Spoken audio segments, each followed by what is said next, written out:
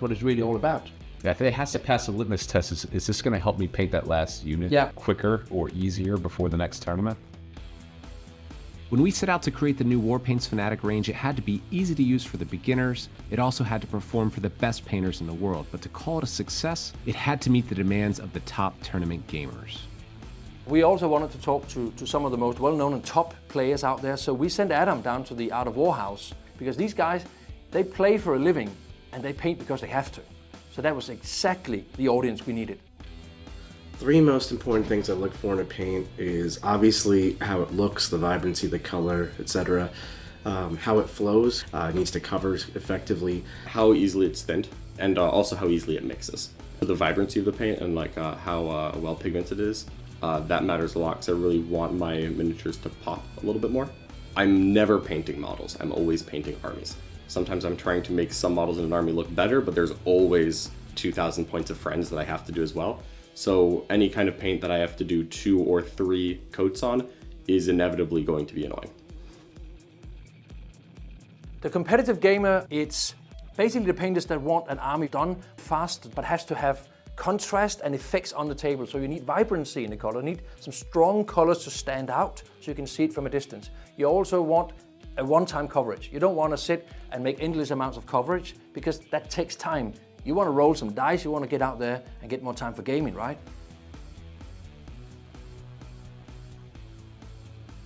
So I like being able to have a wide range of choices. I need to be able to use them easy. I like to be able to take the paint, put it onto wet palette, and be good to go. I think that coverage is important to me because if I'm sitting there trying to paint 47 layers to get solid coverage, I get frustrated very quickly. Saturation, the coverage, and the range, the wide selection of range is kind of the three that I thought were most important to me. I think it's a mix of vibrancy and consistency. The range of colors, like your ranges can be amazing, but if your paint's just not consistent, that just, it really just makes me not want to have to buy it. The gamer's experience, the competitive gamer's experience, is the fact that for me it worked a little bit like speed paint, especially for the base coating. You smash on one coat and that's all you need. And you have a clear, crisp color, even on black. I know that sounds weird, but when you're painting 200 cultists, you want to save time on the boots. You just want to give it one layer and that's it. First impressions, application was the part that impressed me the most. I really liked how smoothly it applied to the models. It's very easy to use. Yeah, I'm very excited about the range. I feel like it does everything I want. I feel like the coverage is great. I feel like the pigmentation of it is phenomenal. But every color I've tried is awesome. Holy crap, I probably spent about half the time I was expecting to get those effects. It's getting these high-end effects with minimum effort, which is amazing for someone on my level. I can literally just sit there and be casually, and this is so rewarding. And it saves a lot of time.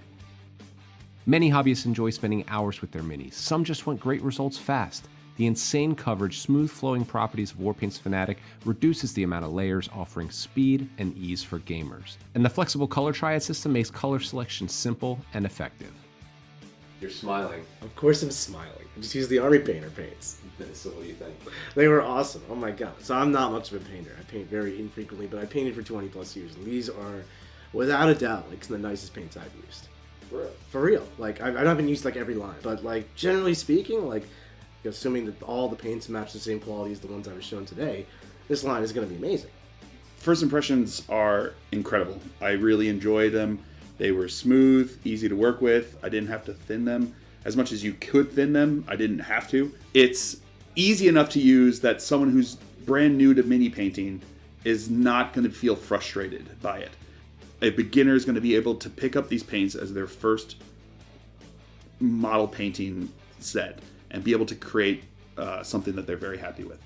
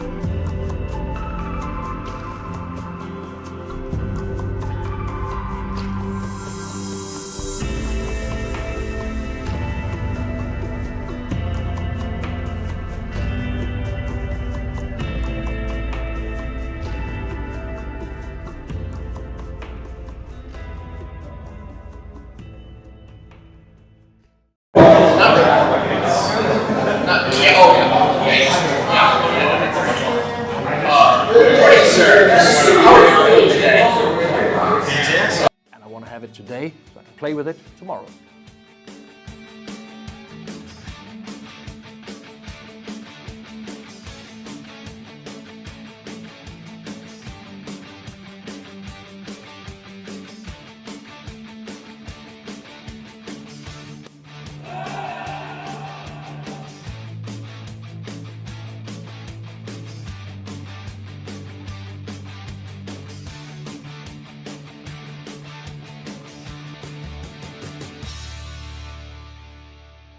We know that tabletop gaming, painting events, that's where the community lives. Yeah. We live to play, we live to paint. The reality is tabletop gaming inspires literally every product we create.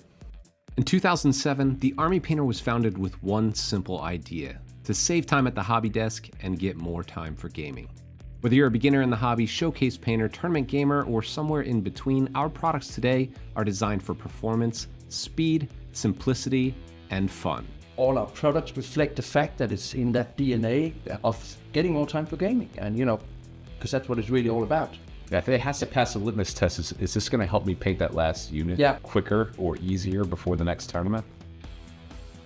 When we set out to create the new Warpaints Fanatic range, it had to be easy to use for the beginners. It also had to perform for the best painters in the world. But to call it a success, it had to meet the demands of the top tournament gamers. We also wanted to talk to some of the most well-known and top players out there, so we sent Adam down to the Art of War house, because these guys, they play for a living and they paint because they have to. So that was exactly the audience we needed. Three most important things I look for in a paint is obviously how it looks, the vibrancy, the color, etc. How it flows, it needs to cover effectively. How easily it's thinned, and also how easily it mixes. The vibrancy of the paint and how well pigmented it is. That matters a lot because I really want my miniatures to pop a little bit more. I'm never painting models, I'm always painting armies. Sometimes I'm trying to make some models in an army look better. What's up, folks? Welcome back to day 2 of the battle against breast cancer GT. Hope everyone's having a wonderful weekend, ready for 2 more games. Exciting Warhammer 40k. We do have a bone to pick with the chat. Apparently, according to the Battle Against Breast Cancer crew, we didn't do that hot in the raffle, exclamation point raffle. So they have given me a new code. If you use code BABC2024, I believe it's a 2-for-1 deal for raffle tickets. So everybody jump on in there, buy some raffle tickets, and let's fucking support this amazing charity supporting funding breast cancer research. That is the reason we're here, people. Let's sell some freaking tickets, dude. But also, let's talk about some event pairings. So while you're doing that, we can talk about undefeated lists right now. We are down to, there may be a little bit of a shake-up here. It looks like there is a buy, I think. I guess not. It looks like a couple people maybe did drop. So we might see a shake-up in the pairings, but we do have 5 undefeated so far. Astra Militarum, Cole Sowers with 297 out of a possible 300 points scored so far. What the heck? Jeffrey Kolodner, the Adepta Sororitas extraordinaire, rocking Sisters of Battle, obviously. Jonas, maybe, I don't know. Beardsley running World Eaters. Stephen Henry, who we saw yesterday, running Adeptus Custodes, and James Culpepper, who we also saw yesterday playing Dark Angels. 3 of those players we have not yet seen on the stream yet today, chat. So, what we might do is throw up a poll for the semifinals coverage of which game that we want to watch. I think that I will throw in the 3 armies that we haven't yet seen yet, and we will try to focus on those 4 pairings.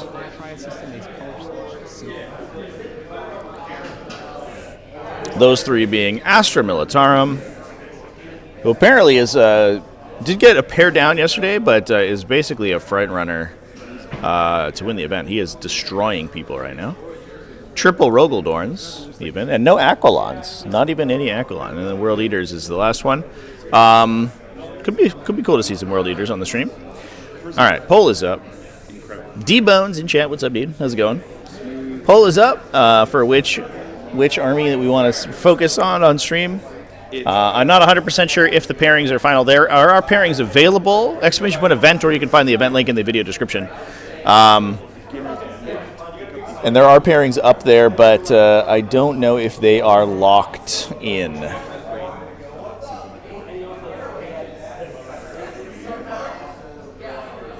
But otherwise, how's everybody going? Hope everyone's having a good one. Hope everyone is ready for another exciting day of streaming.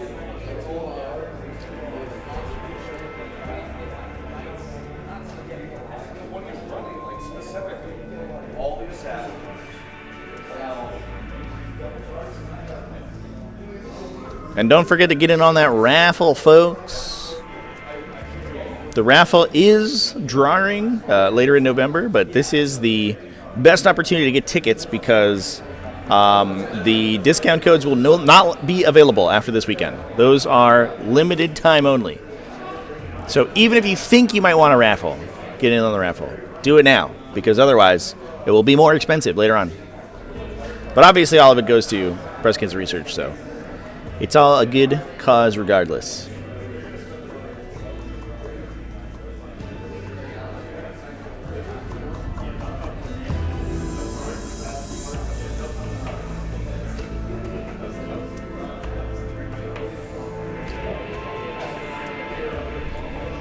Astra Militarum. Oh, actually, I was going to say Astra Militarum winning the poll, but there were only 3 votes and 1 for each faction. Get in on those votes, people. Don't forget to drop your preference for favored faction up in there. Bobby Soda, what's up, dude? Nice to see you in the chat. How's it going?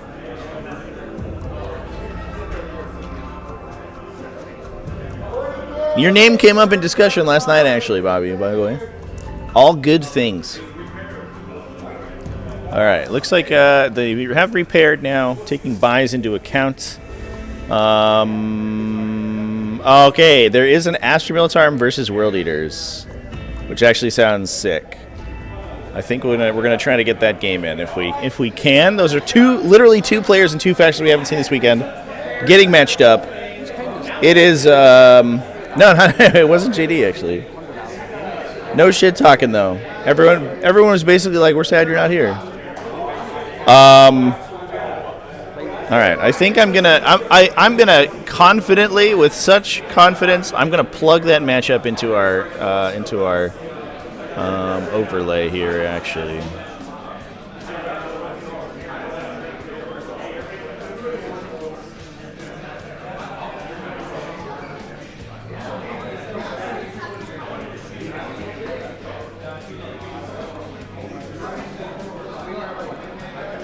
that's how strongly I feel about this one, chat.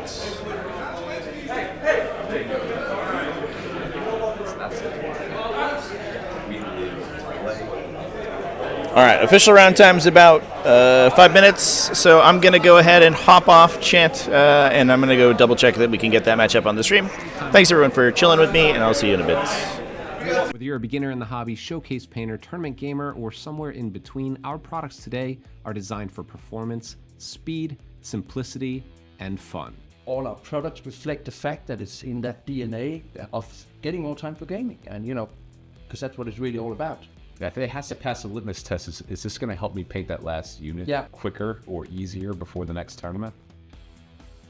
When we set out to create the new Warpaints Fanatic range, it had to be easy to use for the beginners. It also had to perform for the best painters in the world. But to call it a success, it had to meet the demands of the top tournament gamers. We also wanted to talk to some of the most well-known and top players out there. So we sent Adam down to the Art of War house because these guys, they play for a living and they paint because they have to. So that was exactly the audience we needed. 3 most important things I look for in a paint is obviously how it looks, the vibrancy, the color, etc.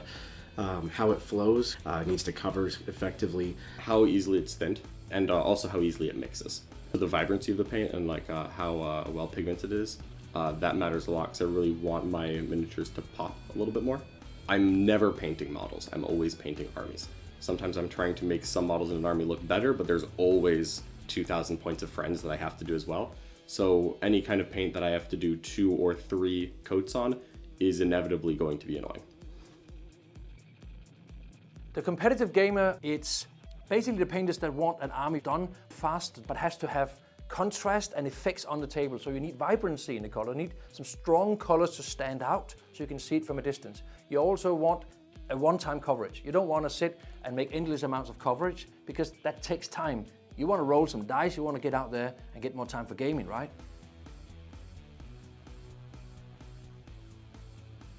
So I like being able to have a wide range of choices. I need to be able to use them easy. I like to be able to take the paint, put it onto wet palette, and be good to go. I think that coverage is important to me because if I'm sitting there trying to paint 47 layers to get solid coverage, I get frustrated very quickly. Saturation, the coverage, and the range, the wide selection of range is kind of the three that I thought were most important to me. I think it's a mix of vibrancy and consistency. The range of colors, like your ranges can be amazing, but if your paint's just not consistent, that just, it really just makes me not want to have to buy it. The gamer's experience, the competitive gamer's experience, is the fact that for me it worked a little bit like speed paint, especially for the base coating. You smash on one coat and that's all you need. And you have a clear, crisp color, even on black. I know that sounds weird, but when you're painting 200 cultists, you want to save time on the boots. You just want to give it one layer and that's it. First impressions, application was the part that impressed me the most. I really liked how smoothly it applied to the models. It's very easy to use. Yeah, I'm very excited about the range. I feel like it does everything I want.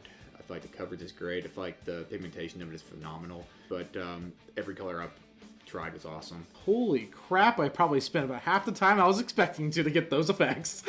It's getting these high-end effects with minimum effort, which is amazing for someone on my level. I can literally just sit there and be casually, and this is so rewarding. And it saves a lot of time.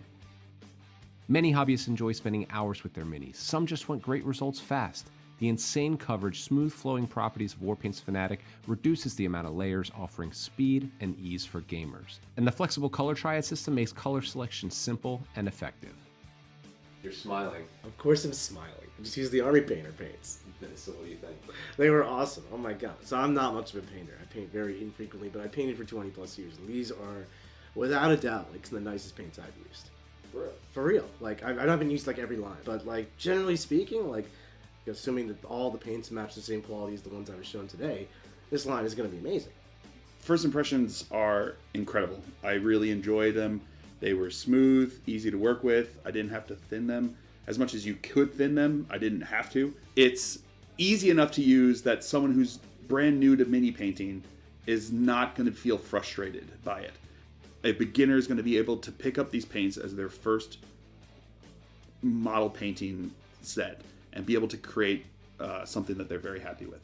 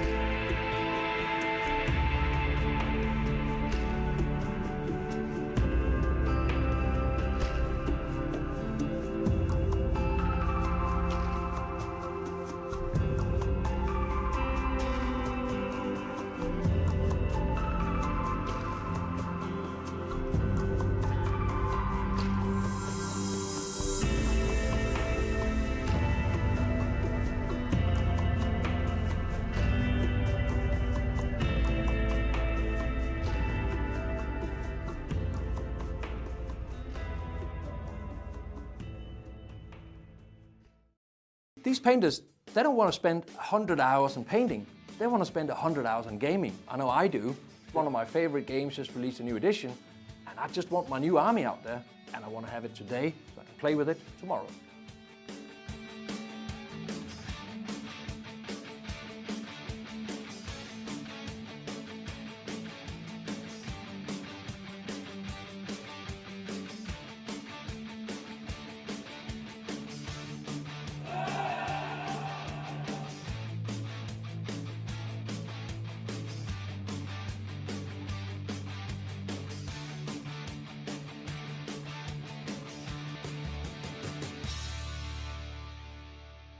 We know that tabletop gaming, painting events, that's where the community lives. Yeah. We live to play, we live to paint. The reality is tabletop gaming inspires literally every product we create.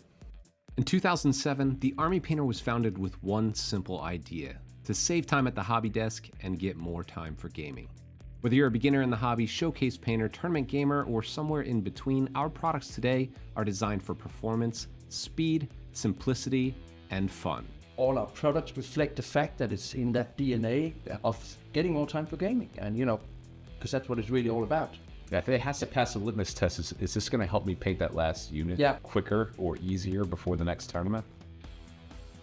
When we set out to create the new Warpaints Fanatic range, it had to be easy to use for the beginners, it also had to perform for the best painters in the world, but to call it a success, it had to meet the demands of the top tournament gamers. We also wanted to talk to some of the most well-known and top players out there, so we sent Adam down to the Art of War house, because these guys, they play for a living and they paint because they have to. So that was exactly the audience we needed. Three most important things I look for in a paint is obviously how it looks, the vibrancy, the color, etc.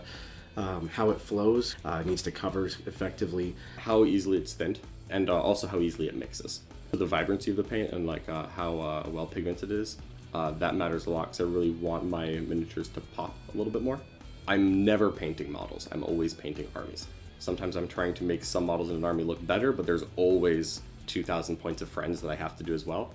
So any kind of paint that I have to do 2 or 3 coats on is inevitably going to be annoying.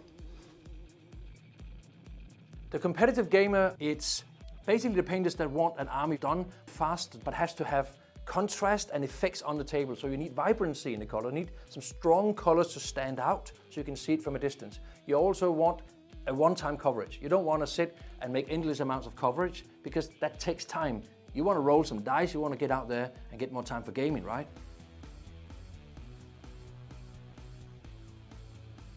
So I like being able to have a wide range of choices. I need to be able to use them easy. I like to be able to take the paint, put it onto wet palette, and be good to go. I think that coverage is important to me because if I'm sitting there trying to paint 47 layers to get solid coverage, I get frustrated very quickly. Saturation, the coverage, and the range, the wide selection of range is kind of the three that I thought were most important to me.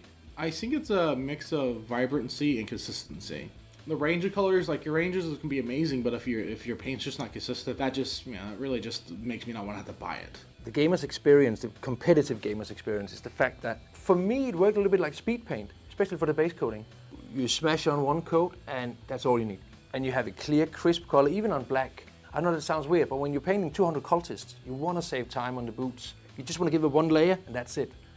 First impressions, application was the part that impressed me the most. I really liked how smoothly it applied to the models. It's very easy to use. Yeah, I'm very excited about the range. I feel like it does everything I want. I feel like the coverage is great. I feel like the pigmentation of it is phenomenal. But every color I've tried was awesome. Holy crap, I probably spent about half the time I was expecting to get those effects. It's getting these high-end effects with minimum effort, which is amazing for some. Command normal 8-bound squad. What's up, folks? Welcome back. And we're live at the semifinals of the Battle Against Breast Cancer GT. We've got Astra Militarum Cole over here on the red side, they get running Militarum, a very cool converted Militarum army. Plus 2 inches of World Eaters under the command of Jonas on the blue side. So this is how Players are doing their list review, Okay. so we will listen in. Okay. So I'm running triple Rogodorn, 2 Chimeras, Tank Commander with Demolisher and the works. Okay. Rough Riders, 10-man Rough Riders, 3 squads of Acadians with a Multiplasma, 2 squads of Scions with 1 with the command squad. Okay. Gaunt's Ghosts, Solar, Platoon Command Squad, and I want to say that's it. Okay.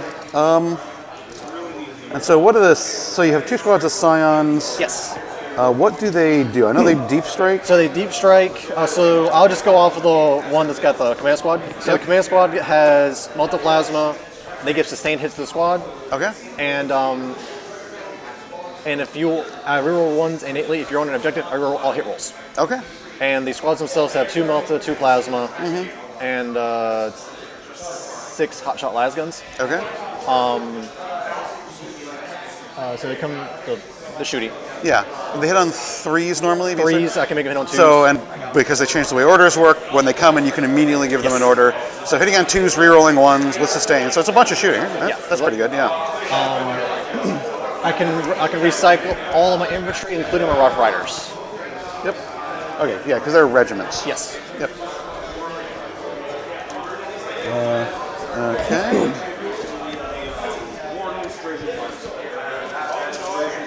Did they start earlier today? I couldn't find anything. I thought it started at 10. Yeah.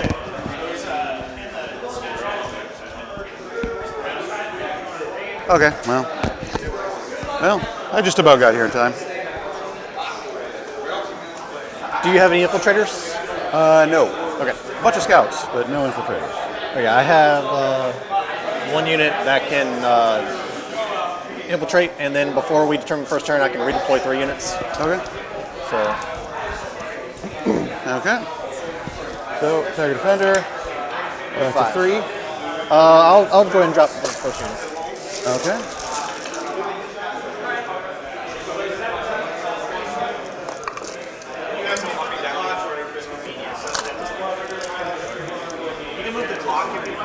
Oh, okay. Yep.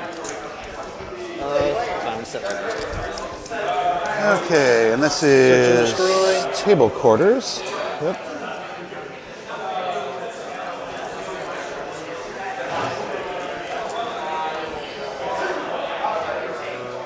All right, chat. Lists are in the chat. They're pinned in the chat and also available in the video description and in the robot. They're everywhere. Very nice. Oh, that's even easier.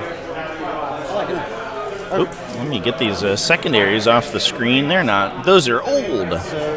Give that a reset. Good morning, everyone, by the way. Thanks, everyone, for coming and hanging out for this round. I'm excited for this one. We had some insanely close games yesterday, so I'm excited for a couple more. As a reminder, don't forget to go check out the raffle. We do have a new discount code. You can it's a buy one, get one free code over there on the Nova Open Charitable Foundation. Please support the battle against breast cancer. We are trying to fund breast cancer research and getting as many like the corners raffle ticket sales as possible. Like a crescent around you. They did tactically move the clock. That's true, Chad.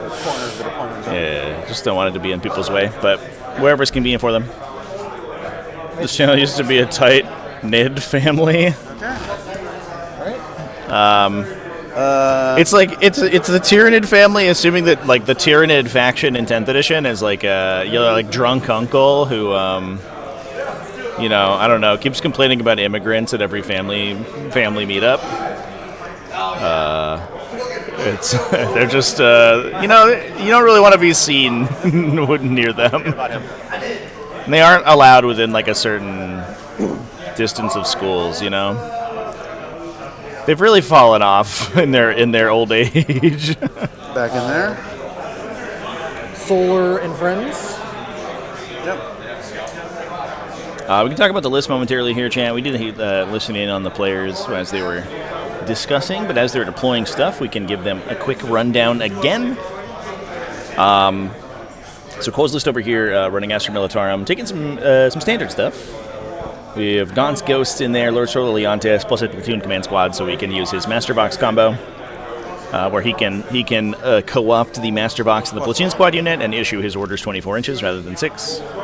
We have a Tempestus Command Squad that's going to jump into a big unit of Tempestus Scions, 1 Regimental Engineer to give an invulnerable save and repair some tanks, as well as 1 Tank Commander with Grand Strategist, so he has 2 of his own orders. And obviously we are on the new... I looked at this yesterday before they get moved around. The way they're set up is that he could get through there on turn setup 1. So Angron yeah, will go that is correct. You're supposed to have about 4 inches between the two walls there. We have 3 units of Cadian Shock Troopers in the battle line, 2 units of 10 Tempestus Scions as well. Obviously not battle line in this list because we have Lord Solar and not the Tempestus, the Tempestor Prime. But that means that we'll have 1 sort of Doom drop unit with the Tempestor to give orders and sustained hits, and another unit for utility. Scions and Deep Strike. A unit of Battle and Rough Riders. These are actually, we can take a peek at these while we are looking at the cart over here. I think they're bear cavalry or like saber-toothed cats or something converted. Look at these Rough Riders, chat. They're so cool. I think they're lions. Are they lions? I think they're lion cavalry. 3-minute pretty sweet. Triple Rogaldorn, sitting behind that Regimental Engineer. Plus 2 Chimeras to ferry the infantry to the table. And again, Cole's coming in here as our number 1 seed in the event. He currently has dropped 3 points over 3 games. But no Tempestus Aquilons today, none of the new stuff. We are obviously making use of the Tank Commander's newfound squadron keyword. So he now has the opportunity to order himself and be ordered and get lethal hits from the detachment ability, which they did not before, so that's going to be a big deal for him. Moving over to Jonas's list, he's rocking Angron, Lord Invocatus, Juggernaut Lord. No enhancements on the Juggernaut Lord, just a guy hanging out, plus a big Jackal squad, 3 8-bound, 2 units of 3 Exalted 8-bound, plus a unit of 6 Exalted 8-bound, 2 units of 2 Chaos Spawn, 3 units of 2 Chaos Spawn, and 2 Forge Fiends. Love to see the Forge Fiends on the table, obviously. One thing we talk about quite a bit on the channel is the Exalted how important it is to have... People's got 6-inch back into the train. To have ranged attacks in your army. One thing that... And we actually listened to some players discuss the matchup earlier in the weekend.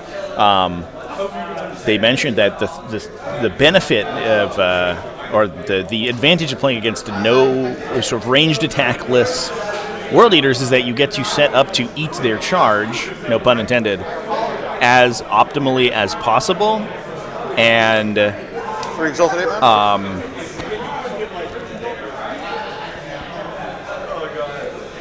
Whereas if they have a ranged attack, obviously, and you're setting up to screen, you can just kill that screen before the melee stuff goes in, and that makes that engagement so much harder. They're House Lannister Rough Riders, yeah, that's true. Within 6 of both of them. Do not forgive the Space Marine mirror match. Too bad, dude. Space Marine mirror matches are cool. The new update, I think, breathed a lot of life into Codex compliant Space Marines. Obviously, mostly Ultramarine stuff, but... This is the number 1, okay.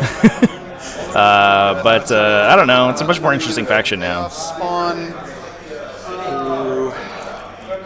Need to go back there.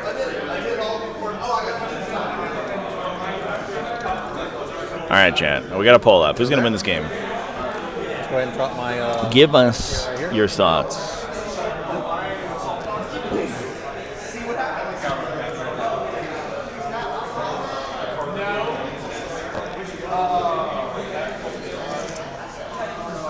Is it? This guy? You're going to be standing where you can... This little guy. I guess this is supposed to be a Chimera. Is it a repressor? Roger that. What is that tank?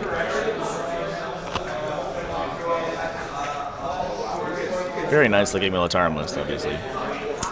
You love to see it. Gon-Scouts in the center there to block scout moves. The question is whether or not they stay in the middle of the table. Losing them early is really unfortunate, but sometimes you do have to just sacrifice a unit to the Blood God. in order to not get absolutely hammered on turn 1 if you do go second against World Eaters. Obviously, World Eaters are so fast, they have so many pregame moves, so many movement buffs, they can pin you in your deployment zone. So giving up your scout units in order to prevent that from happening is a big deal. Predators over there, so Forge Friend. Yeah, sometimes you see the Tech Priest with the Ruggledorns. It does happen occasionally. Another Forge Fiend goes over here, so you cannot see him down that line. These guys are in Deep Strike. And so I have a squad of Spawn.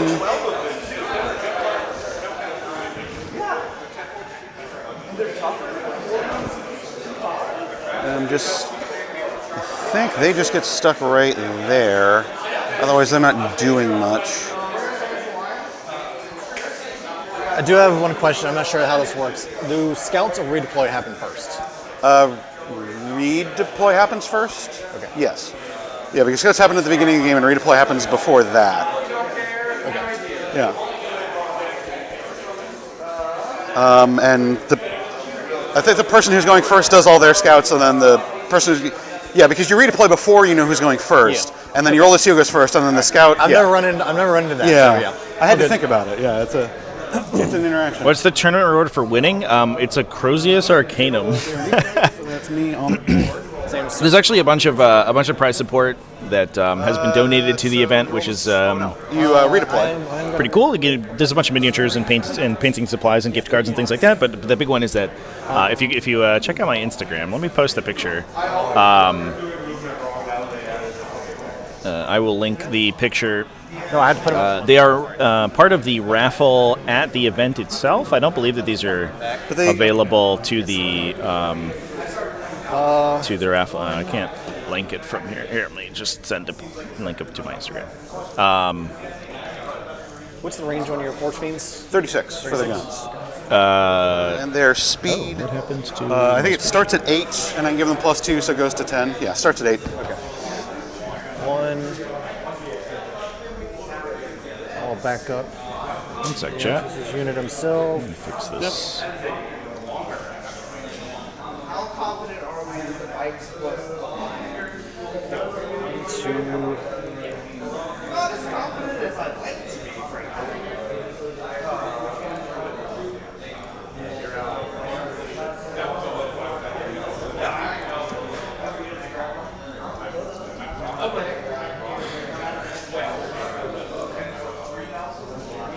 All right, all good. Yeah, so there's a set of 3D printed weapons. There's a almost full-sized Guardian Spear available here, plus a chainsword. But there's also, and I don't know if I have a picture of it, there's also the top of a Vixillus, a Custodius Vixillus. But there's also Crozius Arcanum. The winner of the event gets the Crozius Arcanum. And then available for raffle are the Guardian Spear and Chainsword as well. 2 first. 2-2. Tied. 4. I'm going first. So, good luck, sir. Probably... Okay, it's on you. Yes, sir. Alright, so I gain 2 command points to start.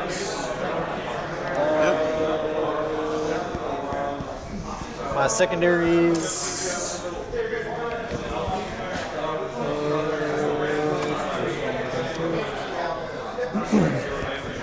Random. Oh, you want to do any scouts? That is an excellent question. Yes, I will. So let's see. You're pretty far back. So I think if I just scout them this way up behind the terrain, you're not going to be able to see them with anything. Yeah, because it'll be over there. So these guys, so the back of his base gets to there. Everyone else is in front of him. Yeah. Yep. And everyone else will go like up here. Goes there. You go there. So that seems like they're going to be just out of line of sight of you.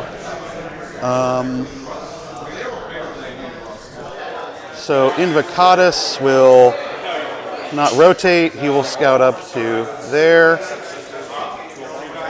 So, yep. These guys will scout up there, so you'd also have to get over here to get that.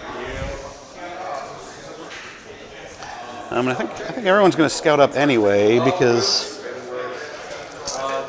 yeah.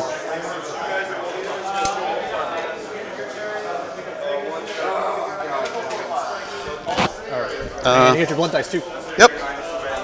Blood dice happen first.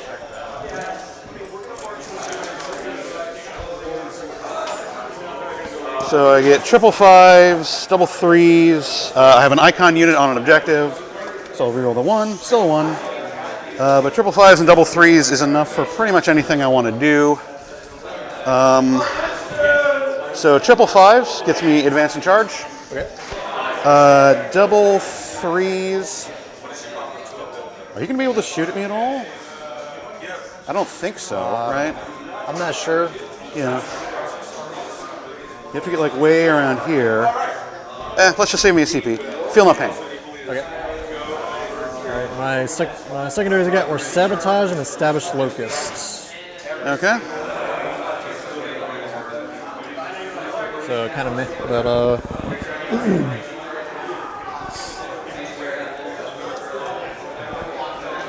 Established Locust, Sabotage.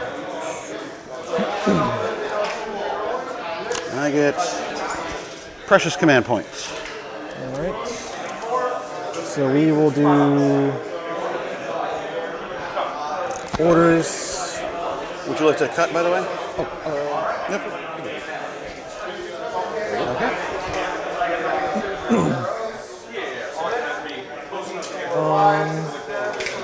So we'll just go the platoon command squad will always have take cover. Yep. Solar will go move on the Chimera.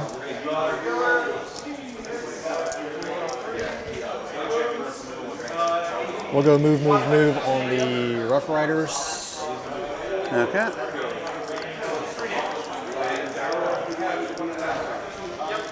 One, two, three, four. One.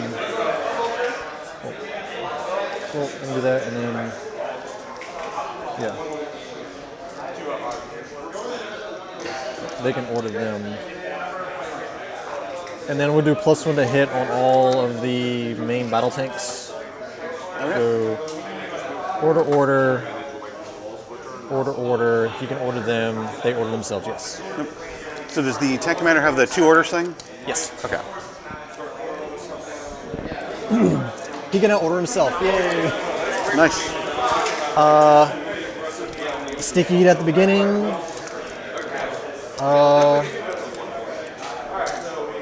And my engine seer will give the invul to this Rogal Dorn.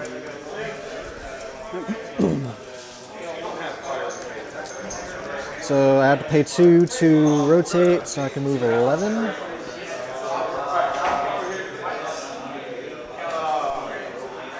They will charge and they will dump into spicy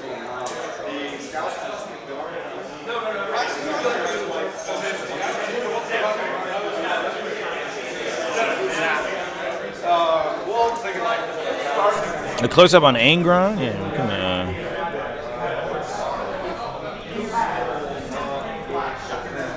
Give him a little peek. Be able to see spawn. We'll check in a minute. Yeah, I'd say you can. Like the tip of your gun can see me, and that counts in this game. Okay. So. 15 with them. There he is, the big demon Primarch himself. Oh yeah, that's a good discussion chat. We are on Linchpin today, so the players are highly incentivized to hold their home objectives. Their home objective is worth 3 victory points and 2 victory points in their command phase for each other objective they control. This card is a little outdated. It has been updated in the most recent data slate. It now has a cap of 15 points per round that you can score. Previously, it was uncapped, so there were theoretical times where you would get 23 points in a turn, which would absolutely swing the game. It is now capped at 15. Lose 1 inch movement to get there. We're also playing with banners, so at the end of each player's turn, they will score a point for each objective they control with battle line units. And those battle line, once you do, you raise a banner on that objective, then that you can no longer score banners on that objective. So each objective is worth 1 point potentially for each player. Obviously, the Cadians are going to be all over the place, so we're going to see some banner points scored up for that way. And we did see banners come into play pretty excitingly yesterday as well. Two rounds of banners in a row. 2 rounds in a row with banners is a pretty good incentive to play battle line units in your army. Yeah, that's right. Might be. So I just adjust my movement a little bit just to... Okay.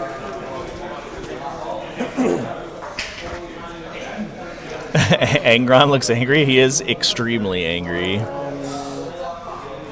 TC, well... What's the movement on 8? Angron's he an angry man there, chat. He's an angry 9 attack, D6 plus 3, strength 17 melee profile. They'll just rotate. Yeah, no, Aquilon's messing with charges. Yeah, I have a sneaking suspicion that the Aquilons would be here were it not for their new release. And this guy. Yep. Waiting for the purge of the Guard Codex. What do you think gets nuked from the Guard Codex? A bunch of characters, right? I'm actually kind of surprised that, like, the whole Catachin range, maybe this is a heresy to say, but I'm actually a little surprised it's sort of still here. You have to be entirely outside your deployment zone and partially within terrain. Partially within terrain? Yeah, you have to be touching the terrain, but you have to be entirely outside of your deployment zone. Then lose a little bit of movement, go right there for... Angron is no joke. Yeah, he's the big payoff for running World Eaters. He's extremely fast and extremely dangerous. Downside is that he is not the easiest thing in the world, or not the hardest thing in the world to kill. He will die basically instantly. His defensive profile is good. He won't just die to chip damage. You have to dedicate attacks to kill him, but he has the fact that he's so aggressive means that he has to be like way out in the open when he goes to attack you, and so any counterpunch will immediately kill him. But the benefit is that he can potentially respawn with his Reborn in Blood ability. If we look at that, if you ever roll 3 6s from your Blessings of Corn pool, which is interestingly not a Blessing of Corn, so you can use that in addition to your 2 other blessings.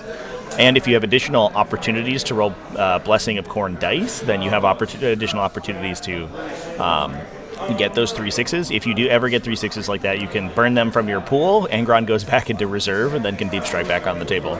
So a lot of the gameplay is trying to get value out of Angron early, trading him for something important, and then making as many Blessing of Corn rolls as you can throughout the remainder of the game to try to get him back.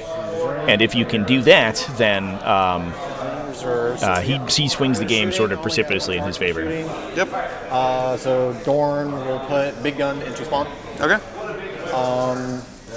Yeah, part of the thing to keep in mind with him, Chad, he looks like he's very difficult to kill, but he's right next to you.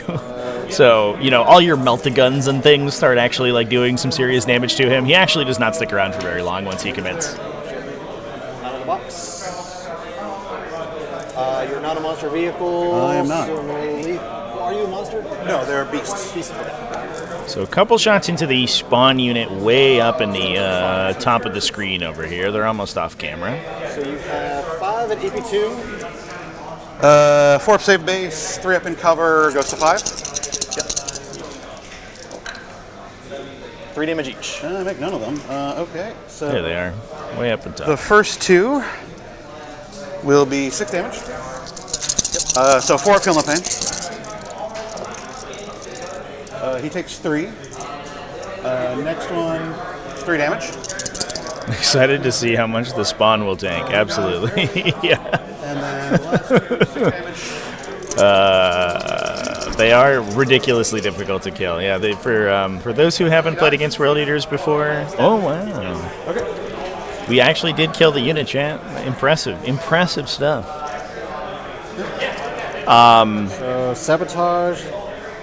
But the World Eater's Chaos Spawn are insanely tanky for their points. They did go up a little bit. 1 raised banner. I do believe that's it. Yep. Okay, let's put that in.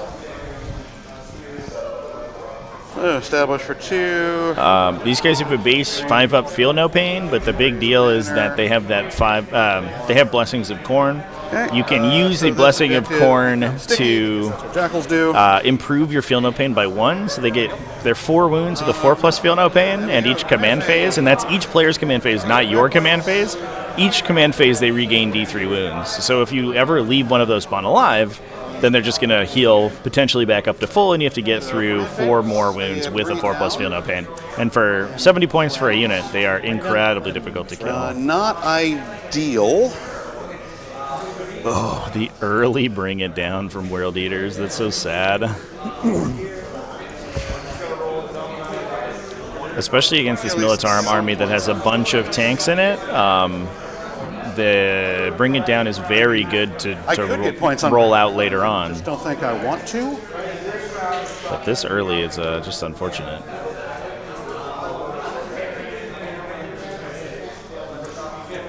It's like a 5-inch charge, but 3 of them doesn't kill a Rogel Dorn.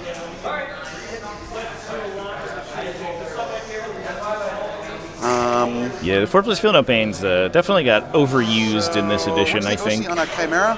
3. 3? And you can just make it 4 in your command phase. Okay. So I think you get to hold that objective. Yeah. I have to back up and then get out. So I think actually kind of... They're helping to screen, which is nice. Fine for a phase, but Meganobs were annoying. Yeah, I think it was okay, honestly.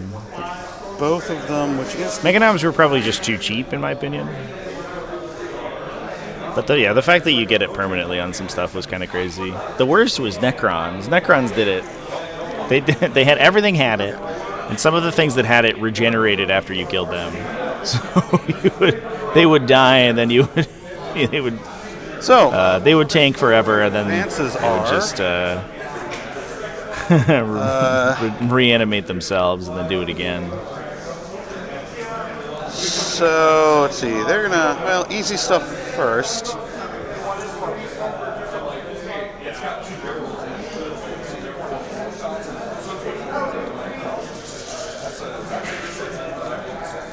These guys are just going to walk up onto that objective, and they will be cleansing. Kind of crazy that crazy 8 mountain are cleansing an objective. Yep. These spawn are going to advance 4 inches, so they go 12. Oh yeah, the 4-up Feel No Pain Catan shard. That's certainly a trip.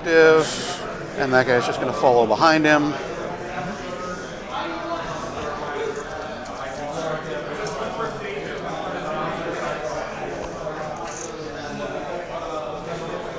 Too far.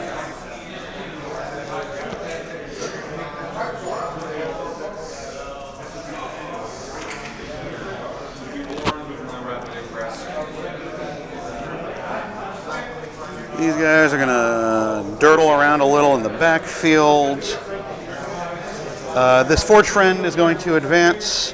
85 is 13 inches. I love that we have more adopters of the Forge Friend. So, boop.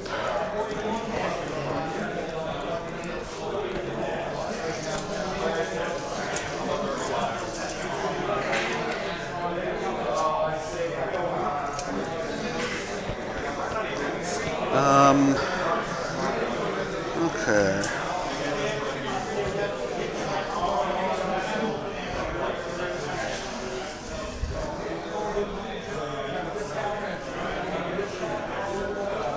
Now, that's all the easy decisions, which logically means I'm left with only hard decisions.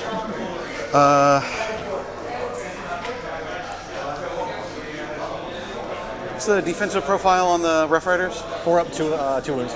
4 up, 2 wounds? Okay. Toughness 4?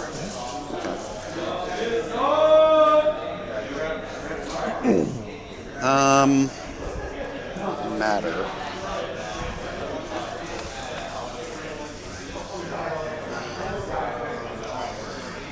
Gonna roll an advance on this guy, see what he gets.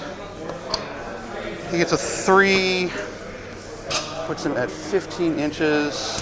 It's not quite far enough. I think I will rather take 3 a little bit of point difference there.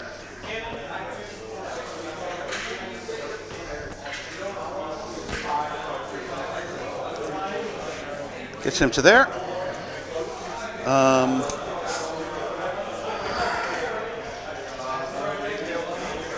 Lord Invocatus advances to 16. An inch. Well, he's not going to. He's just going to go up to there, be an inch away from you.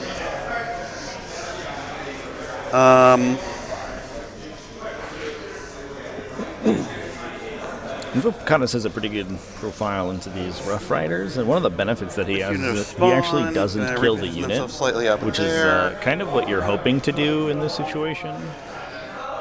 He doesn't quite have enough attacks to do so, and the unit dying would allow Cold to respawn them, and they can just go into reserve and then rapid ingress and counterpunch in the future. If you leave them low but still alive, they can't reinforce with the stratagem. Invocatus is often used as kind of this bully early game.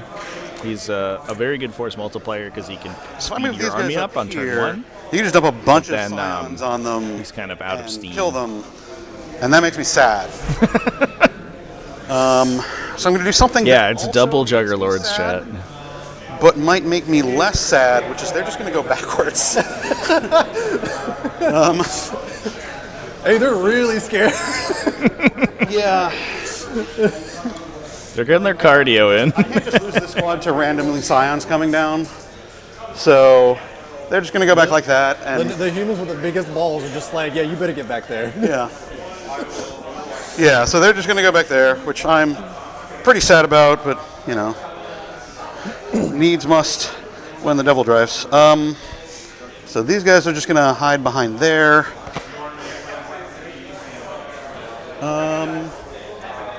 And no,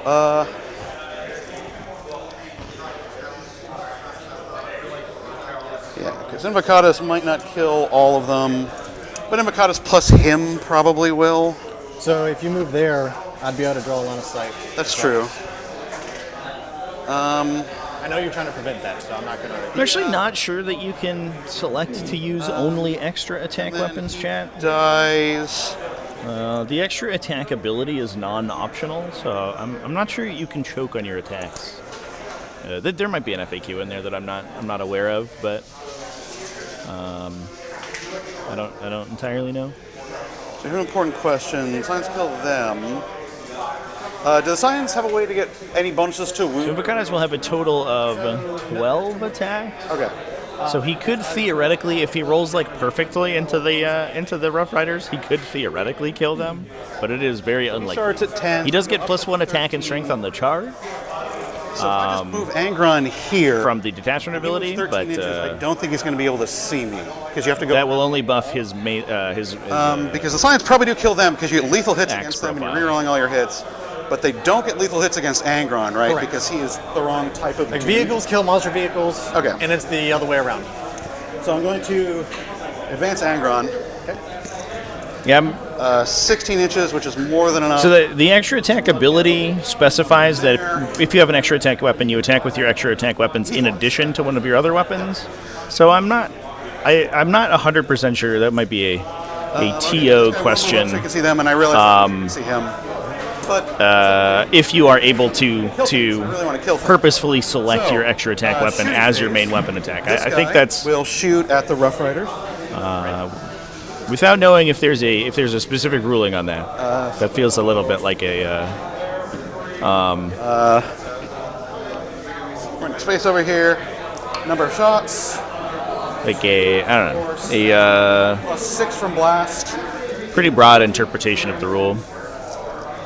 Yeah, I think the idea is that you want to leave one alive. But all you have to do is flub 3. Between hit, wound, and saving throw. You'd have to flub 3 attacks, which is no reroll. Seems very math. Yeah, so I don't get sustained or anything. So those 6s just look pretty. And then wounding on 2s. So that's 8 at -3 for 2 damage each. 8. 1, 2, 3, 4, 5, 6, 7. That is 7. Yeah. Yep. And they're not infantry, so they do not have to take a battle shock test. Sure. Because it's only infantry. They are mounted. Yep. So is Invocatus, happily. So that is all. Was that overcharged? No, I don't get overcharged. Okay. I think we are just going to try to kill them there, chat. I don't. They just don't have that ability. Yeah. That was a Forge Fiend, by the way, chat, so... They are significantly worse. I think we are just going to try to kill the unit. None of that stuff. That Rough Rider. We're just going to shoot them with a gun, kill most of the unit. 10 gets then, and his base is big enough that I'm still touching the objective.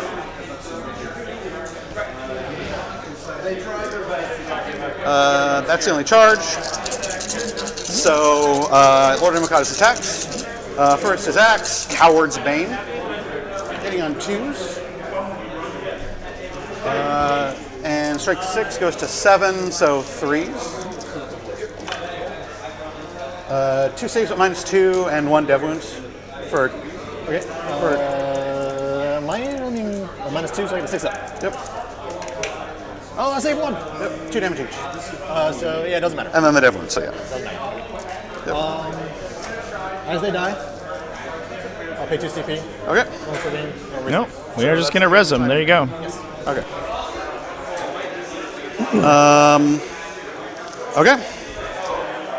So I'm going to get. That's the end of the turn. I get cleanse for 2, and I discard, bring it down for a command point. Okay. Cleanse for 2, discard and bring it down. And I do get a raise banners because Jackals. Yep, I got you on that one. Yep. So you get 2 points, and I spent 2. You still at 2 CP? Yep. I discard, bring it down. Cleanse for 2. And pass turn, I get 2 CP.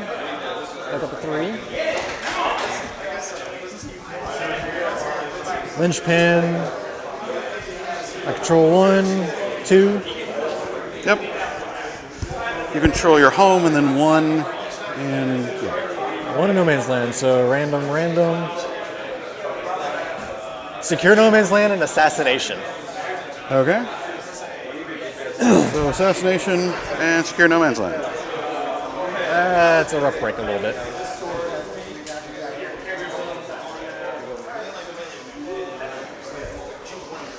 All right, we'll go same order spread as far as the tanks go, +1 to hits. We will give so his orders go out to 24 inches. Yeah. So he can give it to... He can give it to himself and him. And himself, and yeah, they're within 6. You could have got within 6. Yeah, Commander's a 12. Oh, 12? Okay. Yeah. Even better. He is 6 otherwise. Yeah. So you have to give him the Boxcaster. Yeah. And then he'll order these 3, and these guys are up. Yep, at the end of my turn, yep. He will bonk the front one again for 4 pinball. Okay. Because I'm out of range there, that's fine. On my last couple orders will be move on this Chimera. Yep. And I think that's the only other order I can give right now because I have Regimental and these guys are gone at the moment. Yep. Yes. Yep. So the train's actually on the thing. Yep. So we'll go to move. So what's his movement? 14. Oh, yes. Do your blood dice. Yep. This happens again.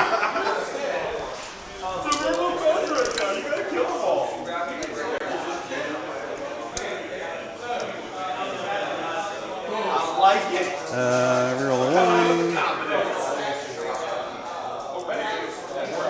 So we get double 5s and double 3s.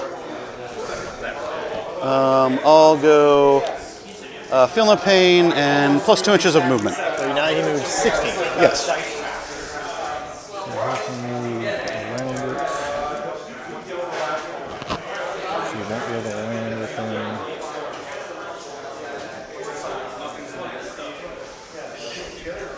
And just so you're aware, at the start of the combat, they all want to do one thing, so they would get the feel no pain. It's all one thing. And he cannot fly when he's charging, correct? Yes, but that's a 2-inch ruin, and he's a monster, so he can just walk over it. Okay.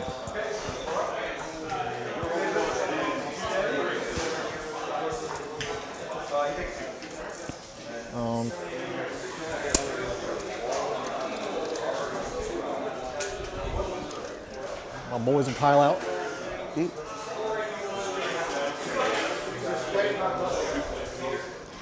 Just add their 9. I'll just add their 6 to this, basically.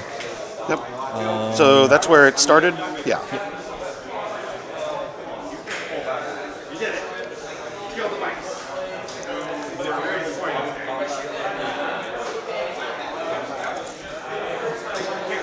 It wasn't really that they were disappointing, it was just Yorn was popping off about everyone was saying.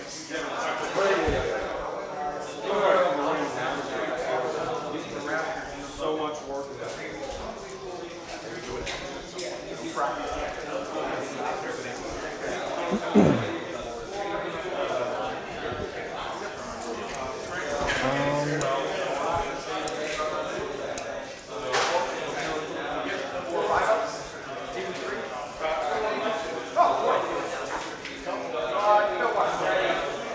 I'd pay 2 to rotate. So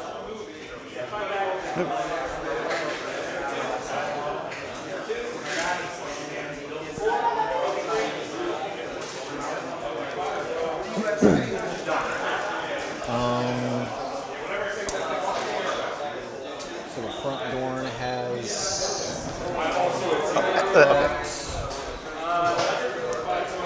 I'm gonna do more like this.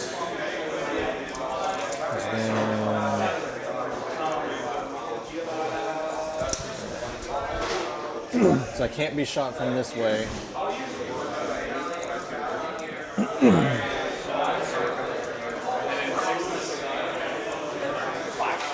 And we'll pull him back a little bit just so he just gets line down that way. Yep.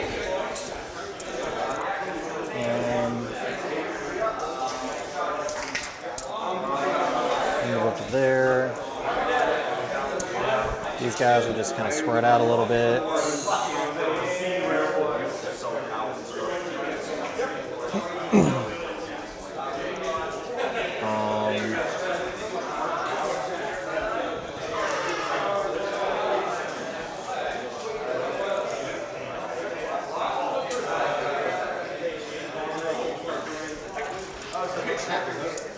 So if he just moves diagonally. So he can see him. Yep. Maybe. Oh. Excuse me, sir. Okay. Adorn.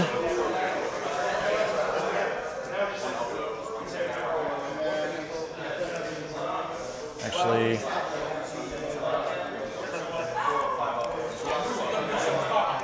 I'm gonna just have to pay 2 to rotate. Move 8. When he has to go back a little too. Yeah, so I have to go. Yeah. What is that? You say 4 to get back to the edge? 4. And then 2 to rotate, so. Yeah, so 4. So I'd have 3 inches of movement.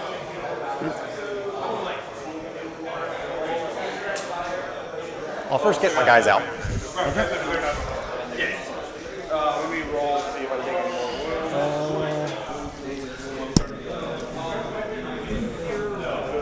wounds. Yeah, the invulnerable save from the regimental engines here is just a basic bitch 4+ invuln.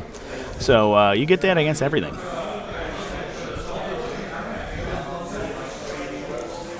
It's also the ability that heals them, which is a little bit weird. So you can't heal one thing and buff another one, but that will make the Dorns a little bit sticky for Angron to kill, especially because they have a damage blank as well. So if we take a look at the Dorn profile, obviously one of the big benefits of this thing is that they are pretty tanky. Their weapon profiles, maybe for a 300-point tank, almost 300-point vehicle, do leave something to be desired a little bit. They're sort of relatively low strength, but they get the benefits of the detachment ability for sure. But they have that once per game 0 out of damage characteristic. So one of Angron's attacks is going to flub. He probably doesn't wound with all of them, and then you're hitting into a 4+ invuln as well. He probably has to convert 3 or maybe 4 to reasonably kill the Rogal Dorn. So there is a non-zero chance that he actually doesn't kill them. Although he can use things like +1 to wound. So now I got 10. In order to ensure that he kills them. Yep. But it is a little coin flippy. Just gonna go right here. And the Dorn.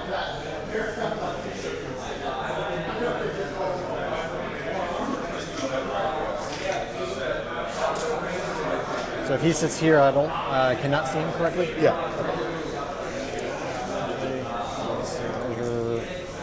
We go straight up into here.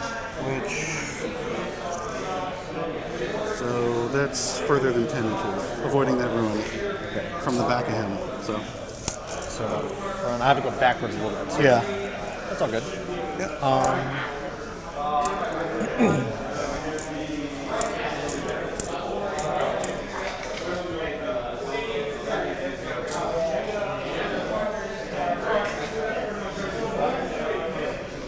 I'll just double up on Mr. Navakatis. Okay. Got some reserves. Oh, did I even draw my secondaries? I think you did. Oh, yeah. Assassination and Shakir. Okay. Yeah. Okay, we're good. Reserves. Hey, you're back.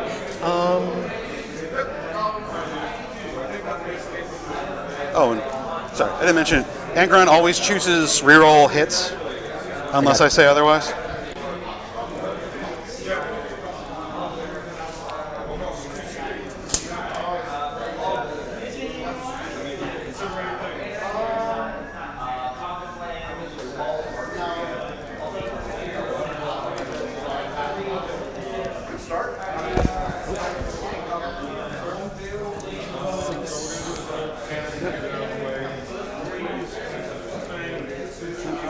So that is over my base in this direction.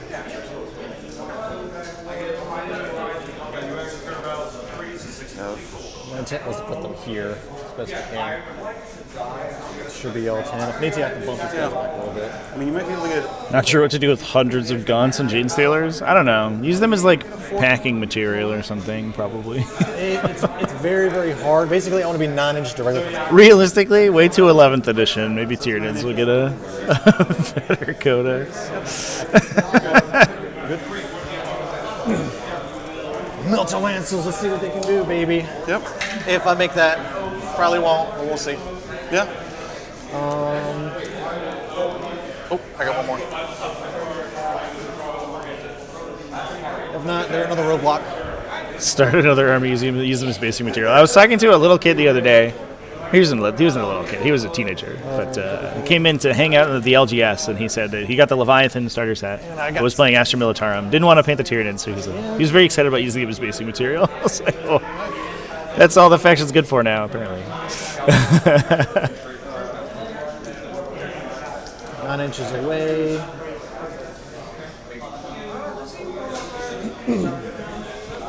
Here come the Scions, boys.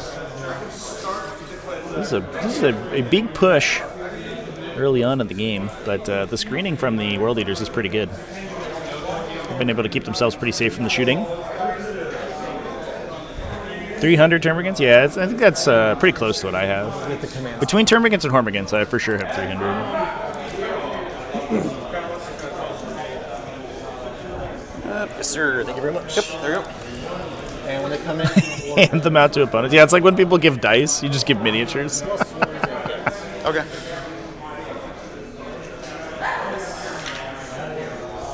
So they'll get lethals against him because he's not non-vehicle. Yes.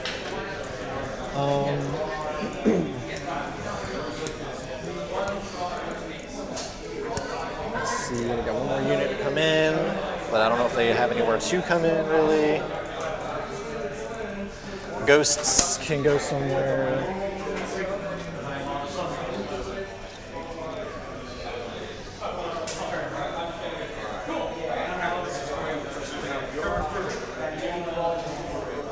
Ghosts will drop in here. Oop, I gotta read my order again.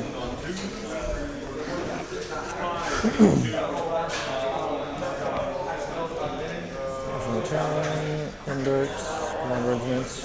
Yeah, we're really going in here, Chan. I mean, part of the thing is that I imagine that there's a hope that we make this charge. It's very aggressive to push the Rough Riders as hard here as we wanted to without rapid ingressing them.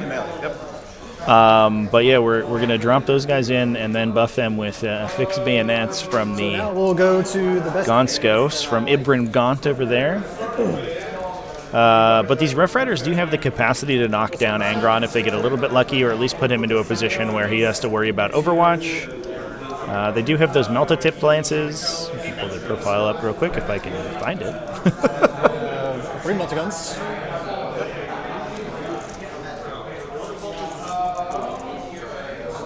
Did you put the Melta-Guns up front? Just all special weapons are always up front.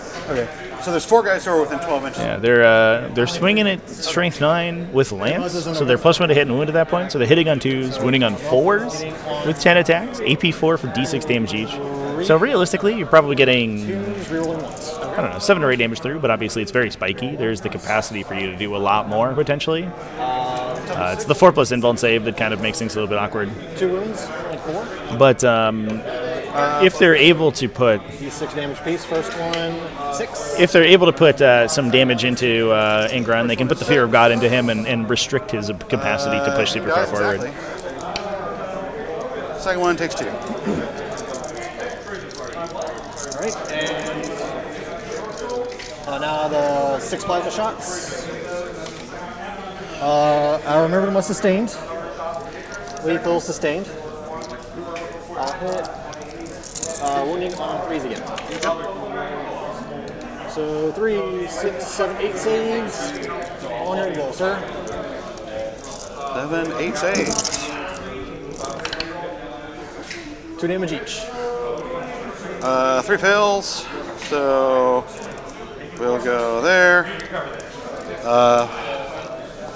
First one dies, and then 4 on the next guy. He takes 0 damage. Nice. Right. 4, 6. 1, 2, a 6. 8 hot shots. 1, 2, 3, 4, 5, 6, 7, 8, 9. 11, 12, 13, 14, 15, 16, 17? Oh, 18. Get some lethals. Some rerolls. I'm actually going to try to fish for lethals. Yep. What are you rerolling?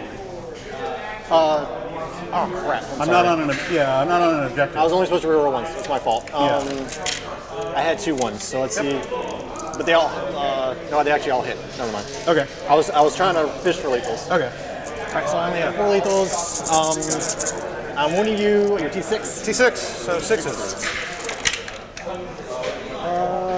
One more. So you have 5 AP1s. 4, 5. AP1s. Takes 2. Down to 1.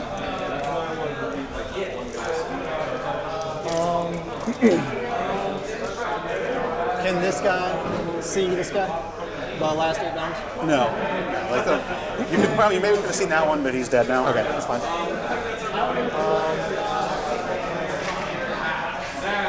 This Chimera can see him right there. Let me look at that from the top. Yes. Two all weapons plus the hunter killer. Yep. So 2 flamers, 9 hits, 6, 79. Toughness on the bounce guy. 6. Toughness 6, so 5s. 1 AP1. Ells takes a wound. Lasgun array. You are not a monster vehicle. I am not. Good dice box angle. That's why part of the reason we're here, chat. AP0. I kind of like the double dice boxes, though. You think we could add another dice cam and just do 2 dice boxes? Worth a shot. Alright, that's fine there. Actually, it's, I don't know, kind of easy to read. People don't have to pick their dice up before rolling, so it's faster. So that should be... That might be a 4 dice cams. So... That might be an update that we do. I don't know. Wounding on 3s. Wow. So 18 stubber shots.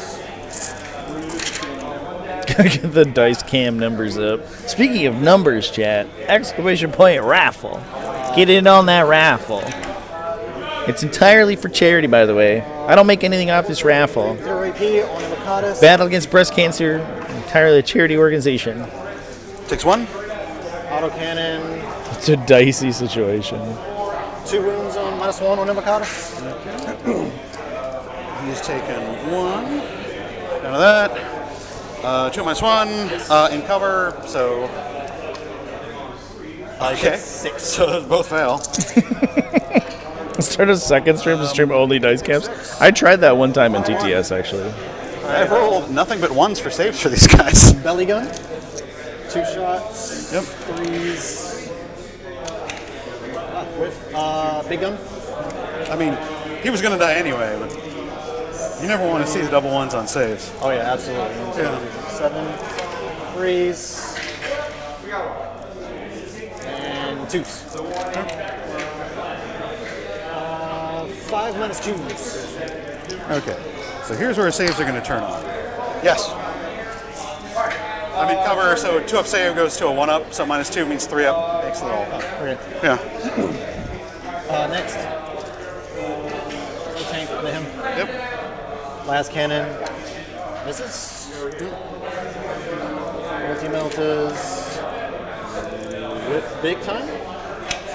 1 -4. 4 up invul, makes it. Stubber. Let's the stubber do it. 3s. 2 saves, 1-0.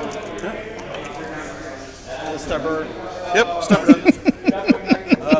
When he dies, I'm going to pay a command point and sticky that objective. Sounds good.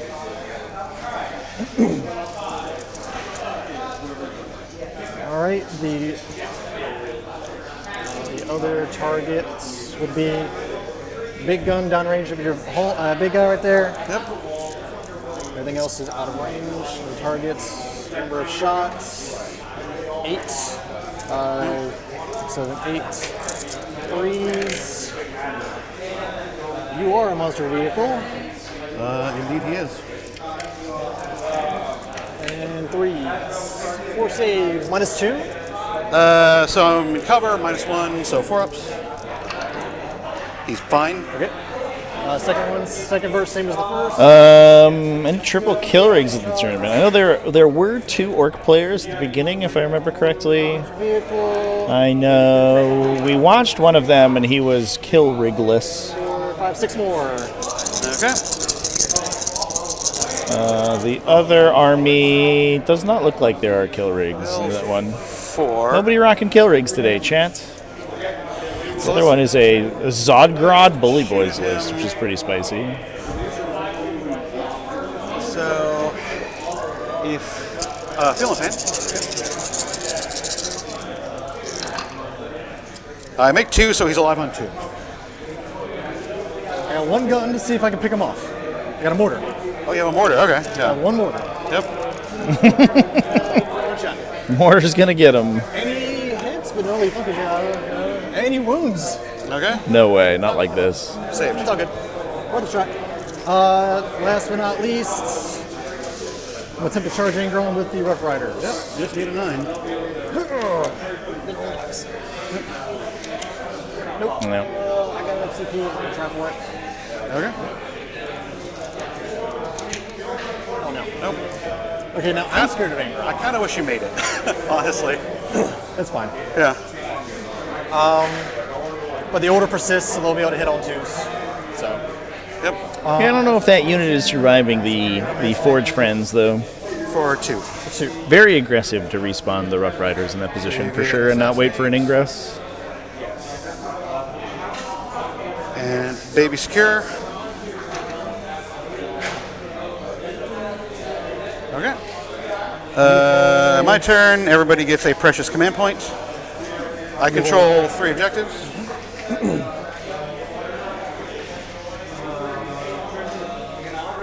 What secondaries you got? And I get Sabotage and Establish Locus. Well, I'm going to have plenty of command points anyway. That's...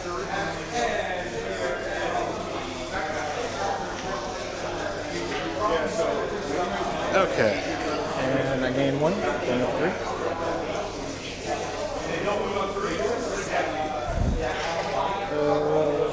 So let's see. Sabotage, Establish Locus. So second. So I can get Sabotage, and I kind of need to. So like that's fine.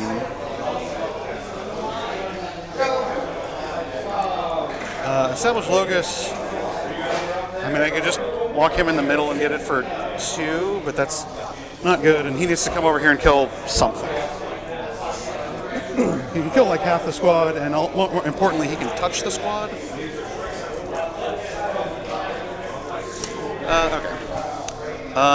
You know what? At some point, I'm going to need a bunch of command points, so I'll just save those because I probably won't be able to get anything else. So we will go to the movement phase. I'm missing a guy from back here. And I will scour this. Here he goes. Okay.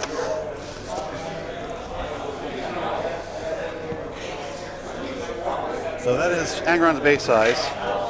So to get from Proxy basing chat. I love it. So he could then move 9 inches. I love it. Him right there. Okay. And yeah, he has to do something. So. Angry the Ronald. Right there.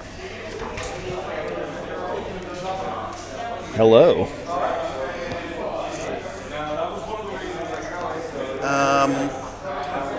So this guy, you go his 11 inches to there. With the +2 speed.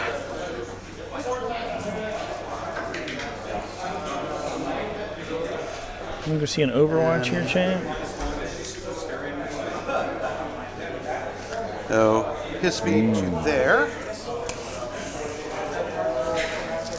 I guess not. This guy, so back of his base goes 6 inches that way.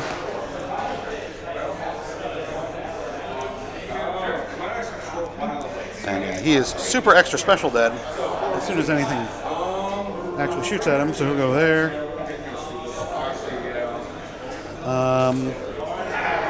Those guys are fine.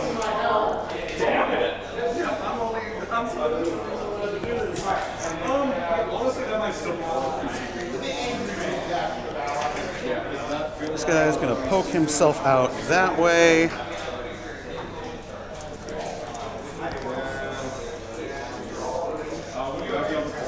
That spawn's going to go there. Close that gap. One of them is going to stand on there. The spawn are going to sabotage.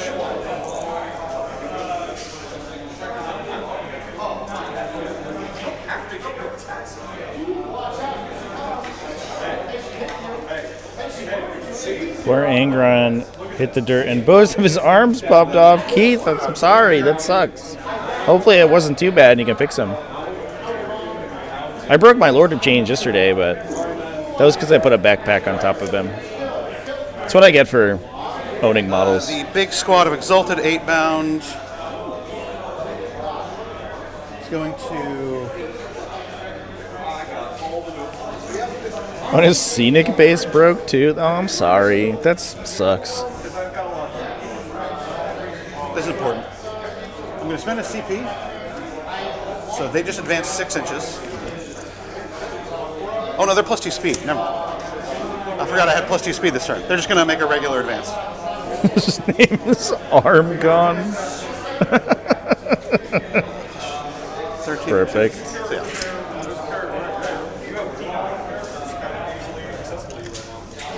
Enough to get him into the middle.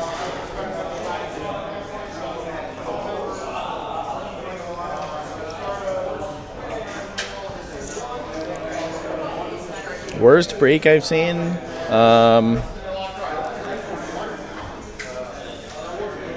I've experienced some bad ones. The worst I think I saw was at a convention one year. These guys are just going to stay here. They had like really flimsy tables. They were like a PVC frame with a foam topper on top. They have a couple more chances to place them. And they were like, I bet very convenient, but they were extremely like wiggly. And somebody put their army down to play a game, and it was like on the table behind them. And somebody sat on the table. They like leaned their butt up against it. You know what I mean? He's going to shoot. And the whole thing collapsed, and their army just hit the floor in like a million pieces. It was a old like metal war machine army, so everything was metal. It was a disaster. 3, 4, 5. That was one of the worst I've ever 11. seen. Oh, I saw somebody do that with a Kings of War army too. Just like hit the floor and shatter. 3s and 2s. So that is 6 at -3 for 3 damage.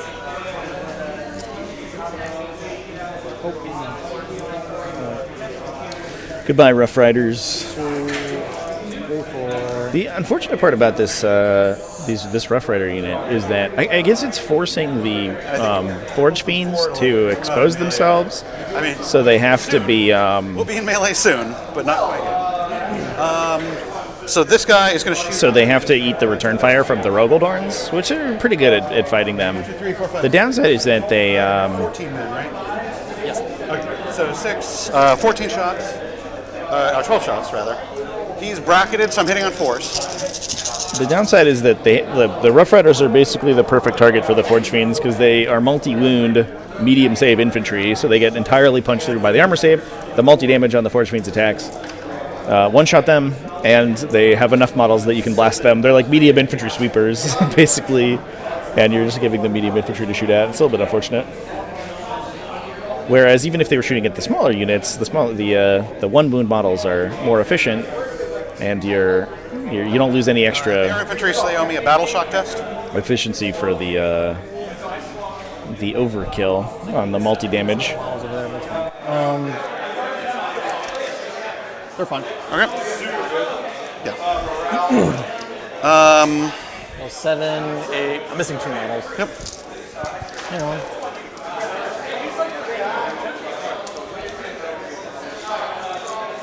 Okay. So the Juggernaut Lord is going to grenade that squad. Okay. On 4s. None. Okay. Woo! And I'll shoot one with a plasma pistol, not overcharged.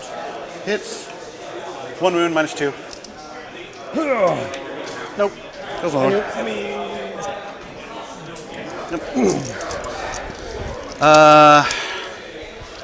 And that is all the shooting.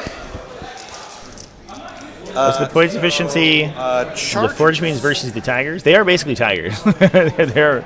They are riding lions. But the World Eaters Forge Fiends are 145. I think they cost the same as the Rough Rider unit. Work because I want to end up here.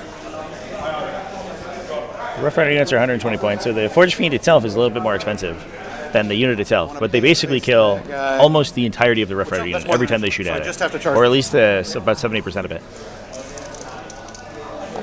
It's much more than is a normal points trade for a ranged unit, but it is basically They have a perfect profile there. It's a very unfortunate profile matchup for the Rough Riders. Charge the normal squad of dudes. So 2 War Machine Colossals hit the floor one time. Yeah, one of mine got And Juggernaut, he does more knocked off of a car, I think, by a friend of mine while I was like loading my army, and it like just shattered into 1,000 pieces. That was brutal. Back in the day, I think I have pictures on my phone of that one. So let's see. I don't think there's ancient pictures. That was like maybe 10 years ago. That was a long time. Let's see. I mean, I can't fail the charge, but You if you want to Overwatch, go ahead. I'm going to attempt to Overwatch it. Okay. With the Dorn. Alright, so... Hang on, should be... And is there lethal only in the shooting phase? I just have lethal. Okay. So it does work in Overwatch nowadays. Okay. Used to not, but now it does. 18 snubbers. Sure.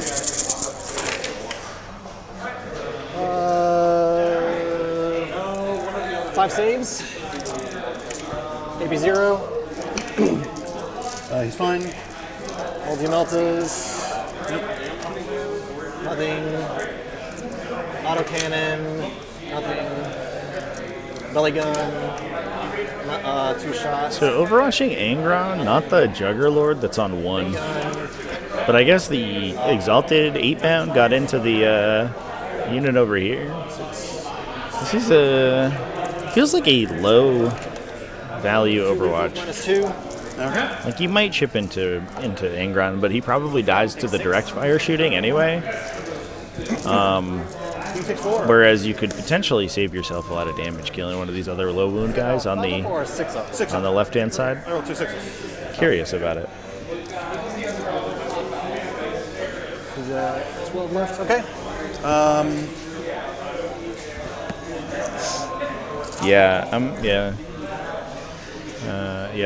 The 2 guys top left here are 1 wound. Also the infantry. But they're about to murk some Militarum units. I'm pretty curious. I think if they're in melee, it's kind of fine, and just don't want to fail this charge. So they will charge the Rough Riders only. Okay. Yeah, I would have made it. I have one of them end up here. So he will be able to pile into the infantry squad, or consolidate in.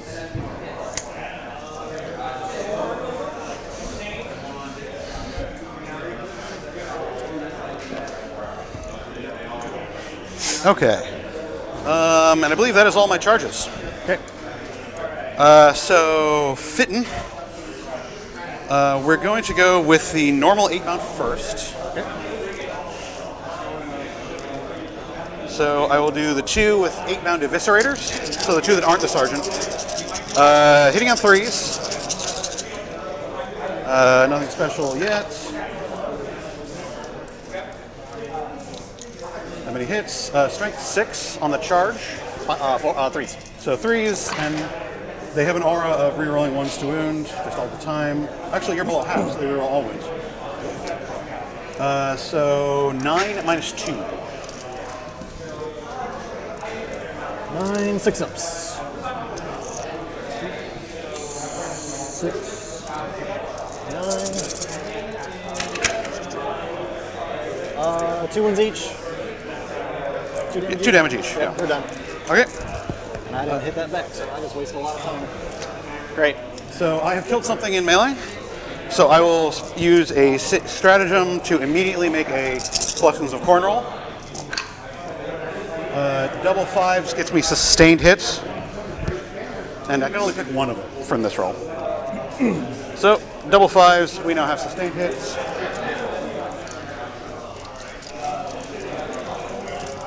And this guy, gonna...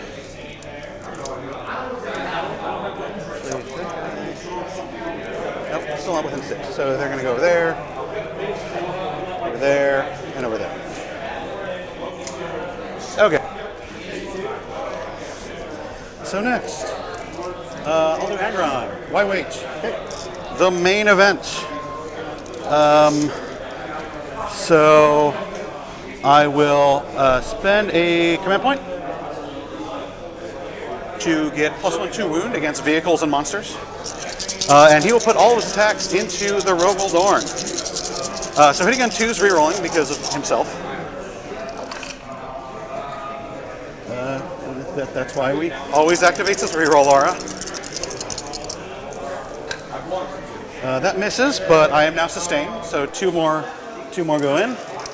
And I'm wounding you on 2s, because he's strength 17 on the charge.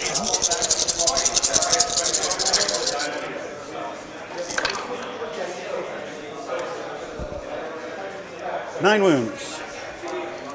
At AP -4, but you have he gives him an invuln? Yeah, the Initiator's got to give him an invuln. Okay. I fail 3. Or 4. 4. I fail 4. Okay. Still have my blink, so. Okay. What? I still have my blink on him. You have to use it before you save. No, you can see it after the save. Well, after the save, when you see damage. It's when a wound is allocated to them, which is when I give you successful wounds to save. We get a judge. If you read the ability, that's fine. That is definitely how that works. I was always told it's after you see damage, you can blink it.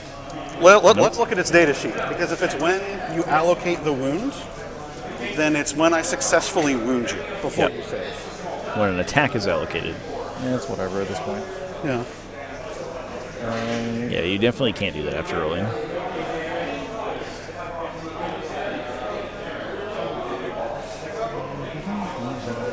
It wouldn't have been. When an attack is allocated. Yeah, it likely wouldn't have been. I allocate the attack to you. So I allocate attack to a model in the unit. Then you would blank one of them, and then you make the save on all the others. Well, I screwed that up. Okay. Yeah. So 4 go through.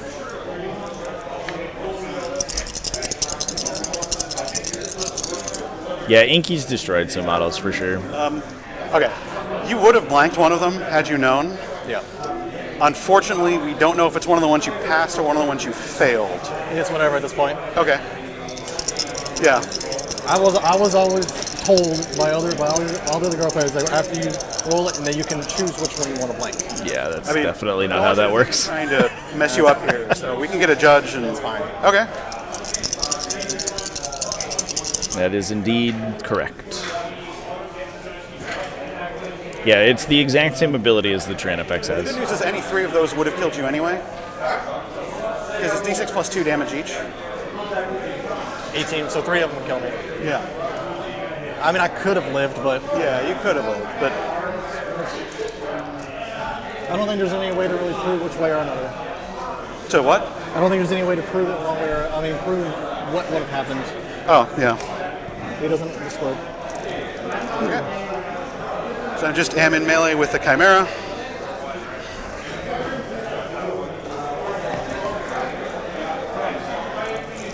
It's a weird ability because it's I don't know. It's just like such a bizarre timing. It kind of doesn't read that way when you first read it, but that definitely is how all of those abilities work now. The only one that doesn't is the Thousand Suns Stratagem. That one you can use after the roll because that one specifically triggers off of a failed save. But it's a very different one. 3 minus 2. Oh, I guess Adepta the Omnissiah. That's the other one where you can blank after the fact. Yeah. 2 damage each. But every datasheet ability that does that does so before you make your saving throw. The same goes for Ghost Keels and Tyrannofexes.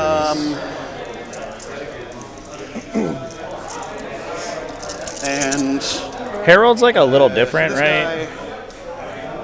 We'll make his attacks. His Harold's is repeatable. Hitting on 2.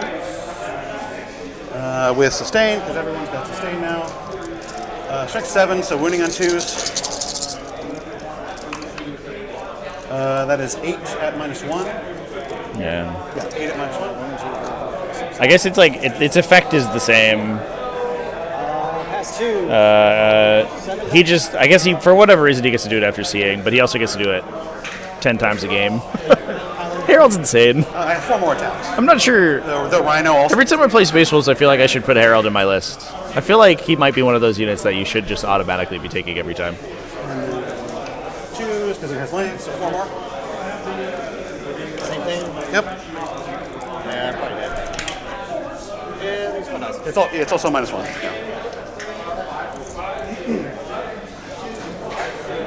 And so he can pylon 3 inches just horizontally, touches him, and gets me on the objective. Okay, I'll fight you back. Okay. Chimera. 1, nothing. Other Chimera to Angron. 1, nothing. Oh, does Crow have one too? I guess I should eat Crow because I said that they all work that way, but I'm apparently just wrong. Sword. 1.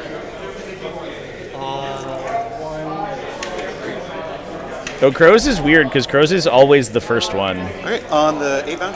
Yeah, Crow's I guess is like mechanically very different because you can't choose when you use it. Regular min. I guess Castle and Crow was meta for a little while, right? I haven't seen that man on the table in like a year though. Turn? Yep. How good is Herald Deathwolf by himself? Incredible. So you do not establish? In fact, I think that's the only way you play him because his leadership ability is like hyper, man.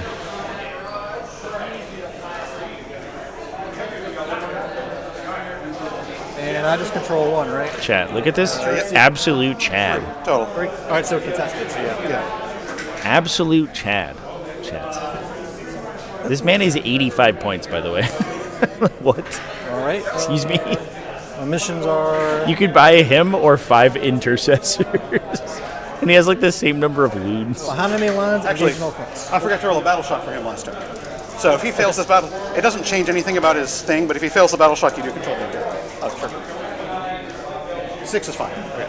Yeah. These guys come up? Yeah, you can attach him to Thunderwolves, but like why? I grab how many lines? Engage all fronts. Yep. Same order spread. Yep. You killed a vehicle, he gets powered up.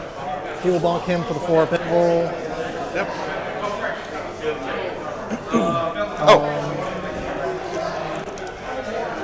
Blood dice.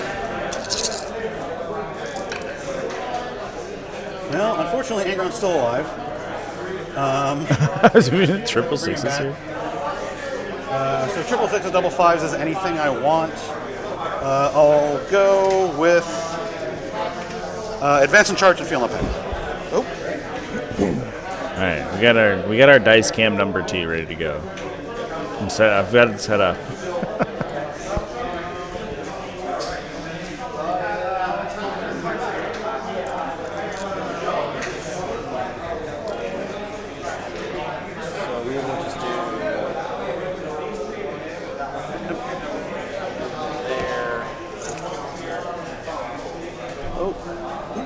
Just out. Well. Yeah, you get +1 damage on the charge of the Thunderbolts, yeah.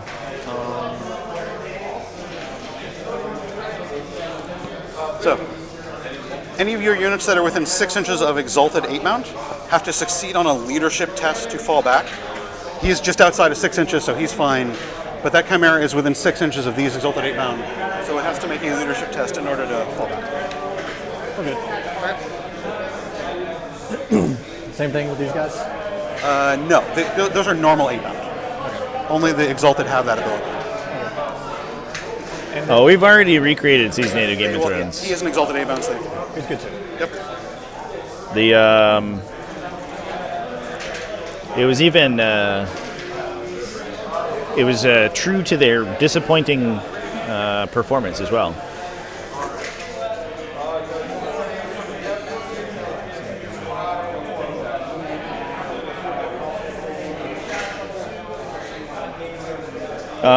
Yes, most of those damage blank effects only work on the model themselves. Like there are situations where you can be taking saves on a character inside a unit, like if you get precisioned, for example. So you could theoretically be using it before your unit's dead, but for the most part, that's when it's going to affect it. We're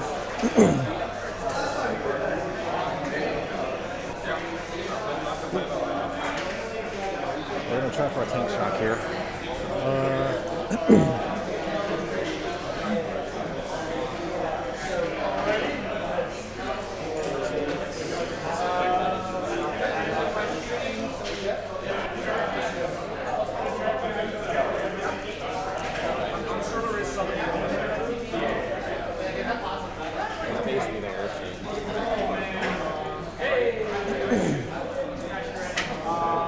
rotate. Yes, so I can swing the objective that way.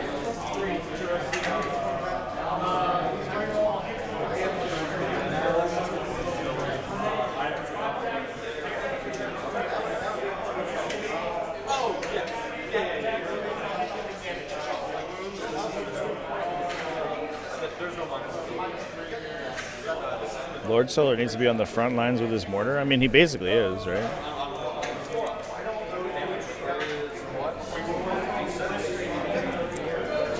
Yeah, Crow is a super cool model for sure. I wish Grey Knights had more, like, Smash characters. It's, like, weird that Grey Knights are always super mid in melee. Everyone's got the equivalent of, like, a mediocre Power Fist attack. How come nobody's just, like, a cool duelist, you know? That just, like, rocks it with their Nemesis sword. It's always been weird to me. That's never been their, like, design, which I never really understood. So he's engaged in a complicated transaction. I'll try later. Ingrid brings the front line to him, yeah. We're going on an assassination run here today, Jack.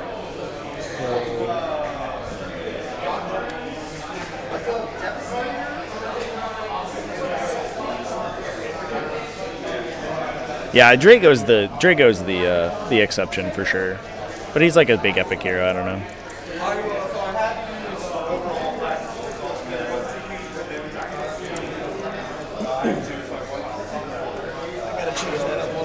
Okay. So he's gonna fall back to here. Okay. TC will move here. Okay.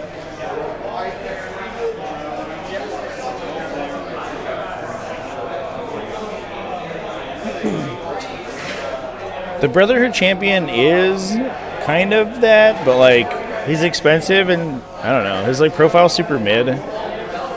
5 attacks, like 6/2/2 with rerolls against characters. Like okay, it's all right, I guess.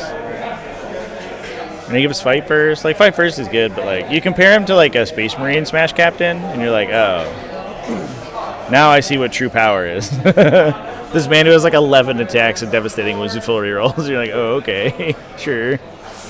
Full rerolls against basically everything.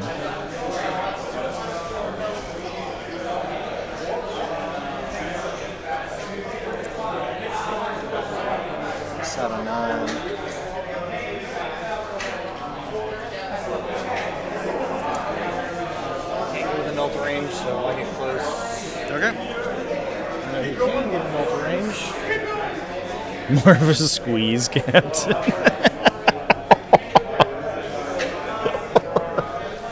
He's kind of a caress captain, you know? Sure.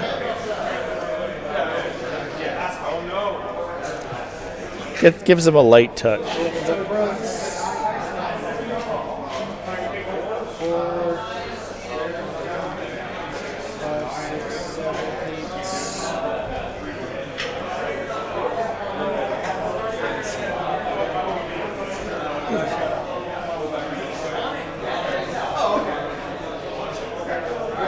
It's an unfortunate behind enemy lines draw.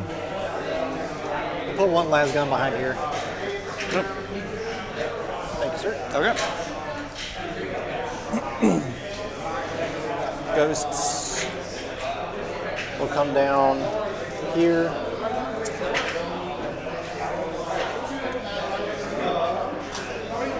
Give them first rank fire, second rank fire. Okay. Lower them. I have one pistol, that's about it.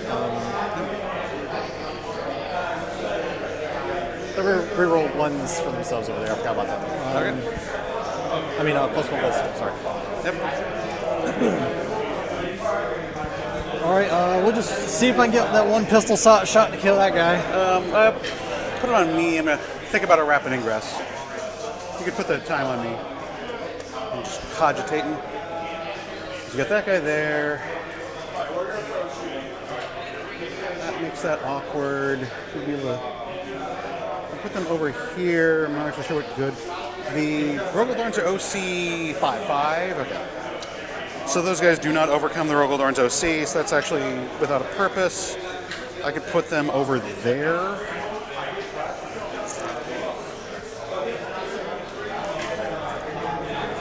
Get to there. solve some of those problems. I will do it. So I will pay a CP.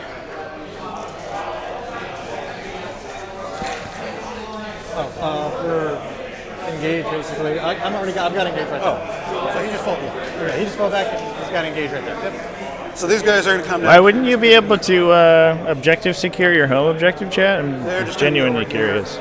Right up against the wall where you cannot see. Well, is Dread Knights fan the meta for Gary Knights? I think it's sort of rolling back to that. Although I think we might see more Brotherhood Terminators now that they're cheaper. Back. So 3 Dread Knights I think is like the minimum though. Over here, and that's a little closer. Because he fell back, he can't shoot. They fell back, they can't shoot. Yeah. So they'll just go there. Okay. Alright, we'll start with the pistol over there. Okay. It's on a 2. One's on a 3. One overcharge pistol. Plasma pistol? Yeah. Yep. 5 up pinroll. Nope.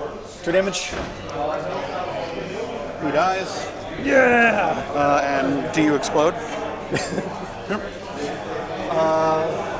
We overcharged it, right? Yeah, absolutely. Oh yeah. Hazardous. He does not. Yep. We're good. Good job, Sounds.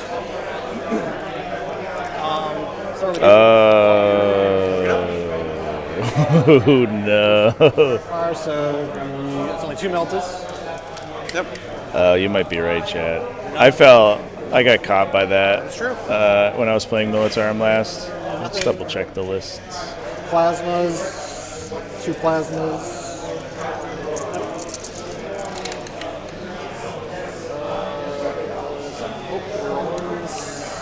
One. 5s. Wow. Well, no, nothing. Okay. And then I got 6 other guys. Yep. 1, 2, 3, 4. 1, 2, 3, 4, 5, 6. Oh, that's right. They finally went to 24 inches.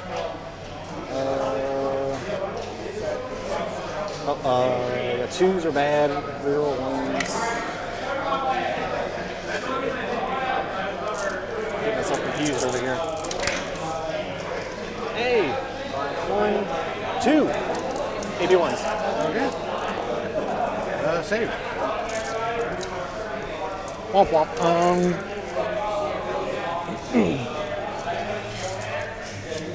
Yeah, I think you might be right, chat.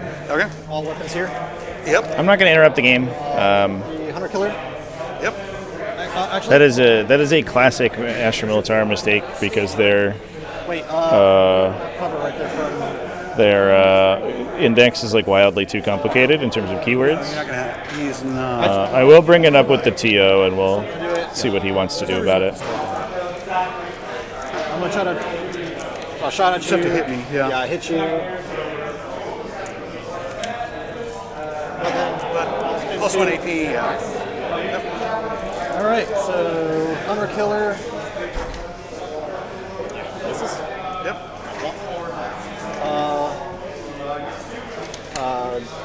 Last cannon misses.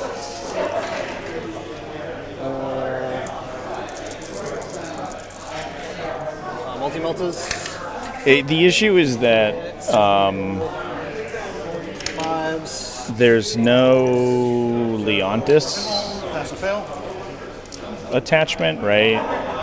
Like the platoon command can't master box with Leontis, right? If he can't combo attach with the Cadians. Like Leontis can go into the Cadians by himself, but then they don't have a master box, which is like the whole combo. The AP matter for the stopper, basically. Yep. 2 lethals. There's like a million ways to fix it, but it is something you have to be aware of beforehand. 2 AP1s. 2 AP1s. It seems like there's no legal attachment for the platoon command squad of the Militarum list. It's on 3s. 1 lethal. 3s. 3 AP4s. 3. 4 ups. 1 fail. D6. Takes a wound.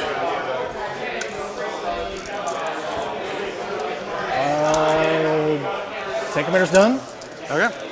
We'll try that door now. All weapons. Okay. Start with the multi-meltas. Yep. 1 lethal. 2 hits. 1 AP4. Saved. Stubbers. And I have been can't compete against. Probably dice. not in rapid fire. 1, 2, 3. Let me double check.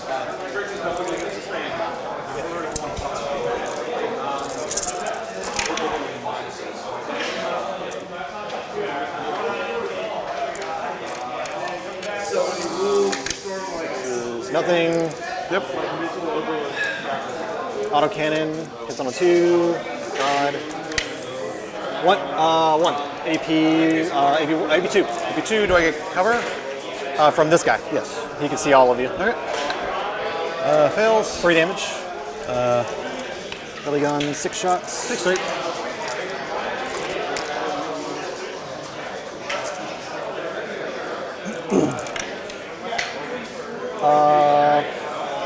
Toughness. 11. 2 at AP4. Okay. Pass and fail. 3 more damage. 3 more damage. Takes 1. Big gun. 4 plus 3. All hits. Winning on 3s. Yep. 4 AP3s. 4 at AP3. 4 ups. 3 fail. 9 damage. He's probably dead anyway. So 9 damage. He's gonna die. He does in fact die. Does he explode? No. He's dead for now. Last Dorn. Yep. Big gun down range. Okay. Everything else in these exalted. They're normal 8 bound, but sure. I don't know if I can see him, can I? This guy, no, because this thing's in the way. I'll catch up. Yeah, because the line hits. All right, so just only gun in range, everything else in the 8 bounds. Yep. So we'll go 8 bound for the multi-meltas. Yep. Winning on 3s. 2 saves, -4. 2 saves -4. 5 ups. Both fail. Damage 4 on that one. Nothing with autocannon. Okay. So 1 dies. Stubbers.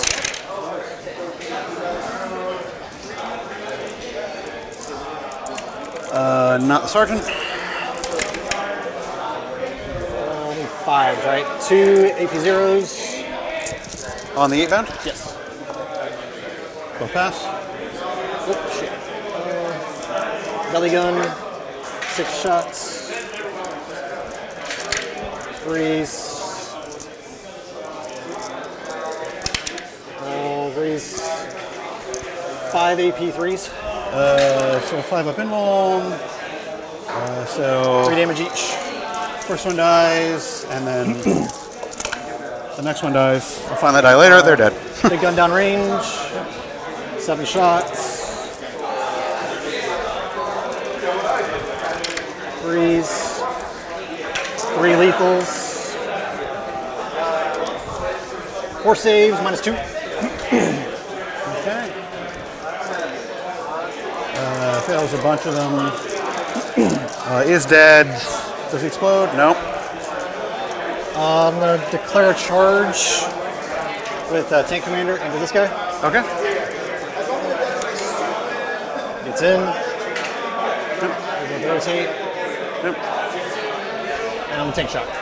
Okay. Hey, gentlemen. Can you go ahead and pause the clock? I need to talk. All right, Chad. We're had a conversation with the head judge here. He's gonna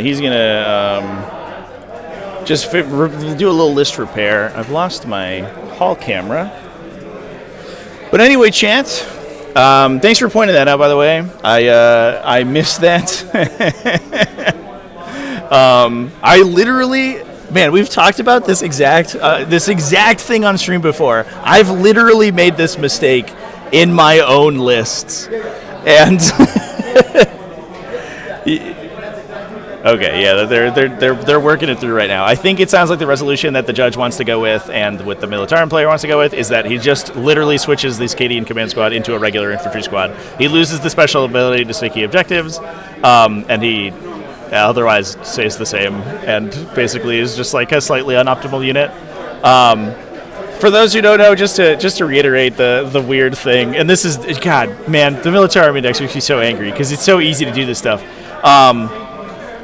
The Militarum player has only Cadian command squads and only a regular platoon command squad. The platoon command squad cannot attach to Cadian command squads. You can only attach the Cadian Cadian infantry squads. The Cadian command squad is the only command squad that can attach to a Cadian shock trooper squad. So you have to switch the Cadians to regular guys so the regular platoon command squad can join them. It's so dumb. It makes no sense. It's such an easy mistake to make. So no shade whatsoever. But we worked it out. The judges talked to them, and they're just going to unsticky the middle objective. Yeah. All right, chat. Let's get the player mics back in there. You don't get plus. Yeah. Thanks for the call out, chat.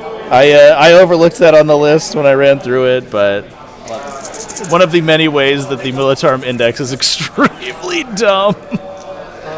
Oh man. Mortals, 6 of feeling pain. It's the same with Guard Beam Battleshock. Yeah, like the index is like very. The rules like are pretty good, but they have so many. There's so much fine print, dude. It's. You could not have designed an army that's more annoying to play. I don't know. I don't know, chat. Engage. I'm gonna pitch behind. You get to fight me. Just Oh, you charged, yeah. Just if you're a Militarum player, I don't know. Just take regular infantry. I think they have 6 attacks on 4s. Yeah, 6 attacks, strength 7. 4s. He's scared. T6, so 3. Hey, 1. Armor save. Makes it. Yep. And he gets to attack you back. I didn't charge you, so 7 attacks. On 2s with nothing special. Oh my god.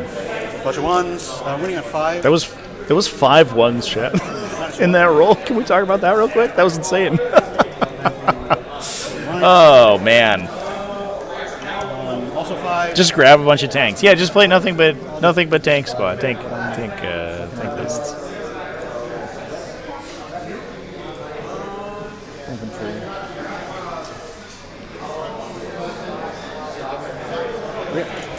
I do believe that's everything for me. Okay. So you got Baby Engage? Baby Engage. And you got rid of Behind. Yes. Alright, let me fix my camera. One moment, chat. So everybody gets Precious Command Point. This is turn 3.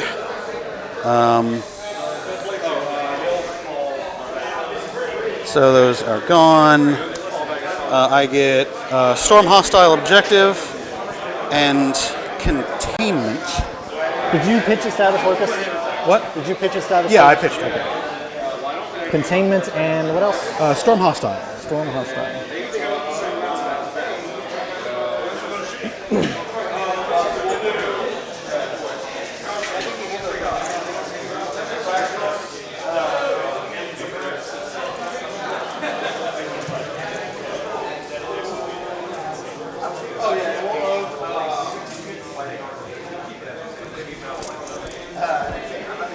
So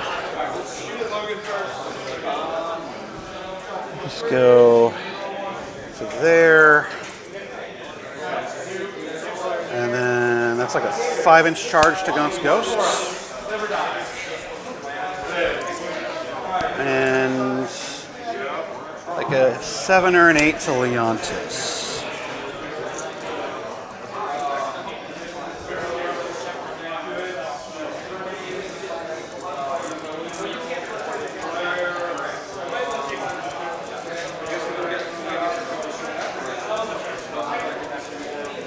Second commander in melee.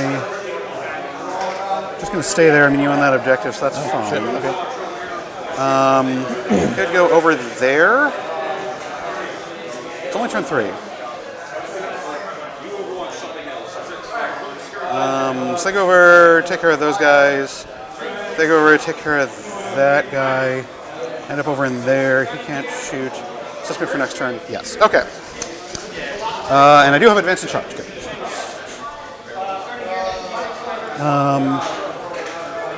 So probably not going to be storming hostile,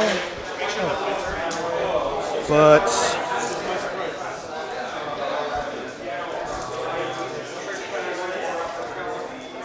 okay.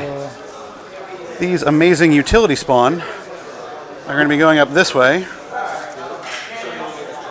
and they are going to be containing.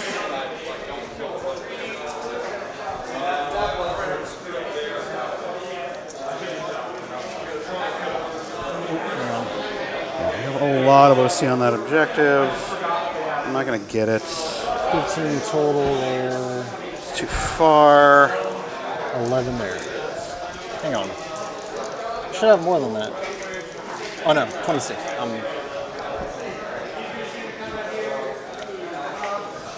So I'm going to spend a command point. So the big squad of Exalted 8-bound just goes 6 inches when they advance. I'm not used to this. He's at 42. Yep. Oh yeah, and I get 3 46, 42. objectives on primary. Should probably put that in.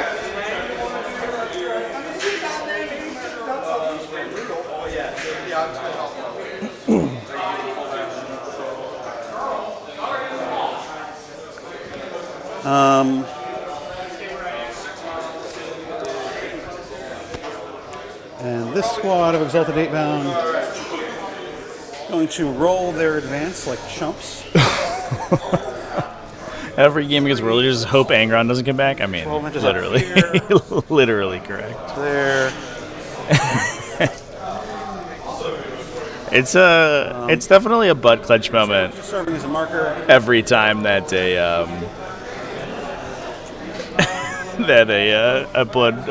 a blessings chord roll gets rolled, you're just like, oh god. I hope it's those 6s. And then they're like, I have an icon, I'll reroll. You're like, oh no, not again.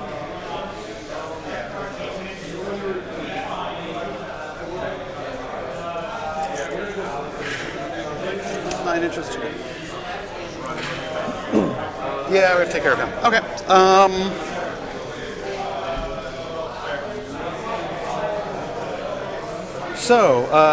And this guy. You're all on the board, but you do have Gaunt's Ghosts, who are going to uppy downy and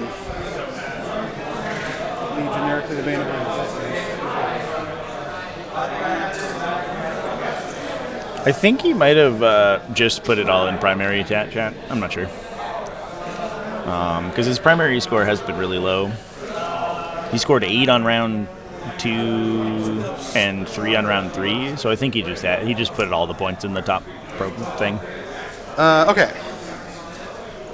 So shooting phase. This guy is going to shoot at that guardsman squad.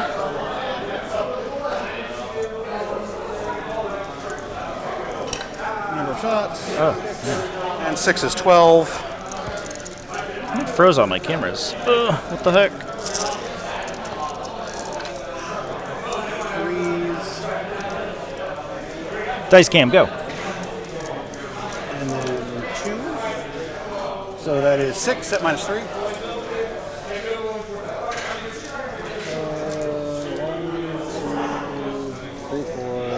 2, 3, 4, 5, 6. Okay. That is. I guess he will shoot his plasma pistol at that tank he's with.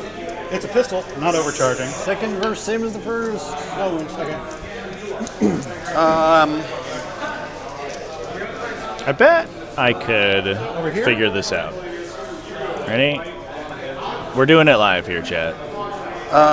This squad of Exalted 8-bound is going to charge the squad and the Chimera. Well, that's a command point. Yep.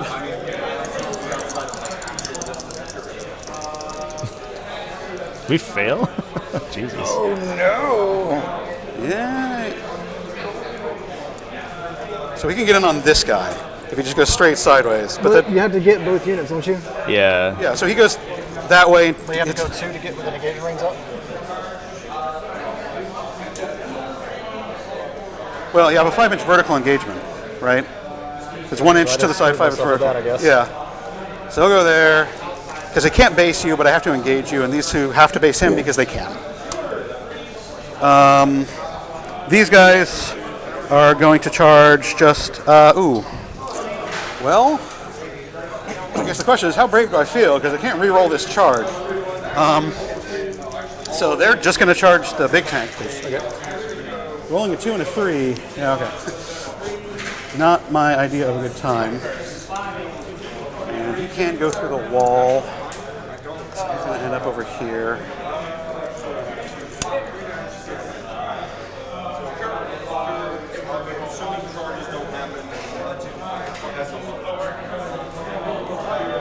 You can't get within 1 to that guy, so we'll go with that. I want to attempt to overwatch you. Okay, yeah. It doesn't change that I got in. Yeah.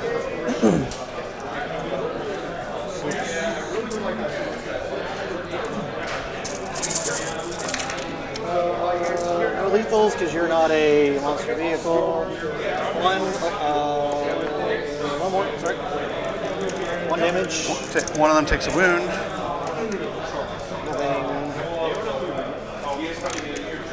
Nothing. 2, running on 3s. 2 AP 3s. Oh. That's a fail. 3 damage. You got one? 2, 5. 1. 1 more AP2. 3 more damage. I get another one. Okay. Hey, it actually did something. Yep. All right, chat. We have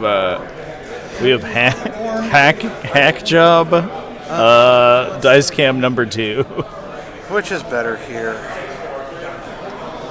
Only 1 CP left. Oh, that. Always that. So I will fight with the 3-man Exalted 8-Bomb Squad first. One of them will use his Eviscerators into the Guard Squad. The other 2 will use their Chain Fists onto your transport. Go for it. So Eviscerators on the Guard Squad. There you go. 2s. Look at that. That's glorious. That's high tech right there. 5 at -2. These guys? Yes. And then the one who is not the sergeant on the transport, 3s. Strength 13, so 3s. Yes. Tunes at -3. 6. And then the sergeant. Was that 1 damage? 2 damage. 2 damage. Down to 9. And then 5 more, -3. 5 more, -3. Yep. Pass 1, so 2 damage each. 2 damage each. 2, 4, 6, 8. I'm at 1 wound. Okay. I will spend my last command point. I killed a... Yeah, the World Eaters player has his own box that he wants to use. I will make a blood roll. We made it work, though. So that's 2 6s. Oh, man. Oh, no. See a third 6. Oh, dodged it. We dodged it. Will give me sustained hits. So that's something anyway. Whew. That was spicy. Could have seen a rapid ingress off Angron in here. And fighting the door? Fighting the door? Round 3, I don't believe he scored the top objective, chat. Because the Juggernaut Lord's OC2 and the Chimera that was on it was also only OC2. Toughness 12. I don't believe that the Dorn was touching it at the time. Should have gone +1 wound. 3 wounds. AP 3. AP 3, so 4 minutes. Yep. Pass them all. So sergeant, sustained. Yeah, the Dorn I think had just towed into the terrain, 5 more. AP. but I don't believe it was on the objective, which is why I don't believe that he scored it. Failed 2. Okay. It was just 3 that turn. That swung down pretty far. Yep, 2 damage each. All right. World Eaters doing World Eater stuff where they push you out of primary, but they explode, which I think is what's going to happen. And then it's my turn, so you get to fight first. Into the dude. Here we go. 4. He's still scared. He doesn't do anything. Yep. And then he will fight you back. His attacks. He gets the sustains. 5s. Okay, he showed up for workday. 5 at -1. 5 -1. Yeah, I guess like the tank commander could have ordered +1 OC. I don't know if he did though. 4. The players would know better than me. 13. Misses, sustains. 1 more. 9 with him. Yep. This guy. 1 more at -1. No, he's not in combat, so. Be good. Okay. All right. So you did containment for 1, right? Yep. So I get mini containment and no storm. And I will discard storm. The possibility of me getting that has just gone down by a lot since I did not kill that Robo Barn. Okay, I go up. I control 1, 2. Mission. Battle round 4. Blood dice. Extend it and bring it down. Blood dice. No 6s at all. But can you do anything else? Looking at where things are. Yeah. Advance and charge and feeling. I'm gonna redraw, bring it down. Okay. Discard. You only have 1 thing to bring it down. Recover assets. So you got bring it down. What else did you draw? Extend battle lines, recover assets. Okay.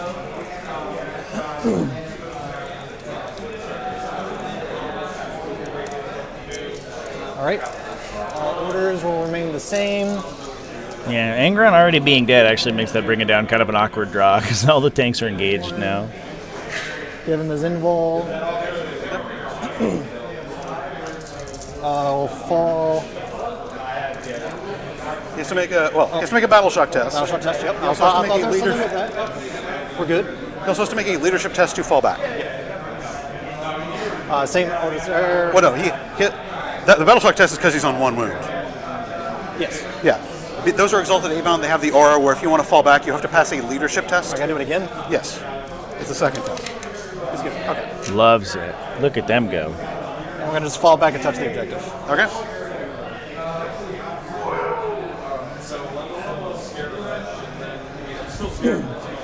Stay in combat.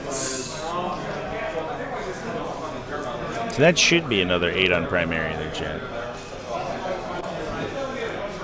I'll put it in 8. You're all based with me. He's gonna back up. Yeah, honestly, Cole has been pretty lucky here. He has made every one of those leadership checks, which is huge.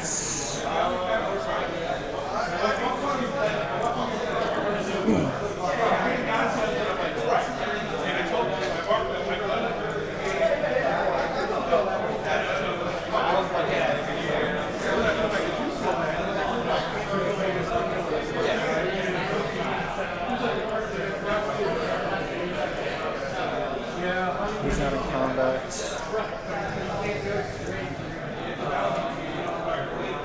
So recover. Yep. Should be able to kill him.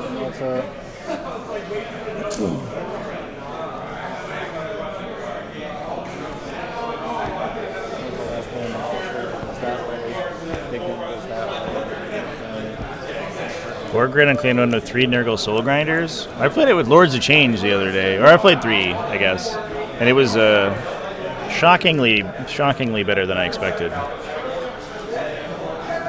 I was surprised.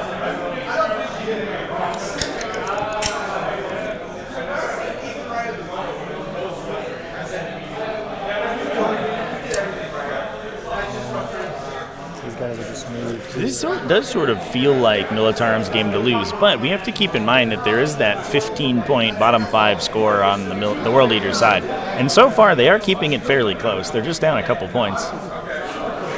So if they're able to get themselves into a position where they can get that 15 points, it's going to be big. I think we may just see the Militarum push super far to blitz it down as much as they can, and then plus OC on round 5 and just hope for the best. Grit their teeth. 15 for open goal. We fell back. These sides.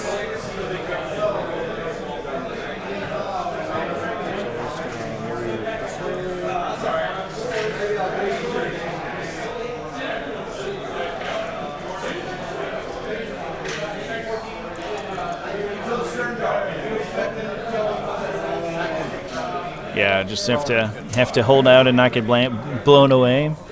Gaunt's Ghosts. Unfortunately, even just a couple units of Chaos Spawn can probably get some work done, because you can just buff their movement capacity and have them rush the objectives. Do you have your 9-inch widget? Oh yeah, it's right here. Thanks, sir. Against the wall. Yep. Yeah, I can't get it over there.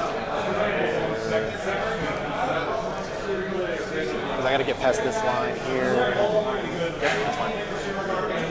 The stuff in the back for World Eaters is pretty safe. The Forge Fiend in the bottom right corner is actually it was a clever position for it, because it's behind that terrain feature, so the only line of sight that can see it is basically it was super tight, and all the tanks on that side were engaged by the 8-bound, so there's nothing that can fight the Forge Fiend. All the Chaos Spawn are safe.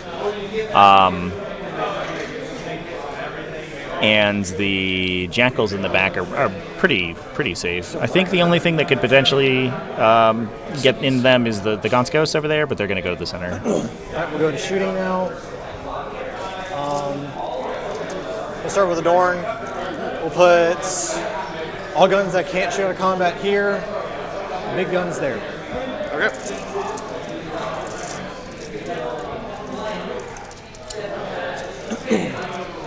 So it should be 18 stubbers.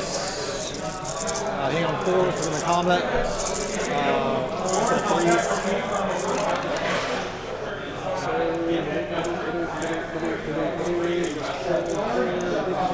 Yeah, so the get my circle out, my circle tool. This is the Scion squad, chat. And then the unit next to them that just teleported in is Gaunt's Ghosts. They just use their uppy downy to reposition to the center. 1 wound minus 1. Safe. Multi-meltas.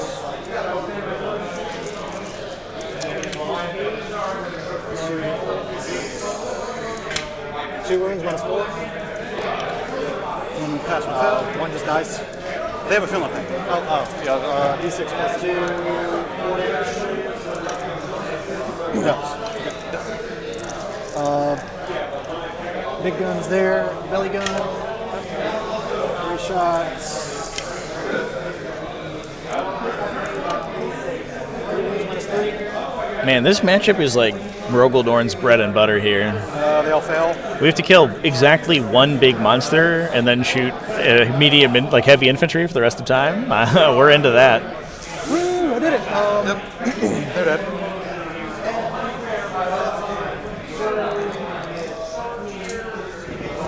Ouch.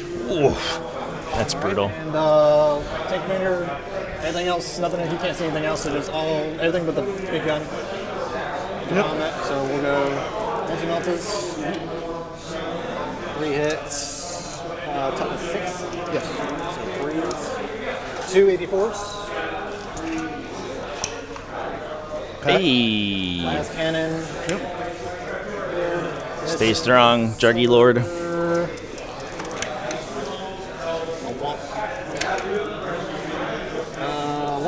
AP 0. Passes. Militarum? Yeah, we'll see. We'll see how good they are. No Aquilons, and they're still doing well right now, which is pretty wild. So recovering. Yep. So we do have to fight here. Yeah. Recover. 30 Aquilons. Ugh. Not looking forward to it. 1 wounded minus 1. Good. Not really fair if Angren doesn't come back. Yeah, that's always the asterisk to World Eaters games. It always feels kind of bad.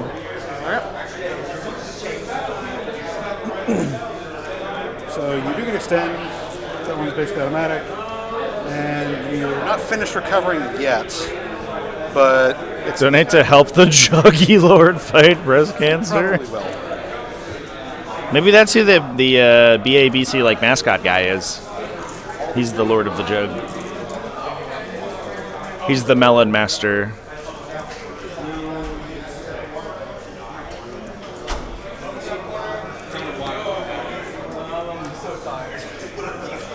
Oh, and they fight your Dorn. Yeah. And I got to fight back over there too.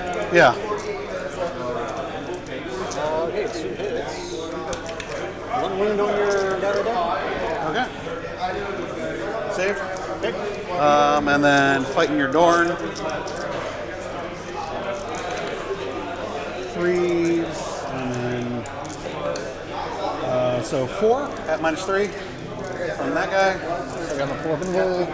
Yep. Tail 2. 2 damage each. Down to 11. Yep.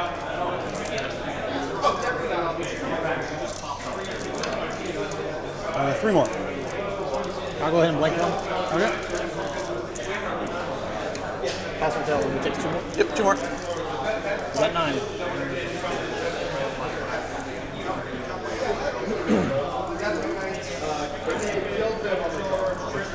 And 7 attacks coming back at you. 4. Exactly 0 recover revives in your last game? That is brutal. 3 AP zeros.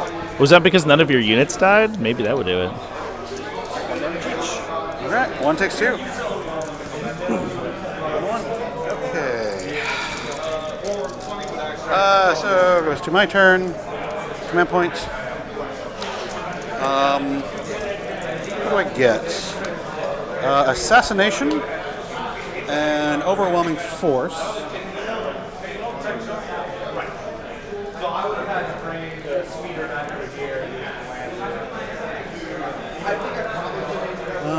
I think I keep both of those. Assassination overwhelming. It is a not a bad draw the turn where Gaunt's ghosts run to the middle of the table. Downside is I don't know what we're fighting them with, like a single spawn? To pay command points? Oh, close game, chat. Look at that.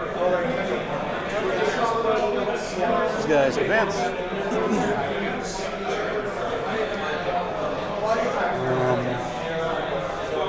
The jackals are just gonna advance normally. Yeah, we're going to try to get assassination with the 2 chaos spawn. All right. Wish them luck, boys. For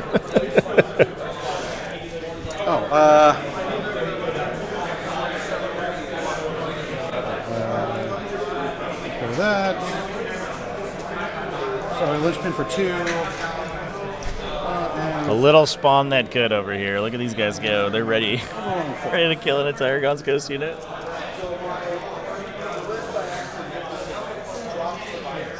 Gaunt's Ghosts are awkwardly 2 wounds each, but it doesn't matter if you hit them with Chaos Spawn that are 2 damage each. But the downside is that they hit on 4s. They have a random number of attacks they hit on 4s. They could kill the world, or they could do literally nothing. So these spawn are going to advance. Not far enough. They're actually just going to stay there.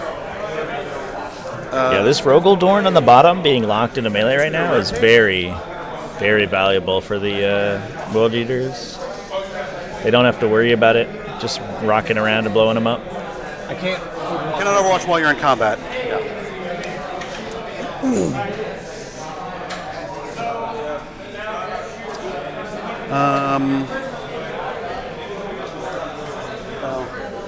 And then I'm going to stay right there. They're going to move down this way, but just in case. Okay.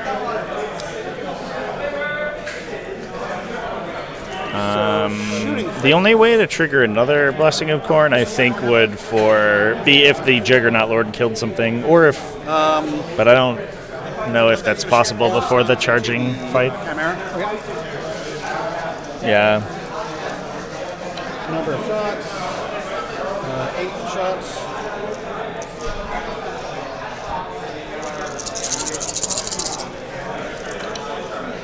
Ew.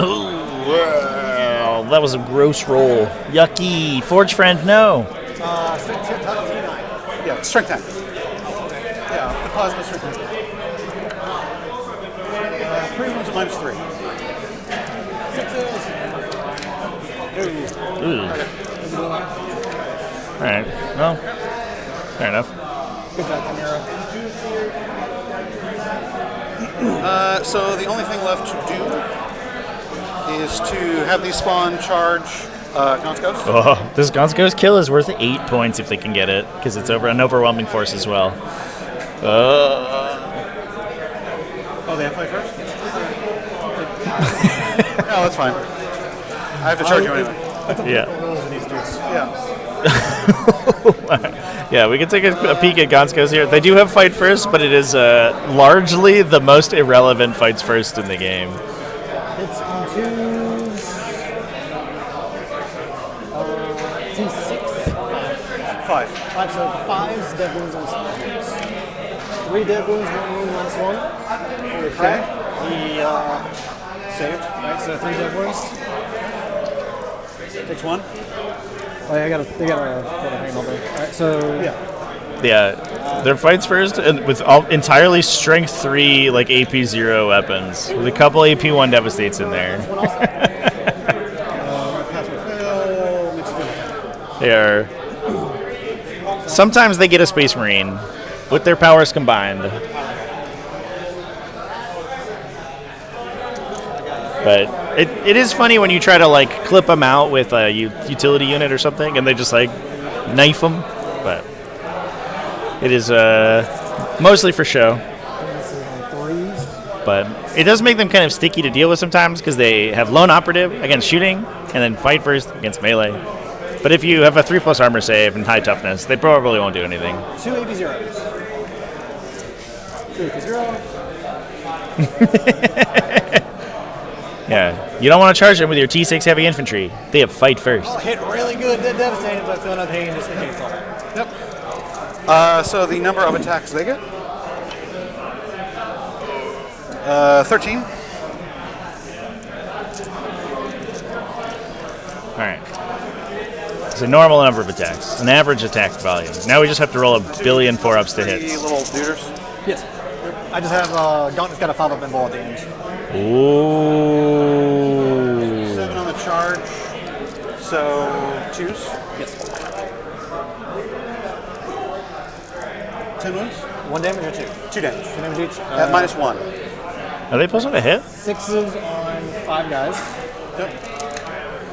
They all die, and Gaunt What am I missing? has 5 more 5-ups. Yep. Super dead. Okay. So I killed a thing. Yep. So, blood dice. All right, He- one reroll. No, he rolled the 3s. Sustained. Okay.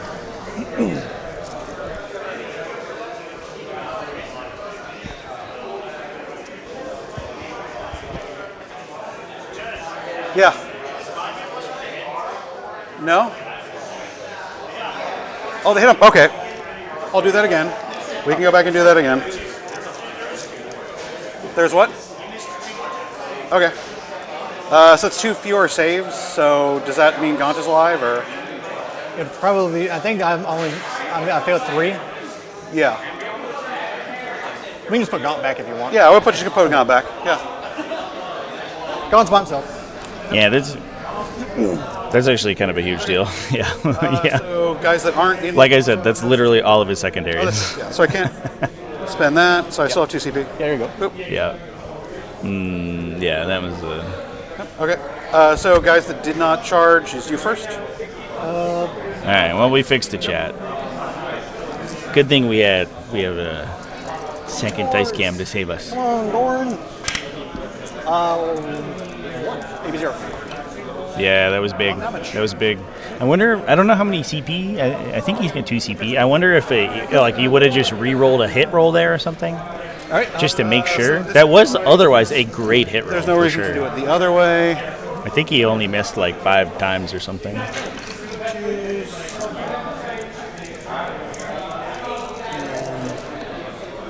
2 minus 1. 2 minus 1.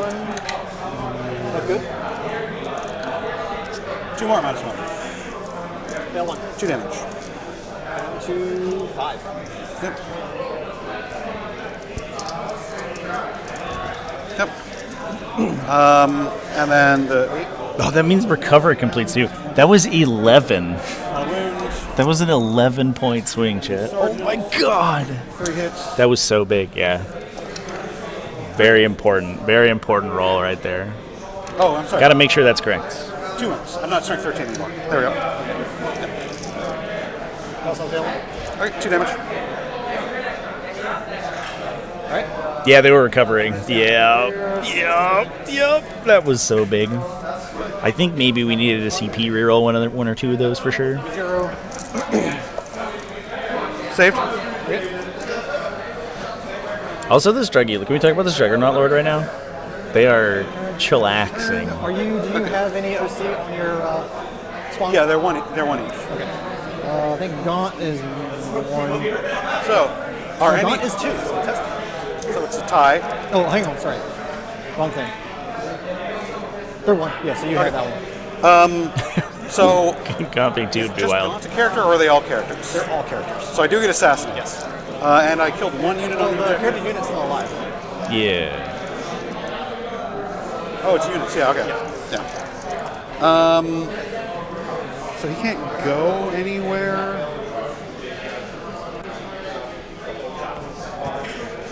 So score 3 in overwhelming force. I'll actually. Actually, you don't score overwhelming force. The Lord is just vibing. Yes. Yeah, he's chilling. He's living his best life over there in the corner, chat. Just surviving every melt attack going into him. Yeah, Gaunt is the only character. It doesn't matter. It doesn't make a difference, though. You do actually have to kill Gaunt himself, though. No, I'll discard assassinate. Okay. So I'll go up to 3 CP.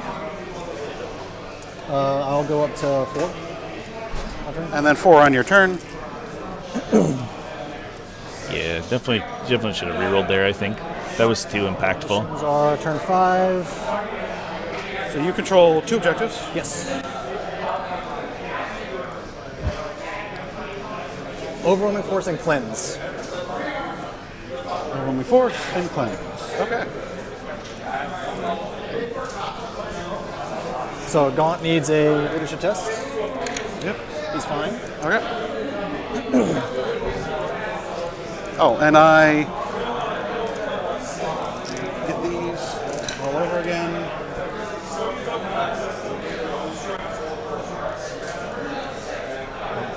That is just a huge pile of 2s. I can ignore that. Plus 2 speed, feel no pain.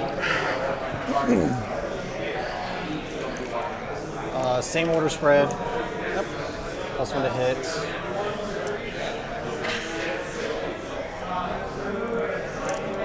Get ready to see if I can mortal wound him. No Angron. Yeah. One more opportunity if they can kill 1 unit, but it's seeming less and less likely. I think that Militarum might have this just on their volume on the table. Obviously, bottom round 5 scoring, everything can happen. So we did. I guess it's important to pull our extra dice cam away here for a sec. There are the Jackals that pushed forward. They locked the backline objective there. Cleanse. And they Cleanse. they could push the center to get the 15 or the 13, I guess. You would have to clear the top left objective in order to get the full 15. That would be a little bit tough.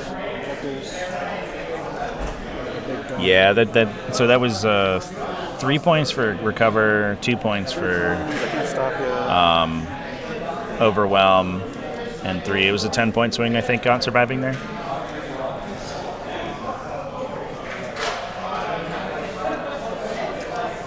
I just don't even need to worry about them anymore. If I die, whatever. Yep. So I can put all guns there. Yeah. So you do occasionally get run into the situation where Angron is not enough to switch the game. He just sort of repairs your score. But it is definitely unfortunate. Losing Angron like round 3 and just not getting him back.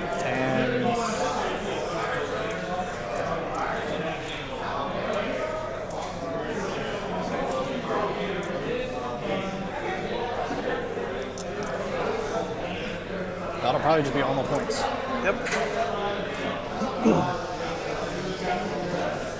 I'm gonna move as far as I can these this way, so basically just pop up outside of it.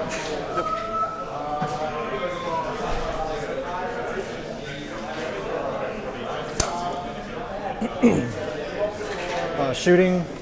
Yep.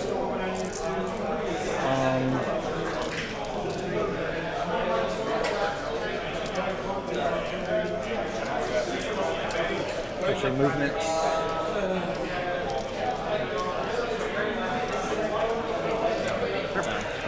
We'll just go to shooting.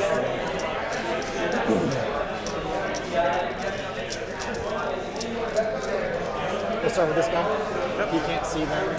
All guns here. Okay. Multi-meltas. You're not a monster vehicle. I'm not. 3 AP4s. 3 AP4s. 1 fail. D6 plus 2. 7. 7 damage. Easy. He is dead. Okay. Oh, Juggy Lord, no! The hero we needed. No, it's been so long. He's been there all 5 rounds. He finally died. That's so sad. We'll just put this.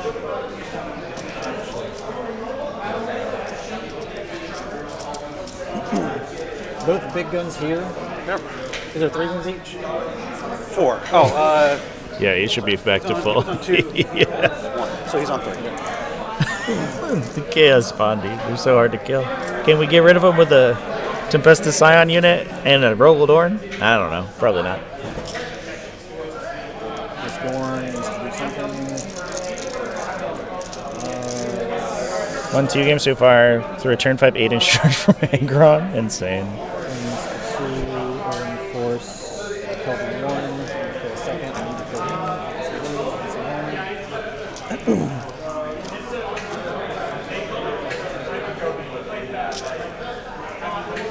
I do wish that Angron had, like, I don't know, a more reliable ability, I guess.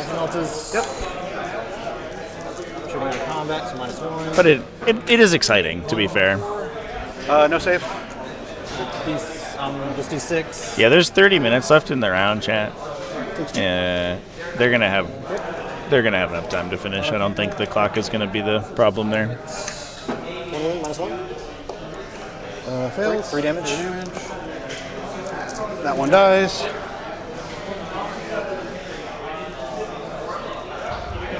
Make sure I do the right number of shots here. Stubbers. 4s.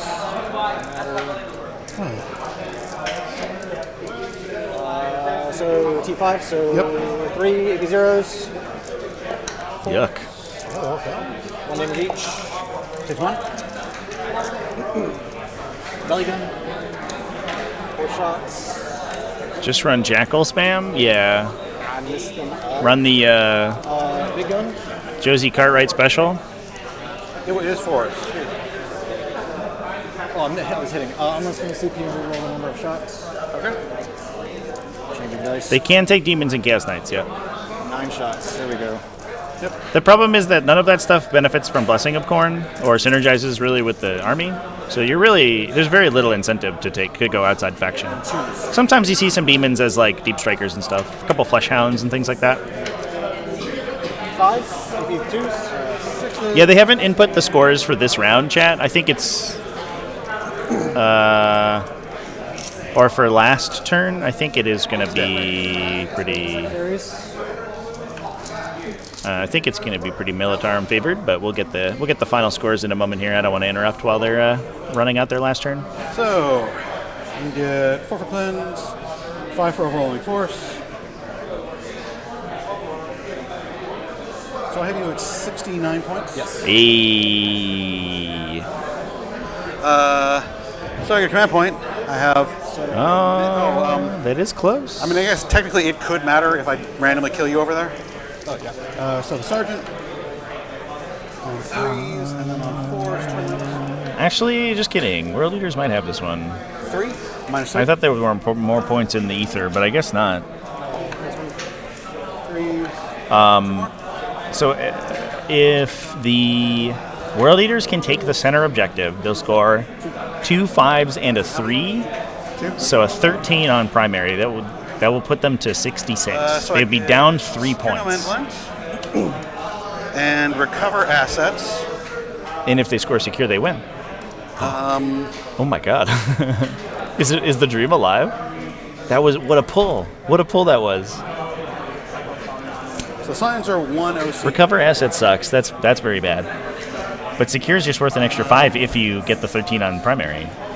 No way. Do they sneak it? If I just do nothing. Yeah, it is linchpin. 8 points on linchpin, which takes me to 64. I can recover assets. Oh, I guess he could get 3 for recover. Oh man! And I secure no man's land once, which takes me to a tie. Tie if they don't push for the win. Literally just stand still. It's a tie. Are we taking the draw? No way. If I do anything, so I can get. They just input the score in the primary section. It's not actually 53. That's his total score. I would have to kill 8 scions because Gaunt has 1 OC, right? I would have to kill 8 scions to take that objective, which would then get me secure for 5 and another 5 points on primary. Yeah.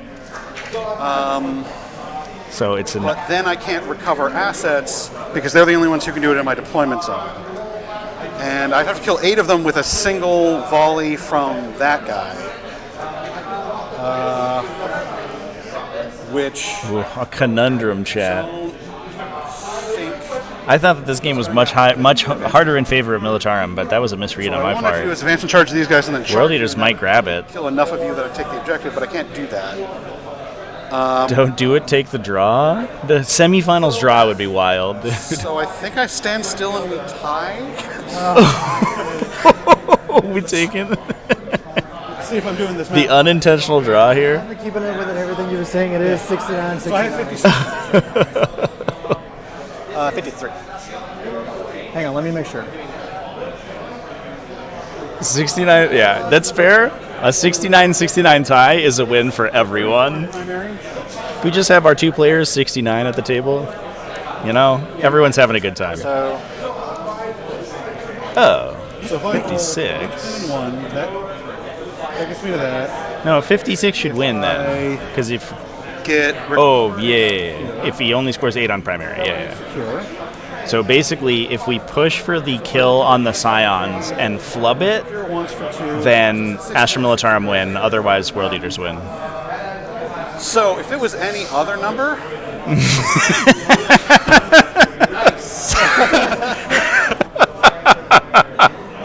Are we taking it? Are we taking the meme number? I could, because those are the first 2 objectives I drew. Yeah. I could flip an objective and see if I can get one that scores for 3 in my current position.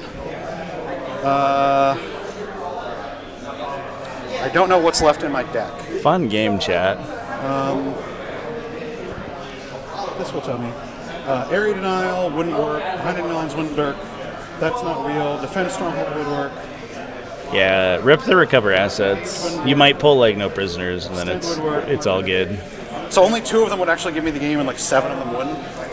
So I think we're just gonna tie. But because I hate myself. The 69-69 tie. Because it doesn't matter. He's just gonna move up and shoot them. And if I kill 8 of them, I could have won the game, but I'm not going to. Because I have to move before I decide what happens. You see if you... so the only thing that I can possibly do... that's like a 10-inch charge. It's not going to happen. Is try to overwatch units to prevent them. I don't think it matters either way. Yeah. No, it doesn't matter. Yeah. Okay.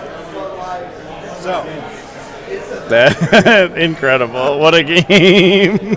I think that's the best. The old 69-69 tie.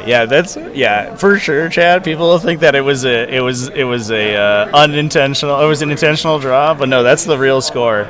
That's the real score, chat. That's so funny. Also, incredible. I just need to get more aggressive in general. I was trying to take you in waves, but everything I put out there evaporated. So I was Yeah. like, okay, I just need to kind of. Yeah. And these things, I keep not relying on the toughness of Dorns. Yeah. But like, that's because you put out stuff that I can easily kill. I think and I was able to kill almost exactly enough of it. I think if you'd have just, especially down here, if you just shove more stuff down here to be able to score this one more turn, that's the game. Or like taking me off the middle earlier. Right, because this objective scored for me just being sticky with no one on it. Yeah. Once or twice. Yeah. Did you spot anything I did wrong? Because I think moving the 6-man, 8-man unit back here turn 1 was the right choice. Yes. Because otherwise you just drop the scions on it and kill it. Definitely going right here, I'm blasting it. Yeah. Or right here, I'm blasting it. Yeah.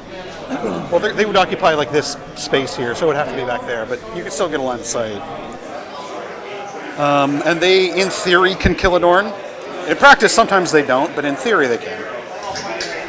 I think I got lucky with that Overwatch killing too. Yeah. Yep. Yeah. Yep. Well, like, I mean, I think the luck kind of balanced out mostly. My Rough Riders didn't do anything. No.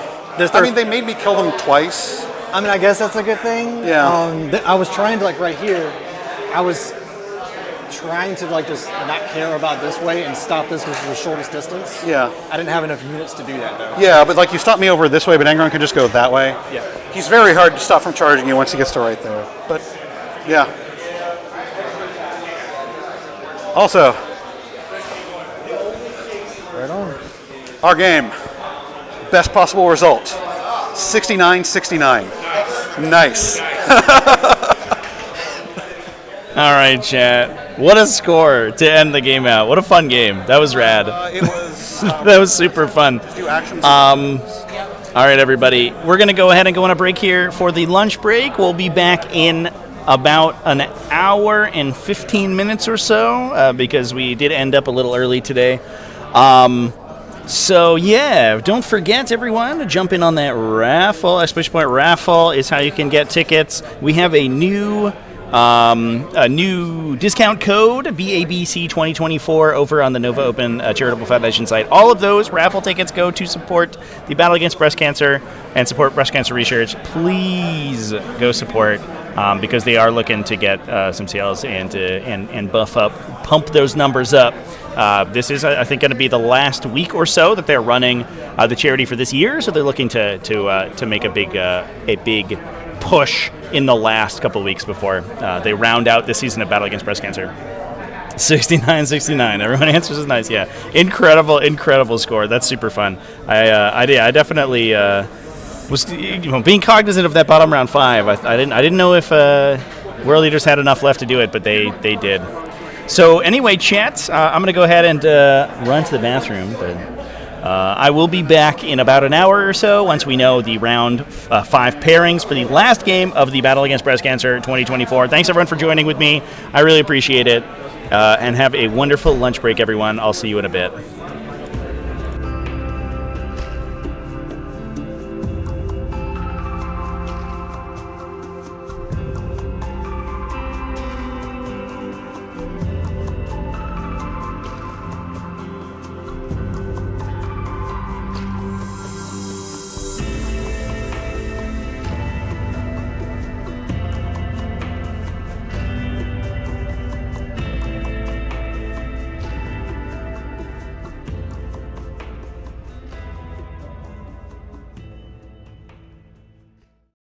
These painters, they don't want to spend 100 hours on painting.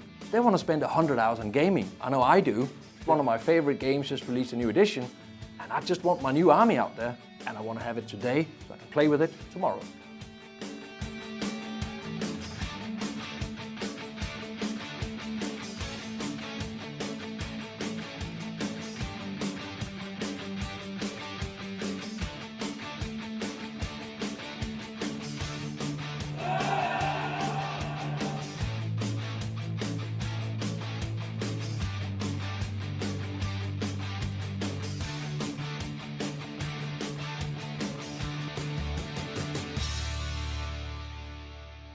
We know that tabletop gaming, painting events, that's where the community lives. Yeah. We live to play, we live to paint. The reality is tabletop gaming inspires literally every product we create. In 2007, the Army Painter was founded with one simple idea: to save time at the hobby desk and get more time for gaming. Whether you're a beginner in the hobby, showcase painter, tournament gamer, or somewhere in between, our products today are designed for performance, speed, simplicity, and fun. All our products reflect the fact that it's in that DNA of getting more time for gaming, and because that's what it's really all about. Yeah, if it has to pass a litmus test, is this going to help me paint that last unit quicker or easier before the next tournament? When we set out to create the new Warpaints Fanatic range, it had to be easy to use for the beginners, it also had to perform for the best painters in the world, but to call it a success, it had to meet the demands of the top tournament gamers. We also wanted to talk to some of the most well-known and top players out there, so we sent Adam down to the Art of War house, because these guys, they play for a living and they paint because they have to. So that was exactly the audience we needed. Three most important things I look for in a paint is obviously how it looks, the vibrancy, the color, etc. How it flows, it needs to cover effectively. How easily it's thinned, and also how easily it mixes. The vibrancy of the paint and how well pigmented it is, that matters a lot because I really want my miniatures to pop a little bit more. I'm never painting models, I'm always painting armies. Sometimes I'm trying to make some models in an army look better, but there's always 2,000 points of friends that I have to do as well. So any kind of paint that I have to do 2 or 3 coats on is inevitably going to be annoying. The competitive gamer, it's basically the painters that want an army done fast, but has to have contrast and effects on the table. So you need vibrancy in the color, you need some strong colors to stand out so you can see it from a distance. You also want a one-time coverage. You don't want to sit and make endless amounts of coverage because that takes time. You want to roll some dice, you want to get out there and get more time for gaming, right?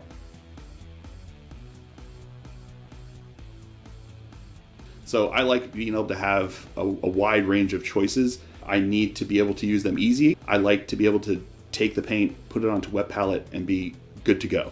I think that coverage is important to me because if I'm sitting there trying to paint 47 layers to get solid coverage, I get frustrated very quickly. Saturation, the coverage, and the range, the wide selection of range is kind of the three that I thought were most important to me. I think it's a mix of vibrancy and consistency. The range of colors, like your ranges can be amazing, but if your paint's just not consistent, that just it really just makes me not want to have to buy it. The gamer's experience, the competitive gamer's experience, is the fact that for me it worked a little bit like speed paint, especially for the base coating. You smash on one coat and that's all you need. And you have a clear, crisp color, even on black. I know that sounds weird, but when you're painting 200 cultists, you want to save time on the boots. You just want to give it one layer and that's it. First impressions, application was the part that impressed me the most. I really liked how smoothly it applied to the models. It's very easy to use. Yeah, I'm very excited about the range. I feel like it does everything I want. I feel like the coverage is great. I feel like the pigmentation of it is phenomenal. But every color I've tried was awesome. Holy crap, I probably spent about half the time I was expecting to get those effects. It's getting these high-end effects with minimum effort, which is amazing for someone on my level. I can literally just sit there and be casually, and this is so rewarding. And it saves a lot of time. Many hobbyists enjoy spending hours with their minis. Some just want great results fast. The insane coverage, smooth flowing properties of Warpaints Fanatic reduces the amount of layers, offering speed and ease for gamers. And the flexible color triad system makes color selection simple and effective.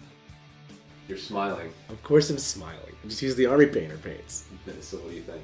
They were awesome. Oh my god. So I'm not much of a painter. I paint very infrequently, but I painted for 20 plus years. And these are, without a doubt, like some of the nicest paints I've used. For real? For real. Like, I haven't used like every line. But like, generally speaking, like, assuming that all the paints match the same quality as the ones I was shown today, this line is going to be amazing. First impressions are incredible. I really enjoyed them. They were smooth, easy to work with. I didn't have to thin them. As much as you could thin them, I didn't have to. It's easy enough to use that someone who's brand new to mini painting is not going to feel frustrated by it. A beginner is going to be able to pick up these paints as their first model painting set and be able to create something that they're very happy with.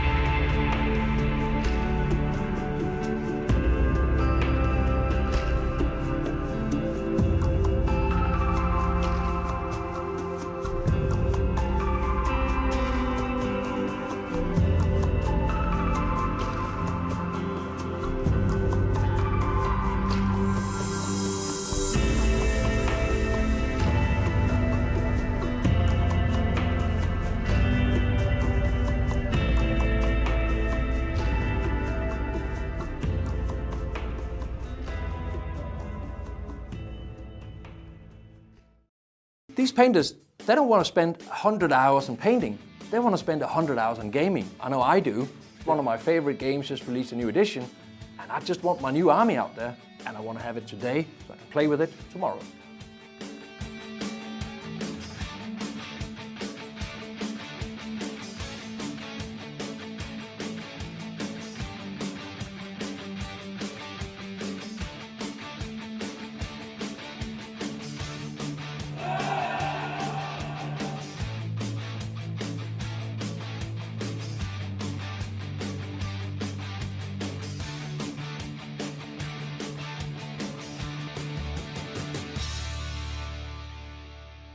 We know that tabletop gaming, painting events, that's where the community lives. Yeah. We live to play, we live to paint. The reality is tabletop gaming inspires literally every product we create. In 2007, the Army Painter was founded with one simple idea: to save time at the hobby desk and get more time for gaming. Whether you're a beginner in the hobby, showcase painter, tournament gamer, or somewhere in between, our products today are designed for performance, speed, simplicity, and fun. All our products reflect the fact that it's in that DNA of getting more time for gaming, and because that's what it's really all about.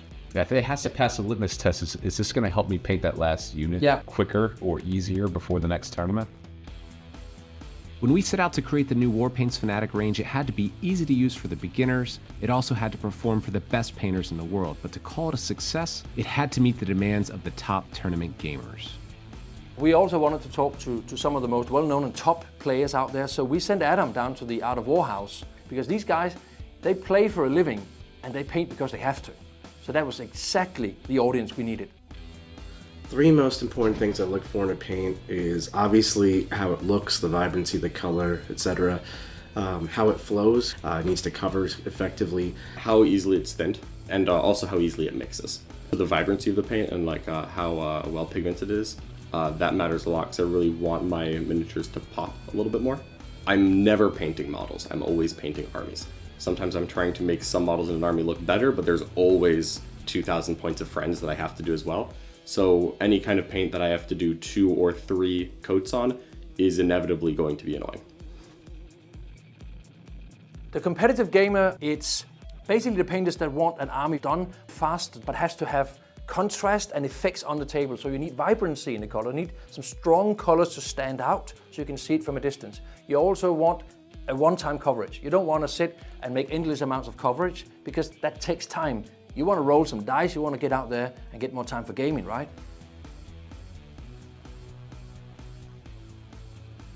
So I like being able to have a wide range of choices. I need to be able to use them easy. I like to be able to take the paint, put it onto wet palette, and be good to go.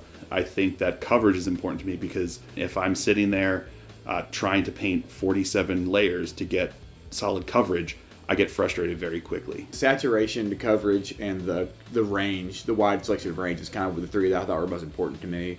I think it's a mix of vibrancy and consistency. The range of colors, like your ranges can be amazing, but if your paint's just not consistent, that just it really just makes me not want to have to buy it. The gamer's experience, the competitive gamer's experience, is the fact that for me it worked a little bit like speed paint, especially for the base coating.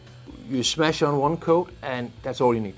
And you have a clear, crisp color, even on black. I know that sounds weird, but when you're painting 200 cultists, you want to save time on the boots. You just want to give it one layer and that's it. First impressions, application was the part that impressed me the most. I really liked how smoothly it applied to the models. It's very easy to use. Yeah, I'm very excited about the range. I feel like it does everything I want. I feel like the coverage is great. I feel like the pigmentation of it is phenomenal. But every color I've tried is awesome. Holy crap, I probably spent about half the time I was expecting to get those effects. It's getting these high-end effects with minimum effort, which is amazing for someone on my level. I can literally just sit there and be casually, and this is so rewarding. And it saves a lot of time. Many hobbyists enjoy spending hours with their minis. Some just want great results fast. The insane coverage, smooth flowing properties of Warpaints Fanatic reduces the amount of layers, offering speed and ease for gamers. And the flexible color triad system makes color selection simple and effective. You're smiling. Of course I'm smiling. I just used the Army Painter paints. So what do you think? They were awesome. Oh my god. So I'm not much of a painter. I paint very infrequently, but I painted for 20 plus years. And these are, without a doubt, like some of the nicest paints I've used.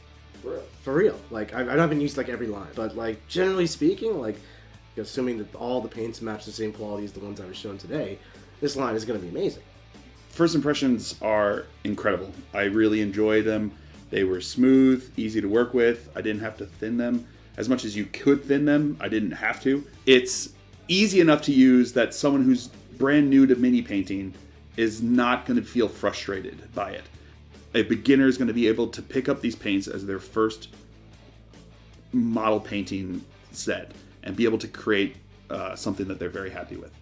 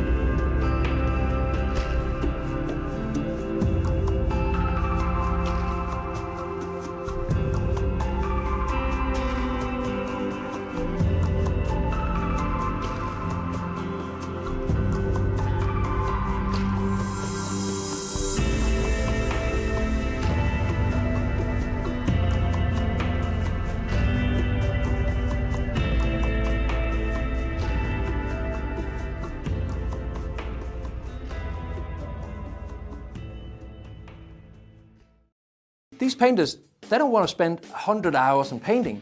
They want to spend 100 hours in gaming. I know I do. One of my favorite games just released a new edition, and I just want my new army out there, and I want to have it today so I can play with it tomorrow.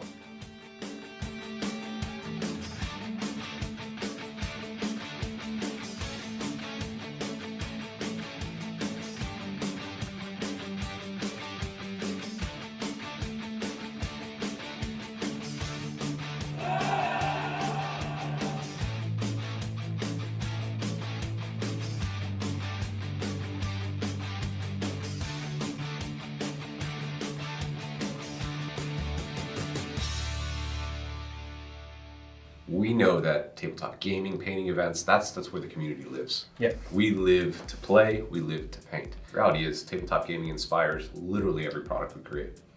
In 2007, the Army Painter was founded with one simple idea: to save time at the hobby desk and get more time for gaming.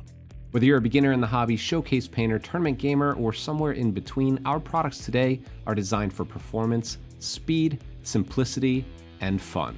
All our products reflect the fact that it's in that DNA of getting more time for gaming, and because that's what it's really all about. Yeah, if it has to pass a litmus test, is this going to help me paint that last unit quicker or easier before the next tournament? When we set out to create the new Warpaints Fanatic range, it had to be easy to use for the beginners. It also had to perform for the best painters in the world, but to call it a success, it had to meet the demands of the top tournament gamers.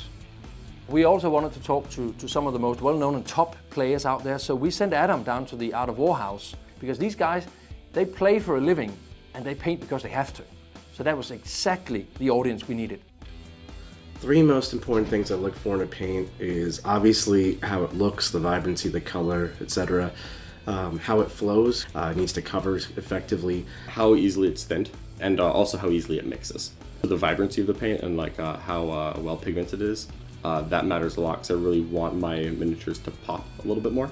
I'm never painting models. I'm always painting armies. Sometimes I'm trying to make some models in an army look better, but there's always 2,000 points of friends that I have to do as well. So any kind of paint that I have to do 2 or 3 coats on is inevitably going to be annoying.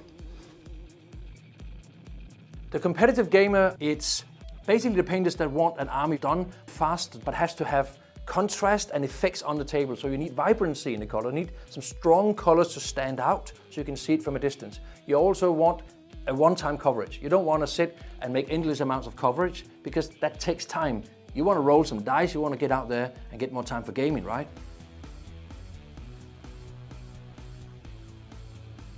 So I like being able to have a wide range of choices. I need to be able to use them easy. I like to be able to take the paint, put it onto wet palette, and be good to go.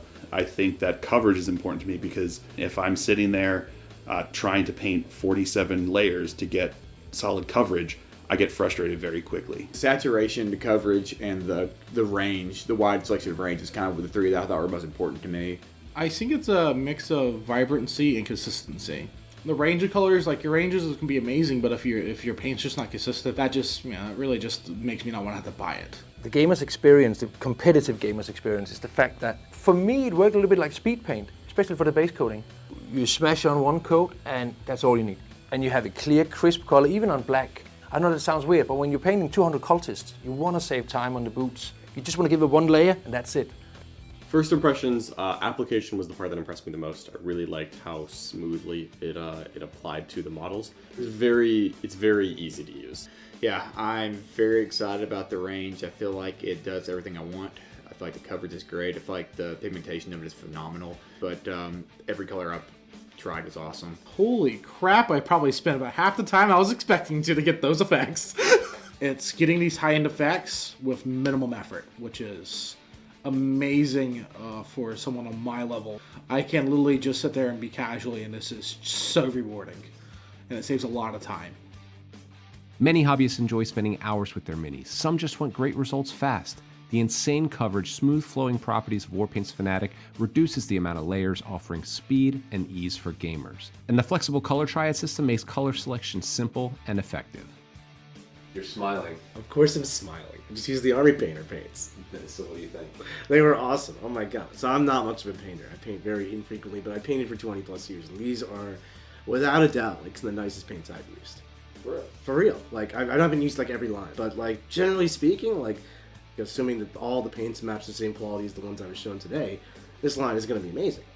First impressions are incredible. I really enjoyed them.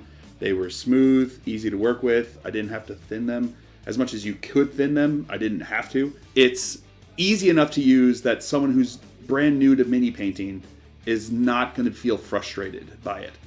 A beginner is going to be able to pick up these paints as their first model painting set and be able to create something that they're very happy with.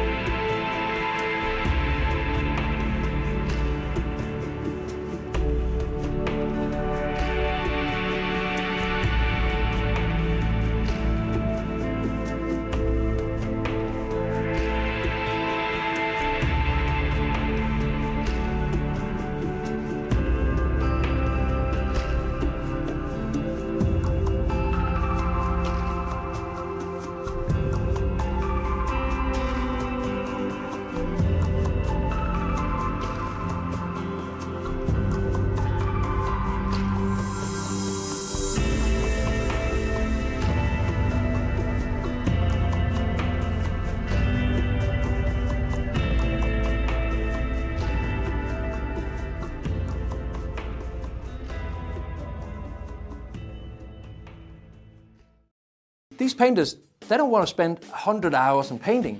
They want to spend 100 hours on gaming. I know I do. One of my favorite games just released a new edition, and I just want my new army out there, and I want to have it today so I can play with it tomorrow.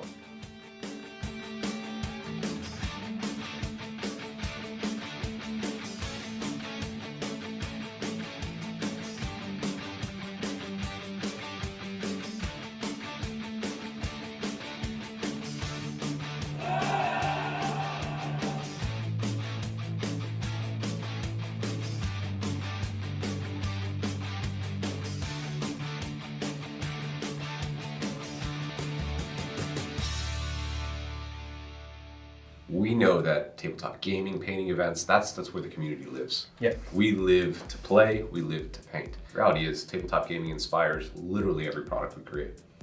In 2007, the Army Painter was founded with one simple idea: to save time at the hobby desk and get more time for gaming.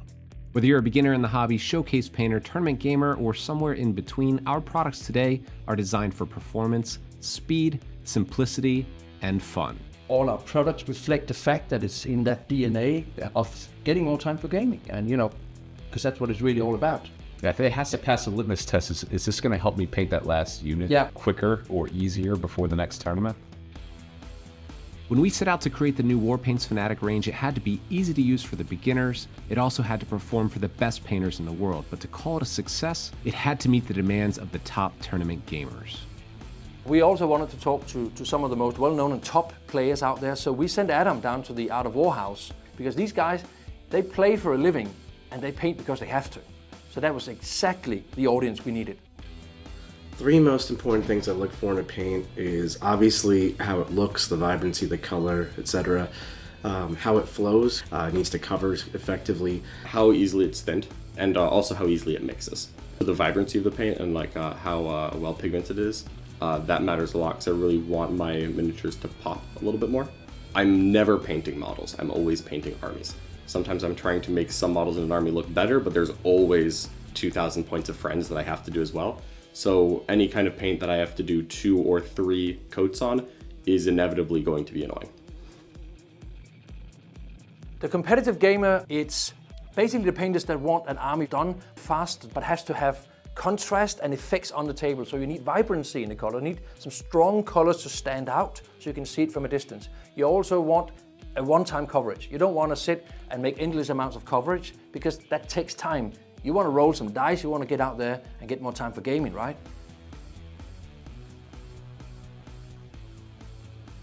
So I like being able to have a wide range of choices. I need to be able to use them easy. I like to be able to take the paint, put it onto wet palette, and be good to go. I think that coverage is important to me because if I'm sitting there trying to paint 47 layers to get solid coverage, I get frustrated very quickly. Saturation, the coverage, and the range, the wide selection of range is kind of the three that I thought were most important to me. I think it's a mix of vibrancy and consistency. The range of colors, like your ranges can be amazing, but if your paint's just not consistent, that just it really just makes me not want to have to buy it. The gamer's experience, the competitive gamer's experience, is the fact that for me it worked a little bit like speed paint, especially for the base coating. You smash on one coat and that's all you need. And you have a clear, crisp color, even on black. I know that sounds weird, but when you're painting 200 cultists, you want to save time on the boots. You just want to give it one layer and that's it. First impressions, application was the part that impressed me the most. I really liked how smoothly it applied to the models. It's very easy to use. Yeah, I'm very excited about the range. I feel like it does everything I want. I feel like the coverage is great. I feel like the pigmentation of it is phenomenal. But every color I've tried is awesome. Holy crap, I probably spent about half the time I was expecting to get those effects. It's getting these high-end effects with minimum effort, which is amazing for someone on my level. I can literally just sit there and be casually, and this is so rewarding. And it saves a lot of time. Many hobbyists enjoy spending hours with their minis. Some just want great results fast. The insane coverage, smooth flowing properties of Warpaints Fanatic reduces the amount of layers, offering speed and ease for gamers. And the flexible color triad system makes color selection simple and effective. You're smiling. Of course I'm smiling. I just used the Army Painter paints. So what do you think? They were awesome. Oh my god. So I'm not much of a painter. I paint very infrequently, but I painted for 20 plus years. And these are, without a doubt, like some of the nicest paints I've used.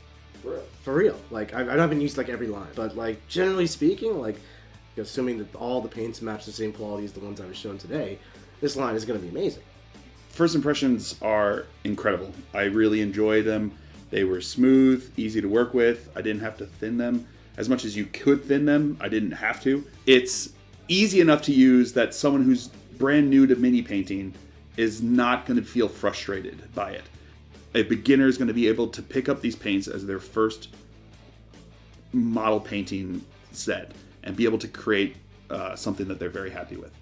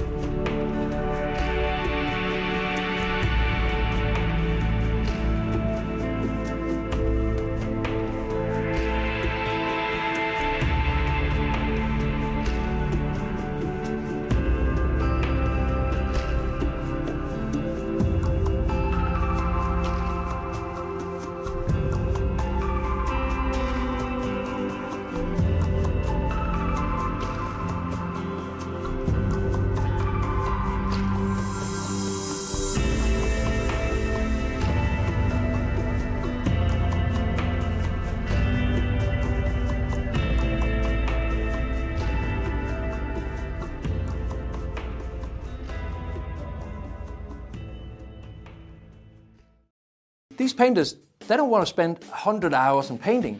They want to spend 100 hours in gaming. I know I do. One of my favorite games just released a new edition, and I just want my new army out there, and I want to have it today so I can play with it tomorrow.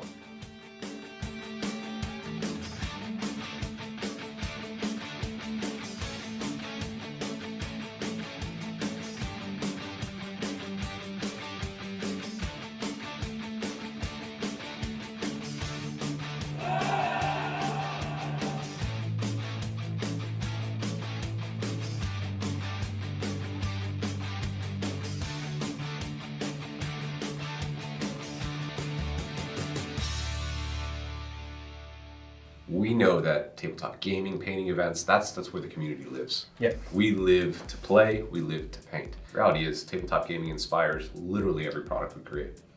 In 2007, the Army Painter was founded with one simple idea: to save time at the hobby desk and get more time for gaming. Whether you're a beginner in the hobby, showcase painter, tournament gamer, or somewhere in between, our products today are designed for performance, speed, simplicity, and fun. All our products reflect the fact that it's in that DNA of getting more time for gaming, and because that's what it's really all about. Yeah, if it has to pass a litmus test, is this going to help me paint that last unit quicker or easier before the next tournament? When we set out to create the new Warpaints Fanatic range, it had to be easy to use for the beginners. It also had to perform for the best painters in the world. But to call it a success, it had to meet the demands of the top tournament gamers. We also wanted to talk to some of the most well-known and top players out there, so we sent Adam down to the Art of War house, because these guys, they play for a living and they paint because they have to. So that was exactly the audience we needed. Three most important things I look for in a paint is obviously how it looks, the vibrancy, the color, etc. How it flows, it needs to cover effectively. How easily it's thinned, and also how easily it mixes. The vibrancy of the paint and how well pigmented it is, that matters a lot because I really want my miniatures to pop a little bit more. I'm never painting models. I'm always painting armies. Sometimes I'm trying to make some models in an army look better, but there's always 2,000 points of friends that I have to do as well. So any kind of paint that I have to do 2 or 3 coats on is inevitably going to be annoying. The competitive gamer, it's basically the painters that want an army done fast, but has to have contrast and effects on the table. So you need vibrancy in the color, you need some strong colors to stand out so you can see it from a distance. You also want a one-time coverage. You don't want to sit and make endless amounts of coverage because that takes time. You want to roll some dice, you want to get out there and get more time for gaming, right?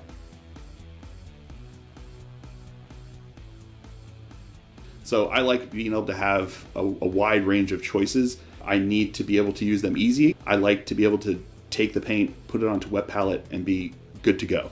I think that coverage is important to me because if I'm sitting there trying to paint 47 layers to get solid coverage, I get frustrated very quickly. Saturation, the coverage, and the range, the wide selection of range is kind of the 3 that I thought were most important to me.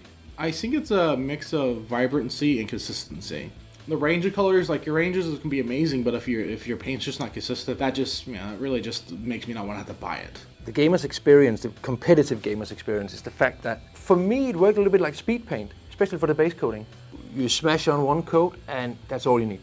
And you have a clear, crisp color, even on black. I know that sounds weird, but when you're painting 200 cultists, you want to save time on the boots. You just want to give it one layer and that's it. First impressions, application was the part that impressed me the most. I really liked how smoothly it applied to the models. It's very easy to use. Yeah, I'm very excited about the range. I feel like it does everything I want.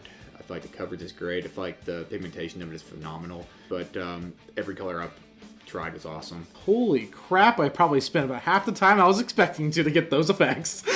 It's getting these high-end effects with minimum effort, which is amazing for someone on my level. I can literally just sit there and be casually, and this is so rewarding. And it saves a lot of time. Many hobbyists enjoy spending hours with their minis. Some just want great results fast. The insane coverage, smooth flowing properties of Warpaint's Fanatic reduces the amount of layers, offering speed and ease for gamers. And the flexible color triad system makes color selection simple and effective. You're smiling. Of course I'm smiling. I just used the Army Painter paints. So what do you think?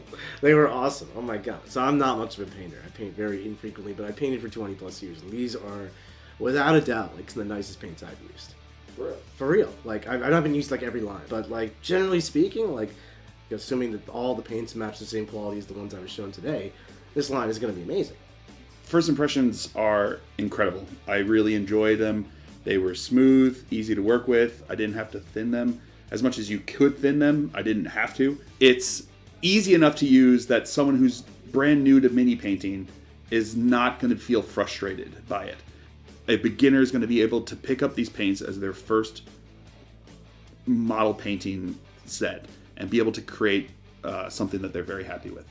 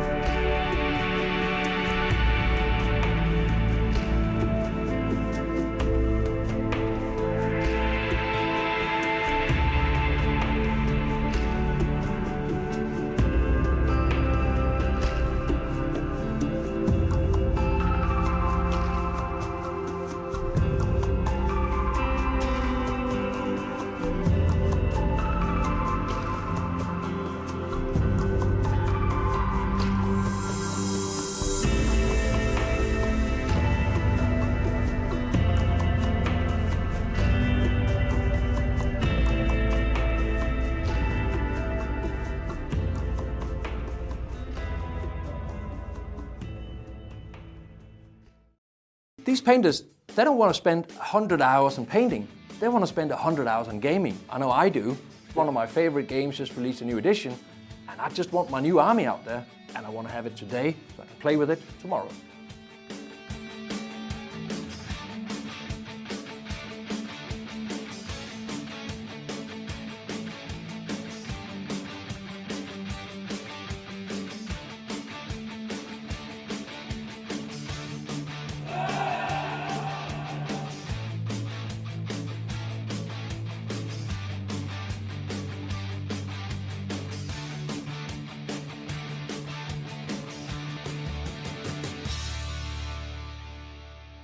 We know that tabletop gaming, painting events, that's where the community lives. Yeah. We live to play, we live to paint. The reality is tabletop gaming inspires literally every product we create. In 2007, the Army Painter was founded with one simple idea: to save time at the hobby desk and get more time for gaming. Whether you're a beginner in the hobby, showcase painter, tournament gamer, or somewhere in between, our products today are designed for performance, speed, simplicity, and fun. All our products reflect the fact that it's in that DNA of getting more time for gaming, and because that's what it's really all about. Yeah, if it has to pass a litmus test, is this going to help me paint that last unit quicker or easier before the next tournament? When we set out to create the new Warpaints Fanatic range, it had to be easy to use for the beginners, it also had to perform for the best painters in the world, but to call it a success, it had to meet the demands of the top tournament gamers.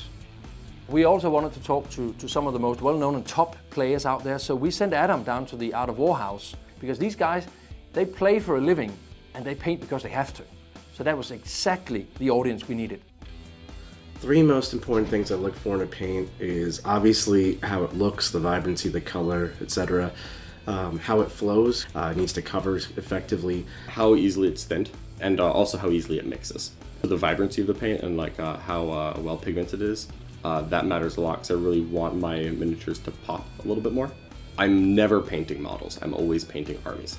Sometimes I'm trying to make some models in an army look better, but there's always 2,000 points of friends that I have to do as well.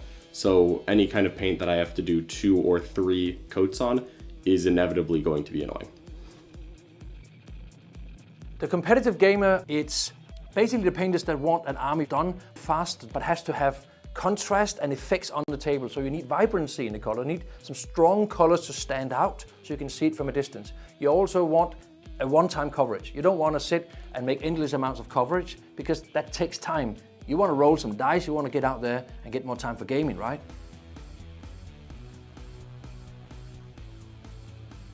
So I like being able to have a wide range of choices. I need to be able to use them easy. I like to be able to take the paint, put it onto wet palette, and be good to go.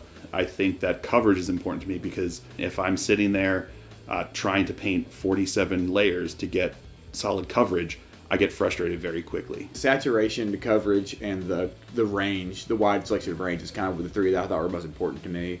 I think it's a mix of vibrancy and consistency. The range of colors, like your ranges can be amazing, but if your paint's just not consistent, that just, it really just makes me not want to have to buy it. The gamer's experience, the competitive gamer's experience, is the fact that for me it worked a little bit like speed paint, especially for the base coating. You smash on one coat and that's all you need. And you have a clear, crisp color, even on black. I know that sounds weird, but when you're painting 200 cultists, you want to save time on the boots. You just want to give it one layer and that's it. First impressions, application was the part that impressed me the most. I really liked how smoothly it applied to the models. It's very easy to use. Yeah, I'm very excited about the range. I feel like it does everything I want. I feel like the coverage is great. I feel like the pigmentation of it is phenomenal. But every color I've tried was awesome. Holy crap, I probably spent about half the time I was expecting to get those effects. It's getting these high-end effects with minimum effort, which is amazing for someone on my level. I can literally just sit there and be casually, and this is so rewarding. And it saves a lot of time. Many hobbyists enjoy spending hours with their minis. Some just want great results fast. The insane coverage, smooth flowing properties of Warpaints Fanatic reduces the amount of layers, offering speed and ease for gamers. And the flexible color triad system makes color selection simple and effective. You're smiling. Of course I'm smiling. I just used the Army Painter paints. So what do you think? They were awesome. Oh my god. So I'm not much of a painter. I paint very infrequently, but I painted for 20 plus years. And these are, without a doubt, like some of the nicest paints I've used. For real. Like, I haven't used like every line, but like generally speaking, like assuming that all the paints match the same quality as the ones I was shown today, this line is going to be amazing. First impressions are incredible. I really enjoyed them. They were smooth, easy to work with. I didn't have to thin them. As much as you could thin them, I didn't have to. It's easy enough to use that someone who's brand new to mini painting is not going to feel frustrated by it. A beginner is going to be able to pick up these paints as their first model painting set and be able to create something that they're very happy with.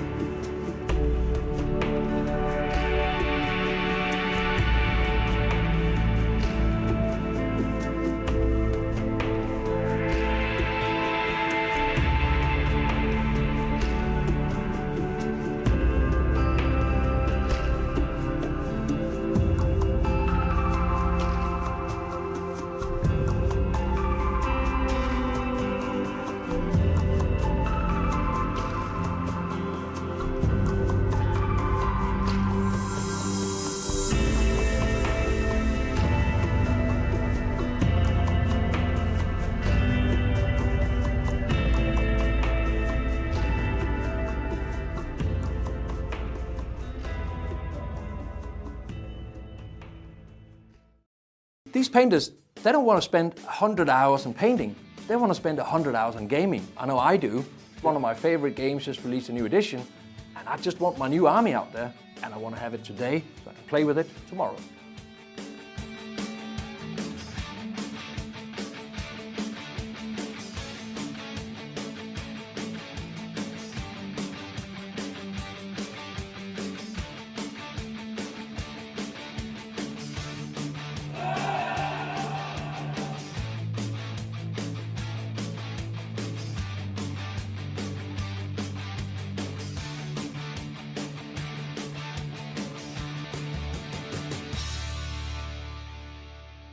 We know that tabletop gaming, painting events, that's where the community lives. Yeah. We live to play, we live to paint. The reality is tabletop gaming inspires literally every product we create.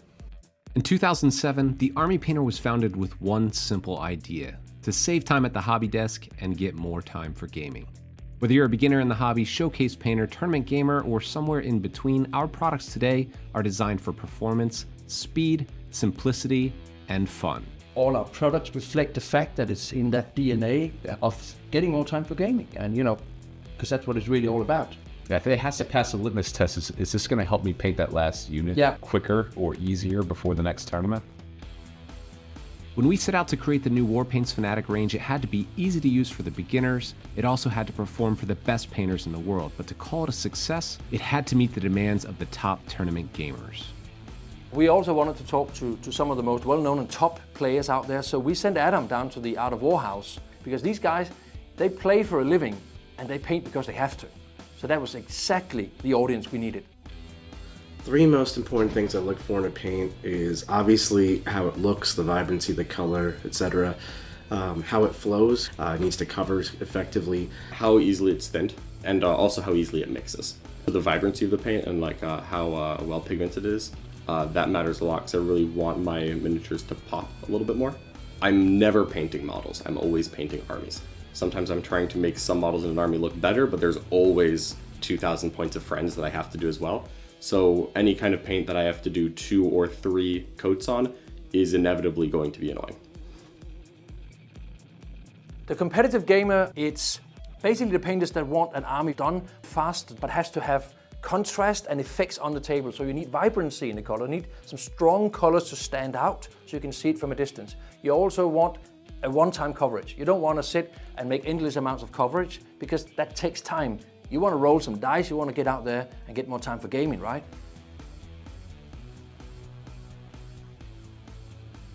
So I like being able to have a wide range of choices. I need to be able to use them easy. I like to be able to take the paint, put it onto wet palette, and be good to go. I think that coverage is important to me because if I'm sitting there trying to paint 47 layers to get solid coverage, I get frustrated very quickly. Saturation, the coverage, and the range, the wide selection of range is kind of the 3 that I thought were most important to me.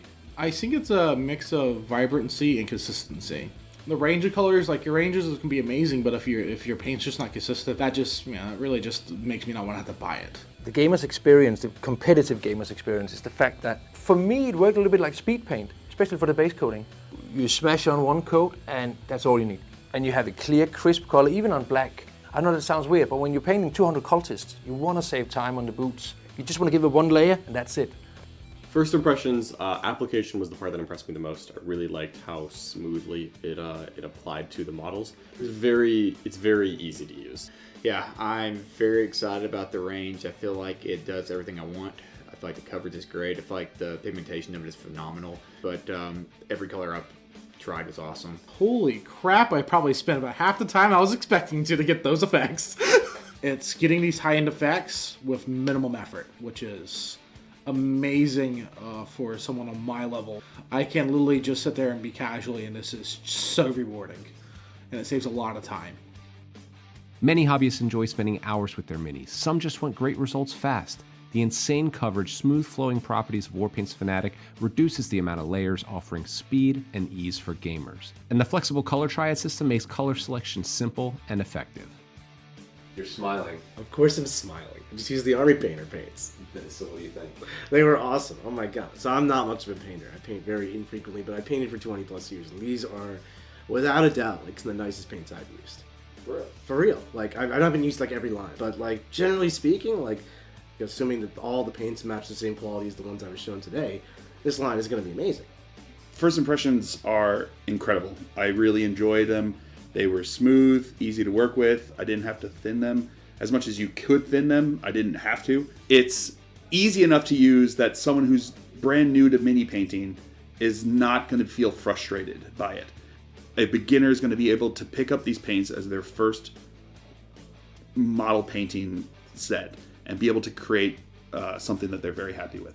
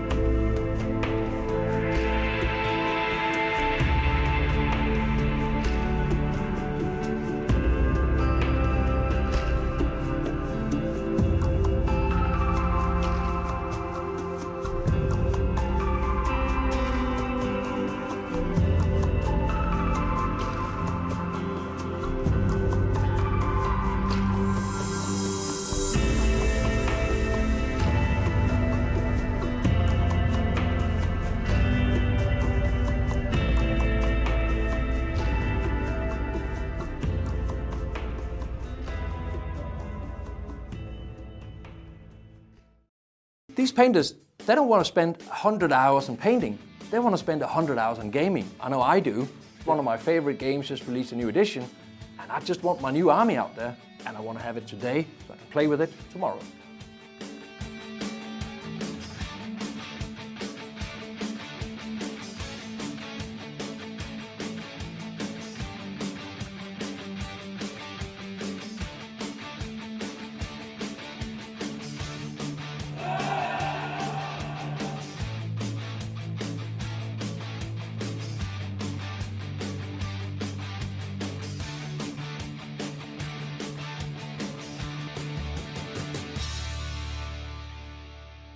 We know that tabletop gaming, painting events, that's where the community lives. Yeah. We live to play, we live to paint. The reality is tabletop gaming inspires literally every product we create. In 2007, the Army Painter was founded with one simple idea: to save time at the hobby desk and get more time for gaming. Whether you're a beginner in the hobby, showcase painter, tournament gamer, or somewhere in between, our products today are designed for performance, speed, simplicity, and fun. All our products reflect the fact that it's in that DNA of getting more time for gaming, and because that's what it's really all about. Yeah, if it has to pass a litmus test, is this going to help me paint that last unit quicker or easier before the next tournament?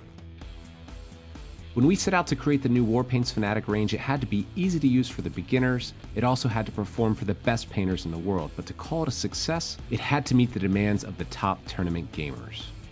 We also wanted to talk to some of the most well-known and top players out there, so we sent Adam down to the Art of War house, because these guys, they play for a living and they paint because they have to.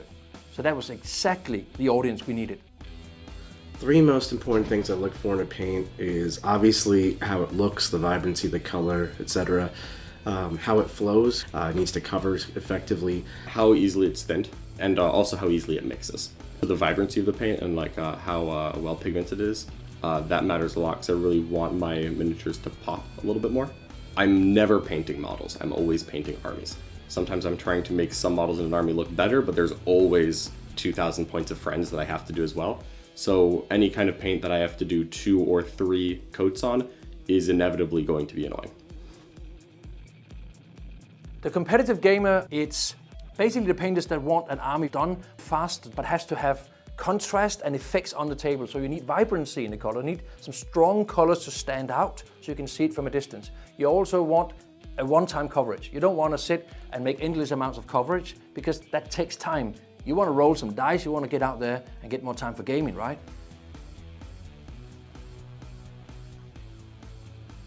So I like being able to have a wide range of choices. I need to be able to use them easy. I like to be able to take the paint, put it onto wet palette, and be good to go. I think that coverage is important to me because if I'm sitting there trying to paint 47 layers to get solid coverage, I get frustrated very quickly. Saturation, the coverage, and the range, the wide selection of range is kind of the three that I thought were most important to me. I think it's a mix of vibrancy and consistency. The range of colors, like your ranges can be amazing, but if your paint's just not consistent, that just it really just makes me not want to have to buy it. The gamer's experience, the competitive gamer's experience, is the fact that for me it worked a little bit like speed paint, especially for the base coating. You smash on one coat and that's all you need. And you have a clear, crisp color, even on black. I know that sounds weird, but when you're painting 200 cultists, you want to save time on the boots. You just want to give it one layer and that's it. First impressions, application was the part that impressed me the most. I really liked how smoothly it applied to the models. It's very easy to use. Yeah, I'm very excited about the range. I feel like it does everything I want. I feel like the coverage is great. I feel like the pigmentation of it is phenomenal. But every color I've tried was awesome. Holy crap, I probably spent about half the time I was expecting to get those effects. It's getting these high-end effects with minimum effort, which is amazing for someone on my level. I can literally just sit there and be casually, and this is so rewarding. And it saves a lot of time. Many hobbyists enjoy spending hours with their minis. Some just want great results fast. The insane coverage, smooth flowing properties of Warpaints Fanatic reduces the amount of layers, offering speed and ease for gamers. And the flexible color triad system makes color selection simple and effective. You're smiling. Of course I'm smiling. I just used the Army Painter paints. So what do you think? They were awesome. Oh my god. So I'm not much of a painter. I paint very infrequently, but I painted for 20 plus years. And these are, without a doubt, like some of the nicest paints I've used. For real. Like, I haven't used like every line, but like generally speaking, like assuming that all the paints match the same quality as the ones I was shown today, this line is going to be amazing. First impressions are incredible. I really enjoyed them. They were smooth, easy to work with. I didn't have to thin them. As much as you could thin them, I didn't have to. It's easy enough to use that someone who's brand new to mini painting is not going to feel frustrated by it. A beginner is going to be able to pick up these paints as their first model painting set and be able to create something that they're very happy with.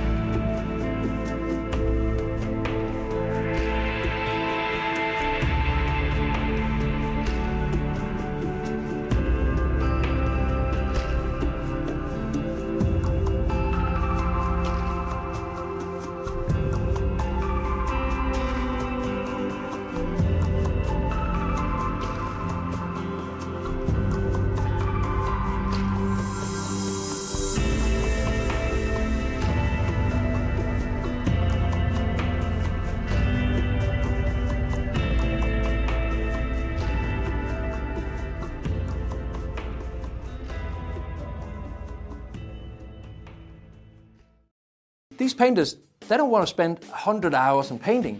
They want to spend 100 hours in gaming. I know I do. One of my favorite games just released a new edition, and I just want my new army out there, and I want to have it today so I can play with it tomorrow.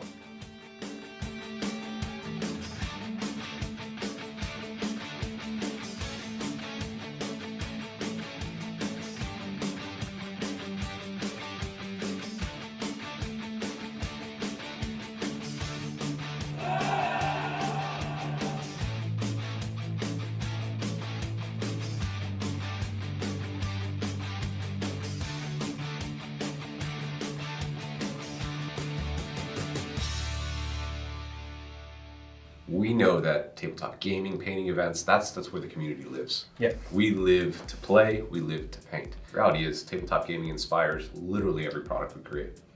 In 2007, the Army Painter was founded with one simple idea: to save time at the hobby desk and get more time for gaming. Whether you're a beginner in the hobby, showcase painter, tournament gamer, or somewhere in between, our products today are designed for performance, speed, simplicity, and fun. All our products reflect the fact that it's in that DNA of getting more time for gaming, and because that's what it's really all about. Yeah, if it has to pass a litmus test, is this going to help me paint that last unit quicker or easier before the next tournament? When we set out to create the new Warpaints Fanatic range, it had to be easy to use for the beginners. It also had to perform for the best painters in the world, but to call it a success, it had to meet the demands of the top tournament gamers. We also wanted to talk to some of the most well-known and top players out there, so we sent Adam down to the Art of War house, because these guys, they play for a living and they paint because they have to. So that was exactly the audience we needed. Three most important things I look for in a paint is obviously how it looks, the vibrancy, the color, etc. How it flows, it needs to cover effectively. How easily it's thinned, and also how easily it mixes. The vibrancy of the paint and like how well pigmented it is, that matters a lot because I really want my miniatures to pop a little bit more. I'm never painting models. I'm always painting armies. Sometimes I'm trying to make some models in an army look better, but there's always 2,000 points of friends that I have to do as well. So any kind of paint that I have to do 2 or 3 coats on is inevitably going to be annoying. The competitive gamer, it's basically the painters that want an army done fast, but has to have contrast and effects on the table. So you need vibrancy in the color, you need some strong colors to stand out so you can see it from a distance. You also want a one-time coverage. You don't want to sit and make endless amounts of coverage because that takes time. You want to roll some dice, you want to get out there and get more time for gaming, right?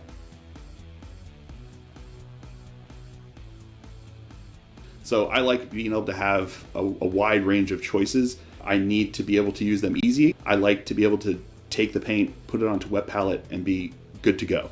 I think that coverage is important to me because if I'm sitting there trying to paint 47 layers to get solid coverage, I get frustrated very quickly. Saturation, the coverage, and the range, the wide selection of range is kind of the 3 that I thought were most important to me.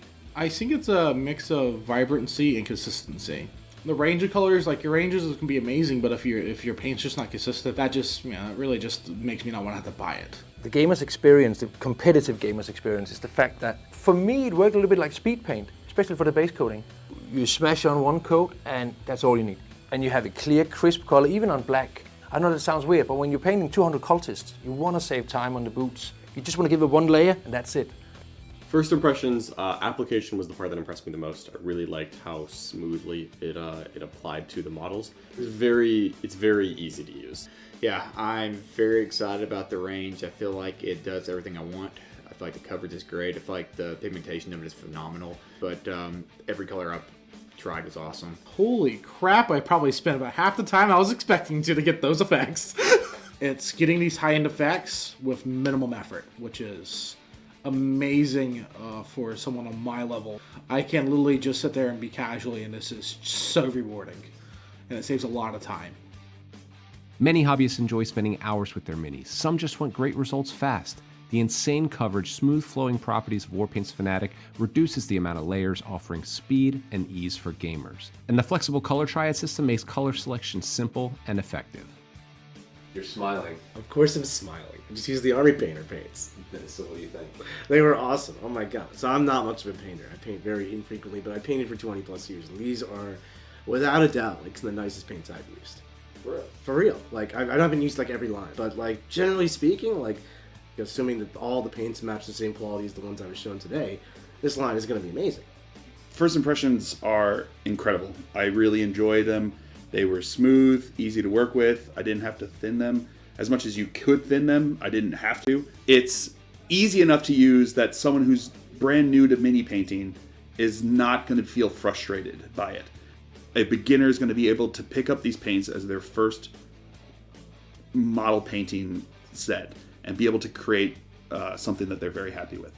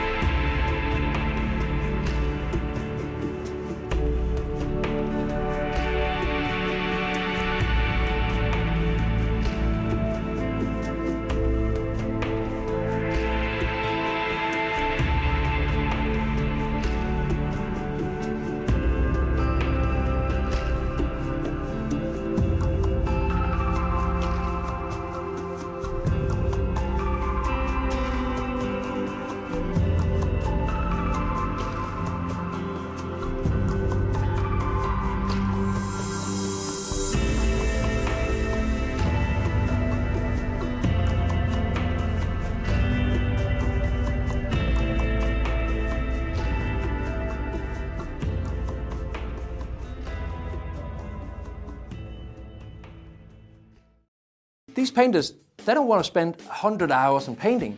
They want to spend 100 hours on gaming. I know I do. One of my favorite games just released a new edition, and I just want my new army out there, and I want to have it today so I can play with it tomorrow.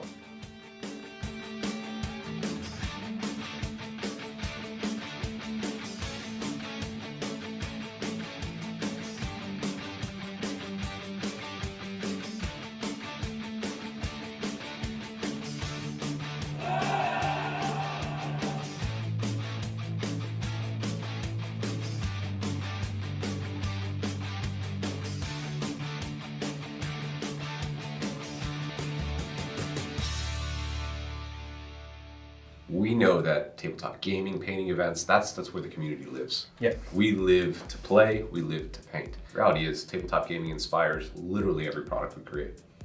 In 2007, the Army Painter was founded with one simple idea: to save time at the hobby desk and get more time for gaming. Whether you're a beginner in the hobby, showcase painter, tournament gamer, or somewhere in between, our products today are designed for performance, speed, simplicity, and fun. All our products reflect the fact that it's in that DNA of getting more time for gaming, and because that's what it's really all about. Yeah, if it has to pass a litmus test, is this going to help me paint that last unit quicker or easier before the next tournament?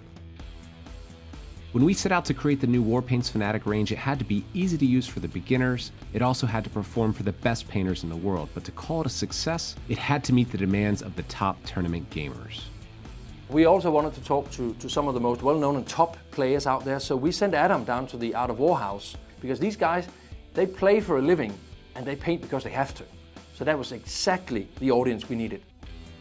Three most important things I look for in a paint is obviously how it looks, the vibrancy, the color, etc.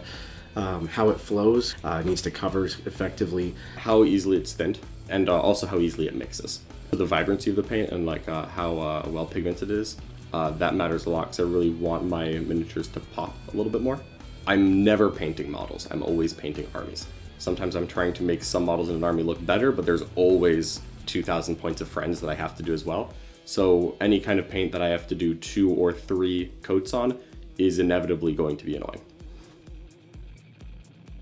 The competitive gamer, it's basically the painters that want an army done fast, but has to have contrast and effects on the table. So you need vibrancy in the color, you need some strong colors to stand out so you can see it from a distance. You also want a one-time coverage. You don't want to sit and make endless amounts of coverage because that takes time. You want to roll some dice, you want to get out there and get more time for gaming, right?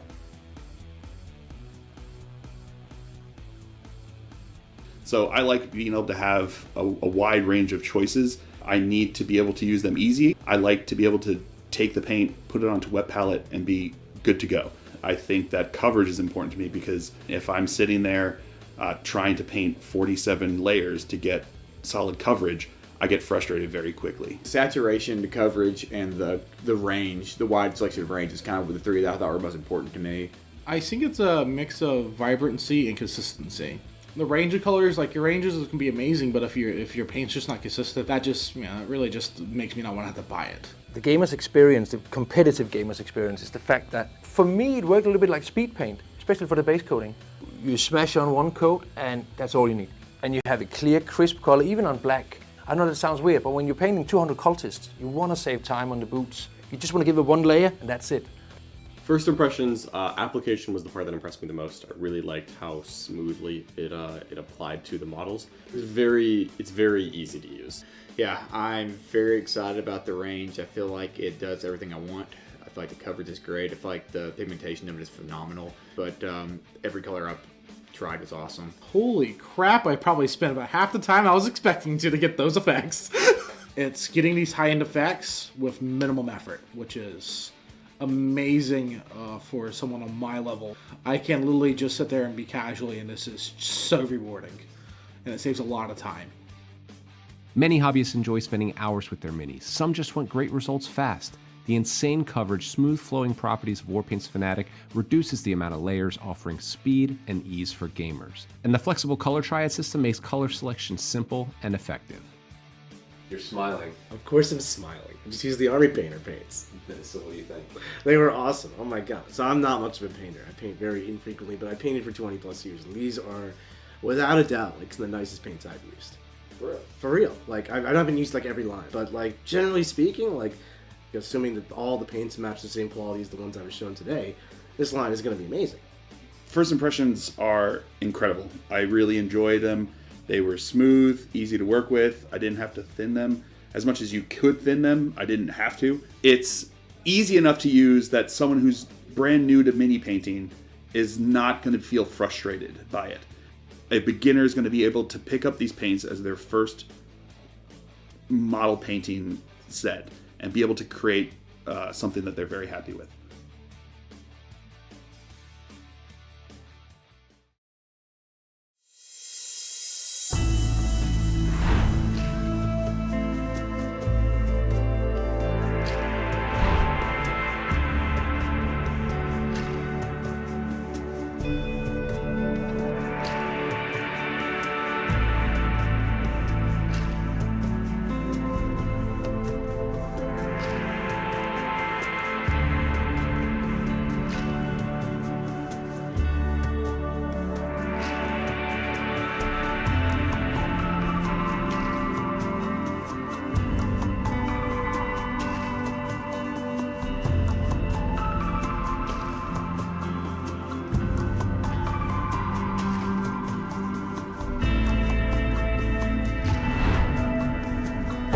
All right, chat.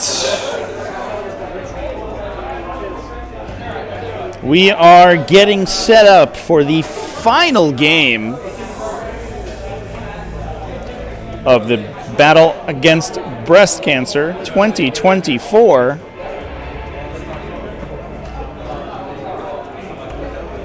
Players are just getting set up.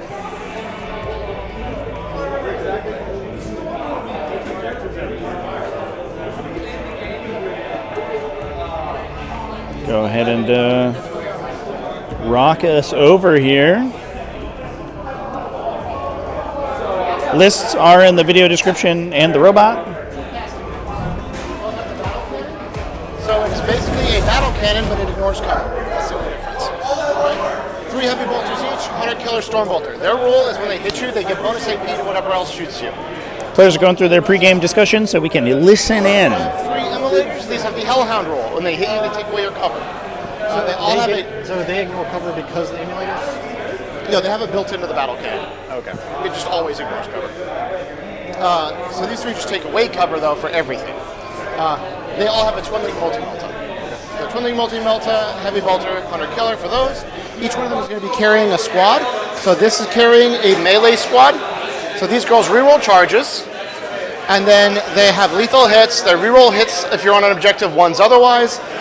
The leader with them, the Palatine, has through Suffering Strength. She hits exceedingly hard in melee when she gets in because it's 5 attacks, damage 3, plus a mortal wound for every wound roll that hits you.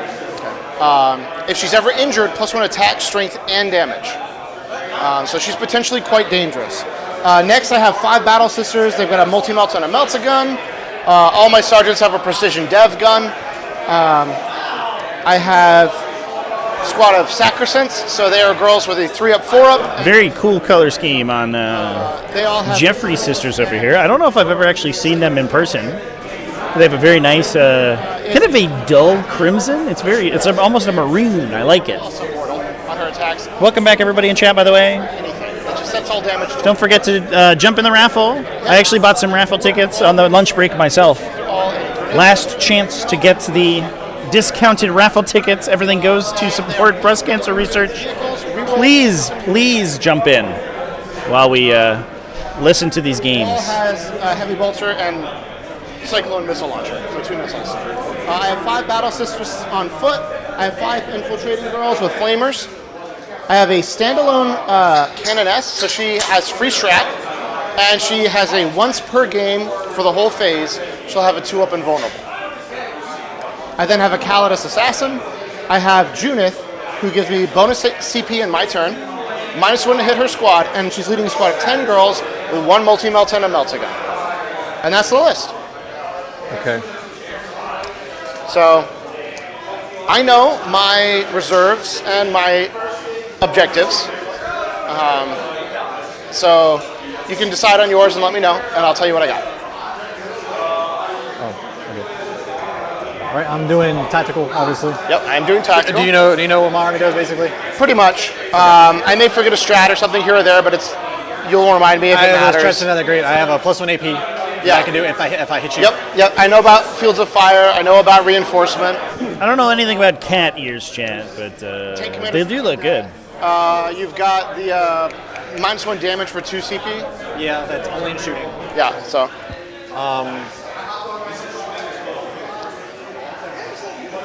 That's all that comes to mind. Lord Solar gives 3 orders. He's going to be with a command squad for the 24-inch range. Yes. You got Gaunt's Ghost to do Gaunt's Ghost stuff. You've got Tempestus. So the Scions, I assume the Scions command squad is with a squad? Yes. So it's going to be a squad of 15 Scions and a squad of 10 dropping. Cool.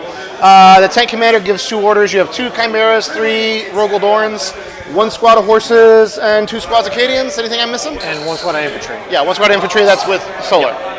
All right, sounds great. So what are your reserves and deep strikes? I'll tell you mine once you've told me yours, because mine won't surprise you. Neither mine. Scions and reserves. Okay, nothing. Easy peasy. It's the ritual, one of my least favorite missions, and attacker defender roll off. I've rolled a 2. Rolled a 3. All right, you will have the choice, sir. What are your infiltrators? Just the Gaunt's Ghost? Just Gaunt's, and I can redeploy before. Yes, with Solar. Yep. 3 squads, correct? Yes, 3 units. 3 units. And I don't remember exactly, but I do believe I had to put them in my deployment zone. Or into strat reserve. Or strat reserve, yes. So I can't move them over. There was a Tyranid player today, Chance, but we did not get them on the stream. They lost round 1, unfortunately. As is Tyranid's predilection. But yeah, obviously we have Cole returning. So there were 5 undefeated going into. This is a little bit of a wild, moving on time. A wild semifinals round. We had 5 undefeated going into the semifinals game last round. Obviously, this is the finals. Basically in this location.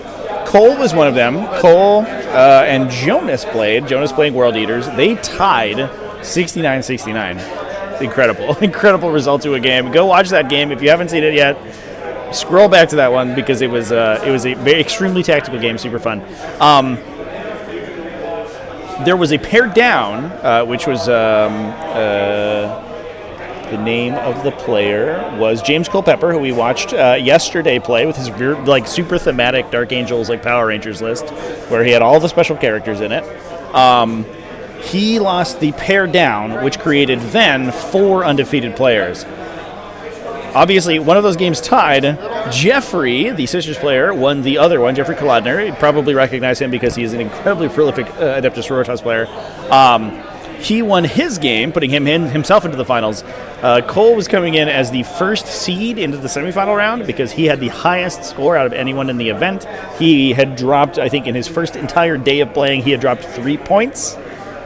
He has, him being in second place at that point, put him into the finals game. Now, obviously, if Cole were to win this game, he would be placed into first place based on the tiebreakers from Jonas, because there would be then 2 X0-1 players. If Jonas was able to score high enough to leap him in the final standings, he could potentially, if he wins his game, he could potentially jump into first. Otherwise, if Jeffrey wins this game, he wins regardless of any of the other results.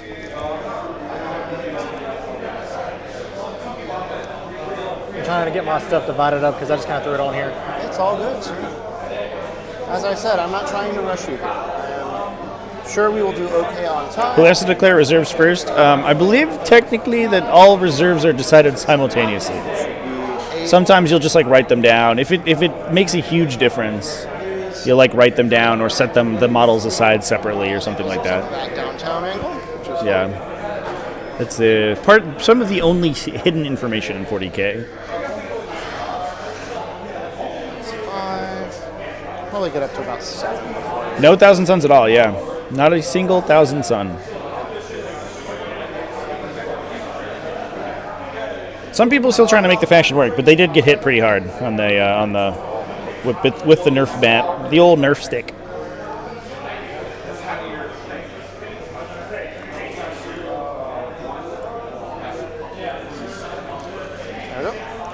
So we can talk about the list real quick, Kat.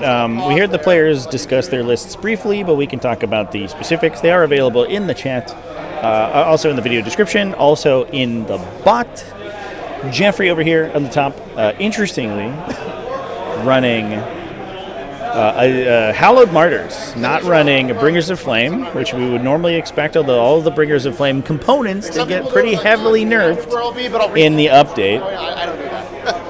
We have a standard Canoness with the Blessed Blade, so the improved melee attack.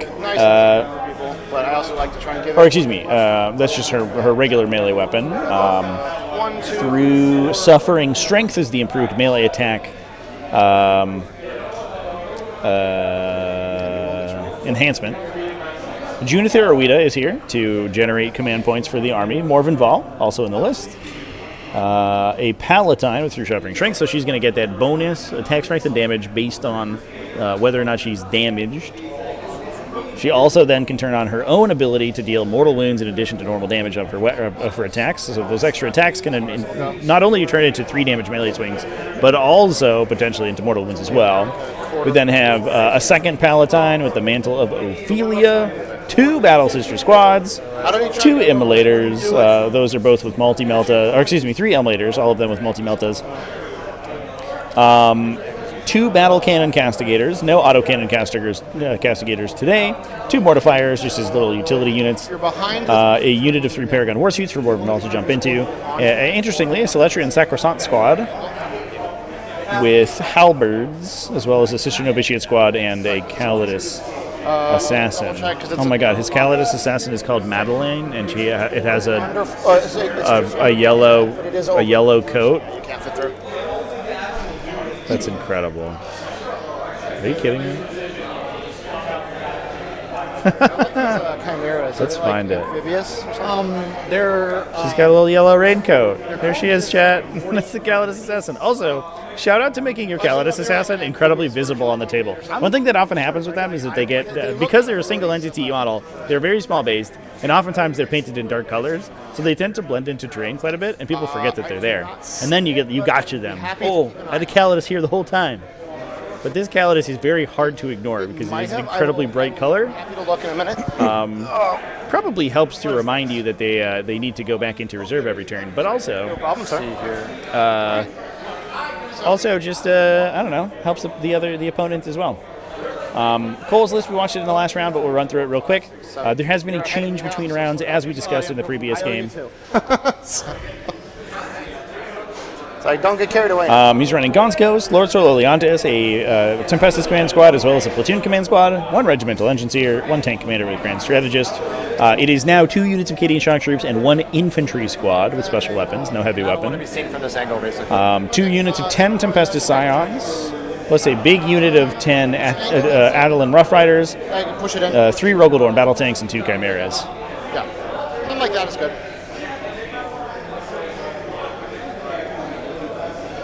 Can you legally change your reserves based on what was declared? No. That's the point of determining your reserves simultaneously. Changing your reserves based on what your opponent has done is explicitly against the rules. That is why they're simultaneous.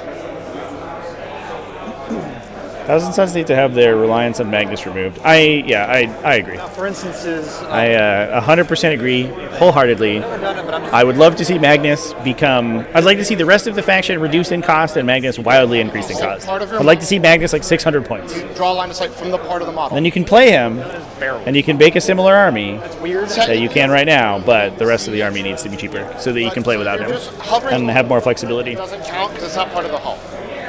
So it's like extra things like wings and stuff over it. But yes. And now, so it's like a little bit of like gun barrels sticking out. You don't count as over. Now, if the actual body of the tank is touching, then you would be visible, obviously. But if part of your model, any part of your model is sticking over the base and is on the far side, you draw a line of sight to it as normal. So that is not correct. This is cut off a little bit. Would he be considered all? It's such a small amount that he'd still be on. Because it's only like less than a quarter of an inch, and he's got probably at least half an inch of his butt. Hull measuring models count their entirety of their model, full stop. When determining line of sight I would have to get into up terrain to features. Here. So I would be able to draw a line of sight on you with one tank. Also, shout out, Cole's army's really cool looking. Range on the multi-melta. So I think his Lord Solar with the red cloak here. The battle cannon is way back here. It has no. Is professionally painted. I don't know if it comes across quite as well on the camera as it does in real life, but this model is fucking gorgeous. It's incredible looking. For its troubles. It has like an incredible amount of fading and stuff on the coat. It looks amazing. But if you go second, you just make everything have Cabal points. To be fair, everything does have Cabal points. You could read I literally just think that they're an alternative that like. Mainly it's just. I don't know. I think that they're too expensive, and they get. Say that he's behind it. We'll just call but Magnus is not expensive enough. Like Magnus does so much of the work in that army, and the rest of the army pays the price for it. And I feel like it's more interesting if you have more incentive to not play Magnus. Also, I don't think Magnus should be both the best buff delivery system and the best recipient of those buffs. Like his like +1 to hit aura, +1 to hit and wound aura should like move to some other character somewhere. You know, like he's both the force multiplier and the force to be multiplied, and I think that's too strong. He needs to pick one. I think so. I only had like 2 more after 8. So I only have 1 left. So it's my only one that I actually kind of care. Yeah, I don't understand the rewording on the visibility stuff. Yeah, it's really annoying. We went through this rigmarole in 9th edition, and they figured it out, right? The rules were pretty clear, but then they changed them. We could have just kept them, but no. Get this to stay on without falling off. What is included? Yeah, so this is a common misconception just based on the nomenclature of the game. You are considered, if you are a hull measuring unit, so a unit without a base, generally speaking, you are considered to be within a terrain feature if any part of your quote hull unquote is overlapping the area of the terrain feature. Hull is a defined term in the game, however. It means any part of the model. So a model without a base is considered to be within an area of the table if literally any part of that model overlaps that area. So if we're looking on this little Rogodorn right here, we can see that the tip of his multi-melta is over top of the terrain feature. Technically, he would be considered to be within, because the barest bit of the multi-melta is over top. So if you agreed on that, I'm gonna do the obvious thing. Yep. Pull him back. Sponsons are not fine. It's right there. If you are a hull measuring vehicle, you count every single part of your model, every bit. Antenna, cannons, sponson mounts, smokestacks, spiky bits, literally all of it counts for measuring and whether you're within a terrain feature. We should talk about the mission real quick, chat, because I think that's important. We are rocking the ritual today. Grab the card.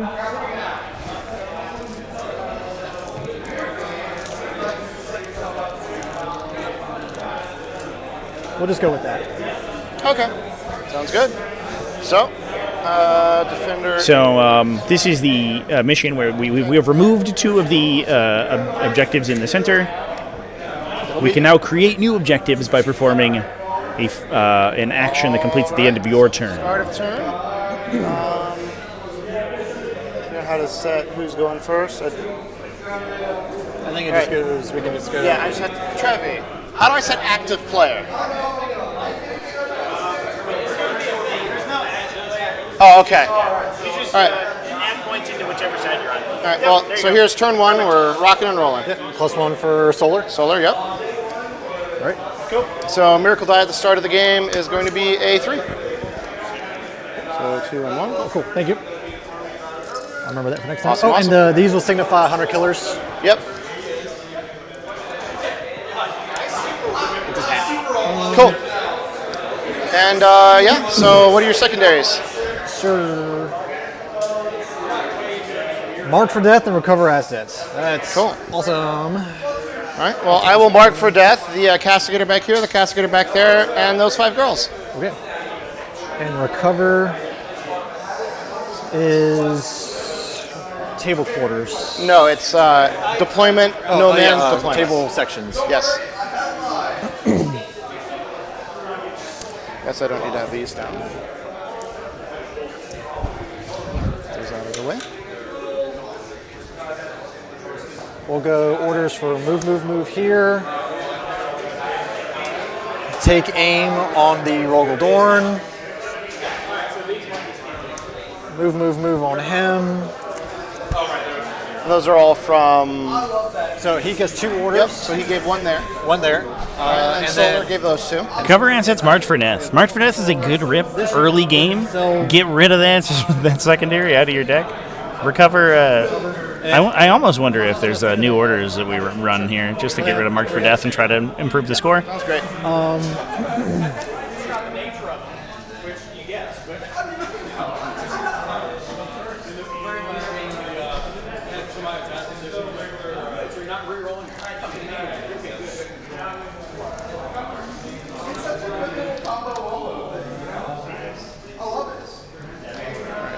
Score marked. So it's like 1 more order for him. 1 more from him, 1 more from him. So we're just doing move so far? Take aim, move. Okay, take aim on that guy back here. Got it.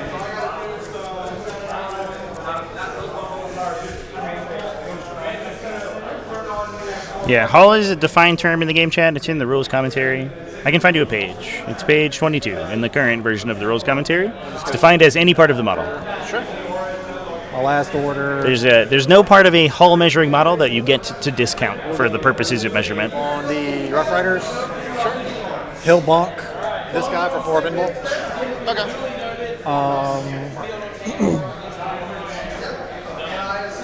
And we'll go to... Hoping to see reliance on Lord Solar lessened too. I just don't disagree as well.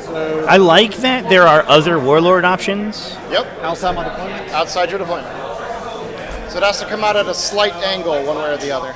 So I like that there are other warlord options in Astra Militarum that have mechanical effects because it really makes the decision a little bit tougher. But Lord Solar, generally speaking, is just the best one.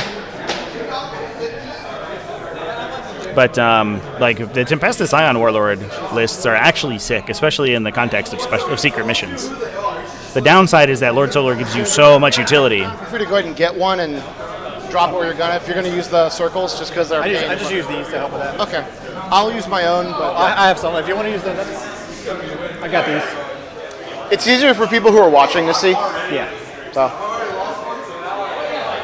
So we'll just lock in that the Chimera is doing that. Yeah, this is game 2 on stream ever. So yeah, that's fine. So here, I'll just pivot it up, and then you'll just measure your 12. Because you have to do 12 from puck to puck. So puck to puck, edge of puck. Oh, edge of puck. Okay. Yeah. Puck to puck. There you go, sir. How's my hobby progress going? I'm almost done with my Great Unclean one, actually. I worked on him last week. We'll actually pile the guys out after a move. While I'm kind of expecting to do a bunch of work this coming week while I'm chilling in hotel rooms because I'm about to spend basically an entire week of my life in hotel rooms. Because the amount of content we're creating next week is insane. Well, so it's actually change that. Just because they didn't advance, so we're good regardless. So. If you place the sponsons as part of a turret, if you glue them to the top of your vehicle, I think that would be considering modeling for advantage. Yes. Yeah. Generally speaking, dramatically changing the physical dimensions of your vehicles would be probably frowned upon. I'll spend 2 for 11. I feel like there's a joke in there somewhere. Oh, 10 Cadians trying to recover. I'm not sure what the joke is, but it's somewhere in there. I'll find it eventually. I'm sure you know exactly what it is. I really don't. That's a problem. My brain is there's something funny. They still haven't gotten over Acadia being destroyed. Yeah. My brain's there's something. I just don't know what. That's one of the problems with my brain. Is it gets part way through and then it just turns off. It's we don't have enough RAM in there. It just kind of overheats, turns off.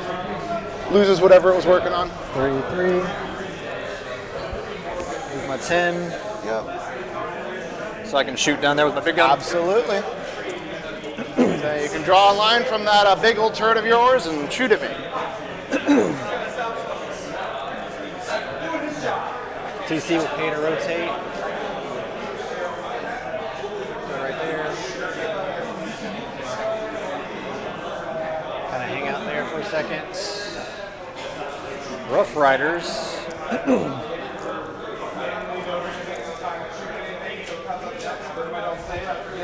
15. The fact that they're all on giant cats really makes them not more My like on wargs. And my favorite army is Space Wolves, and horses don't fit the theme of Fenrisian Guard. A whole bunch of wargs, Rough Riders. Oh, they're like Fenrisian Guard. I love it. No, yeah, the color scheme makes sense. That's cool. They're like Valhallans. They're Valhallans, chat. I love it. I love it. Stop running planes with 3 different tanks as 2-dimensional models.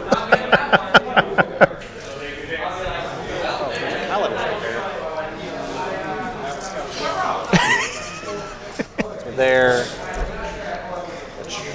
Gives me a 9-inch charge, probably. Ish. Yeah. You do have to get the base to land, but yeah. So how far do they move? 15 right now. 15 right now? Yeah, so 15. Giant paint scale at the paint table. Miraculously, he missed everyone. Hell yeah. Get around there. Maybe midnight. I did break my Lord of Change, though. I'm very sad. I think his little staff probably broke. somewhere between a 9 and a 10. We would have to actually put the I'm model sad, down. Panda. I'm going to guess a 9, but maybe a 10 if something funny happens, but I think that the safe bet is 9. Like the 10 would be if we measure it and somehow you had to pivot, which I don't think you would need to do. So at that angle, I think you're good, but I can't know for sure till the model's over there. How's that for an answer? But I'd say betting money's on a 9-up charge there. Actually, I can do you one better. This guy is in the corner. I'm just going to move him to 15, and then I'm just going to measure off the model. Cool. Just the one guy. I'll do that while you do your other thinking. Thinking. The one guy goes. I'm getting the feeling that like Cole actually kind of hates these Rough Riders because all he does is he's trying to get them killed. No problem, boss. If they make that charge, though, that's probably a dead Calidus assassin. She does fight first, so she does have the opportunity to kill a bunch of them before they swing, but it will most likely knock her down, especially if they're +1 to hits. I can see past it, but I don't think I can see down the line at all. Although I think that might have been with a move. Back here, you're going to clip that corner right there. Carrying staves and spears, yeah. Unfortunately, it's the little thing on the top. Yeah, you're going to get bumped. So I think it will be easy to glue back, but it'll be a pain in the ass. Yeah, so we'll just... That's what I should get for packing them without buying boxes for them to hide in first.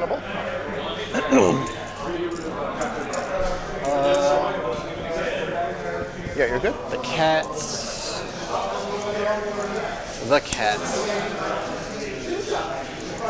You're down to the cats and the commander. I mean the last Dorn back there, I think. So I'm assuming Solar is going to stay where he is. Oh, we're not doing pinning. Weird impression in this turn. I don't believe in myself that much. I think the only thing I really got to do, I think that's all I'm going to do for movements. Sure. He's just kind of maintained his position right there for right now. All right. Yeah, other players are going to artistically shorten the new Fuegan gun. Yeah, maybe, probably quite a few. You guys will move out of the way. Like, Dragon Fusion guns are small.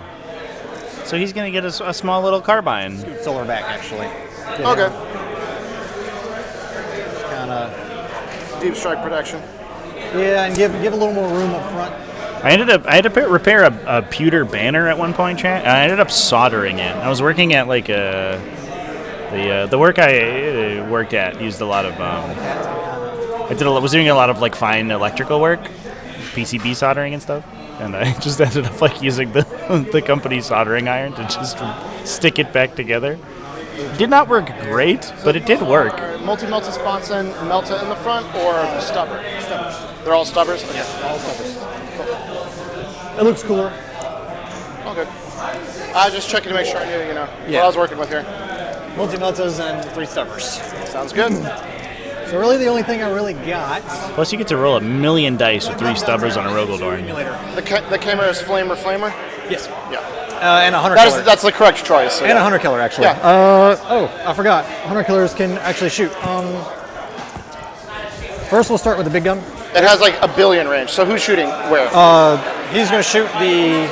Emulator? Emulator. I have 3 emulators, so all the transports are emulators. It'll pop smoke. Okay.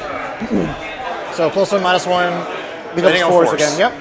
So number of shots, 7. New Fuegan does look way better than old Fuegan for sure. We were making fun of him last night though, because he has that big epic melee weapon. T10. It's just called a fire axe. AP2, cover, so 4 up. Oh, only in the box. Nope, takes it. 3 damage. Got 8. Hey, starting strong. This is gonna Chimera will try. start the trade though. So you probably won't live through the telltale. All right. Same target. So -1 to hit. Hits. What do they hit on normally? Oh, I didn't get a +1. Yep. So nope, nothing. All right. Well, that's a genuine question. What do they hit on normally? Force. Oh, okay. Mine hit on 2s. That's why I was asking. I am. So no. Okay. The guard don't get that special. The guard don't get the accurate ones. They get the dumb missile, not the smart missile. I am a 4-up army. Dumb missile. Mine hit on 2s for some reason. No, it is a fire axe, chat. If yours hit on That's not a proper noun. The Dorns most of the time are going to be hitting on 3s. Just Yeah, to and get then you got the orders. commands. Yeah. Yeah, I follow that. No, it's mostly just I didn't remember what the Hunter Killer on your tanks was. Yeah, no, it's a 4. All right, is that it for shooting? I do believe that's all I got right now. Oh yeah, the other gun's 24-inch range. I was like, I thought the Dorn had more, but his range is 24 on the other cannon. So Yeah. that would explain it. The stubbers would reach 36 inches. From here, I don't know. That's stretching just a little bit. Yeah, I'm out of range. Barely. Very barely, but yes. All right. That's fine for right now. Okie dokie. I'm pitching marks. Yep, and so you're recovering assets with this squad of infantry and solar? Yes. Got it. All right. So, pass turn. I scored 2 points. For... Oh, 3 points. Yeah, you have to survive. My turn to score those. So hold your horses. You probably will survive, but you do have to survive. Ritual, a recover happens at the end of the opponent's turn. Okay. That's part of why I don't like it very much as a secondary. So, all right, my secondaries, you can cut if you'd like. And then we are looking at marked for death and engage on all fronts. So, 1, 2, 3. Sure. All right, so miracle die at the start of the turn is a 5. I have 1 simulacra die. It's a 6, I get to keep it. And 1 command point, 1 command point. And then I'll do a leadership check with Junith. She will pass, and I will get a 2nd command point. All right. And now I have to take a turn. Oh yeah, end of turn, the Calidus goes up always. Yep. Unless I tell you otherwise. Same deal. So. All right, now we have to try and do, let's see, engage and marked for death. These are not ideal, but also not the worst in the world. So, yeah. We'll get engage. And I'll do some. All right.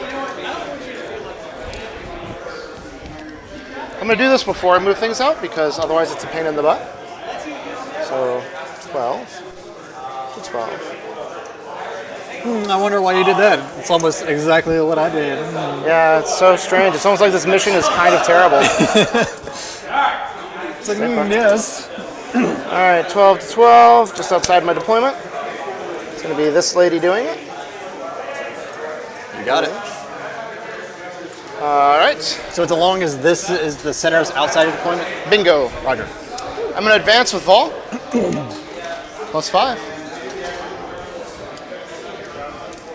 So 11 times right here.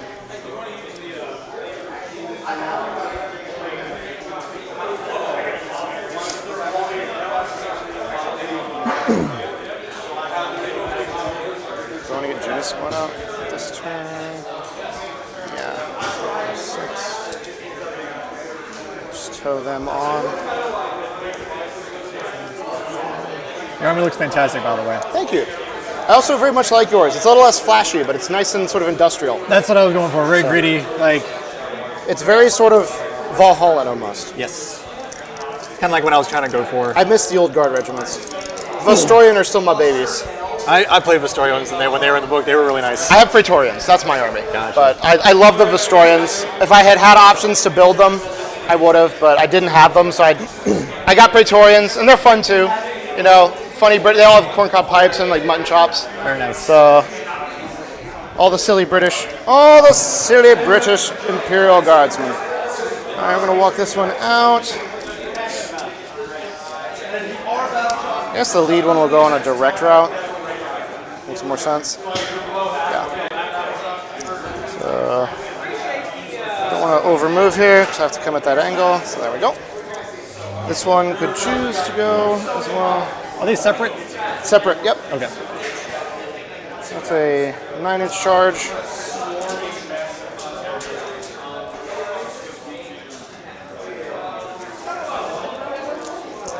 Yeah, it does need to start sputing. 12. Take it out 9. I'll go to here. That's a very long charge that I don't particularly care for. So this is going to go first before this thing moves. This will go. It's going to go, that's about 10. It's more like about 10. And pivot. Pivot. Scooch that way. There we go. And then this will wrap around that.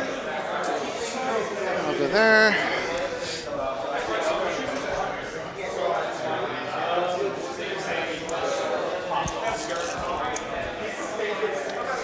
It actually will peek that corner.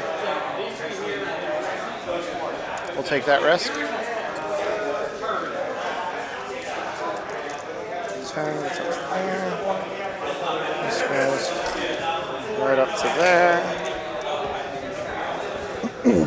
And this is going to slide up to here. Have a friend. Do a little bit of chip damage at most. That's fine. These are touching still.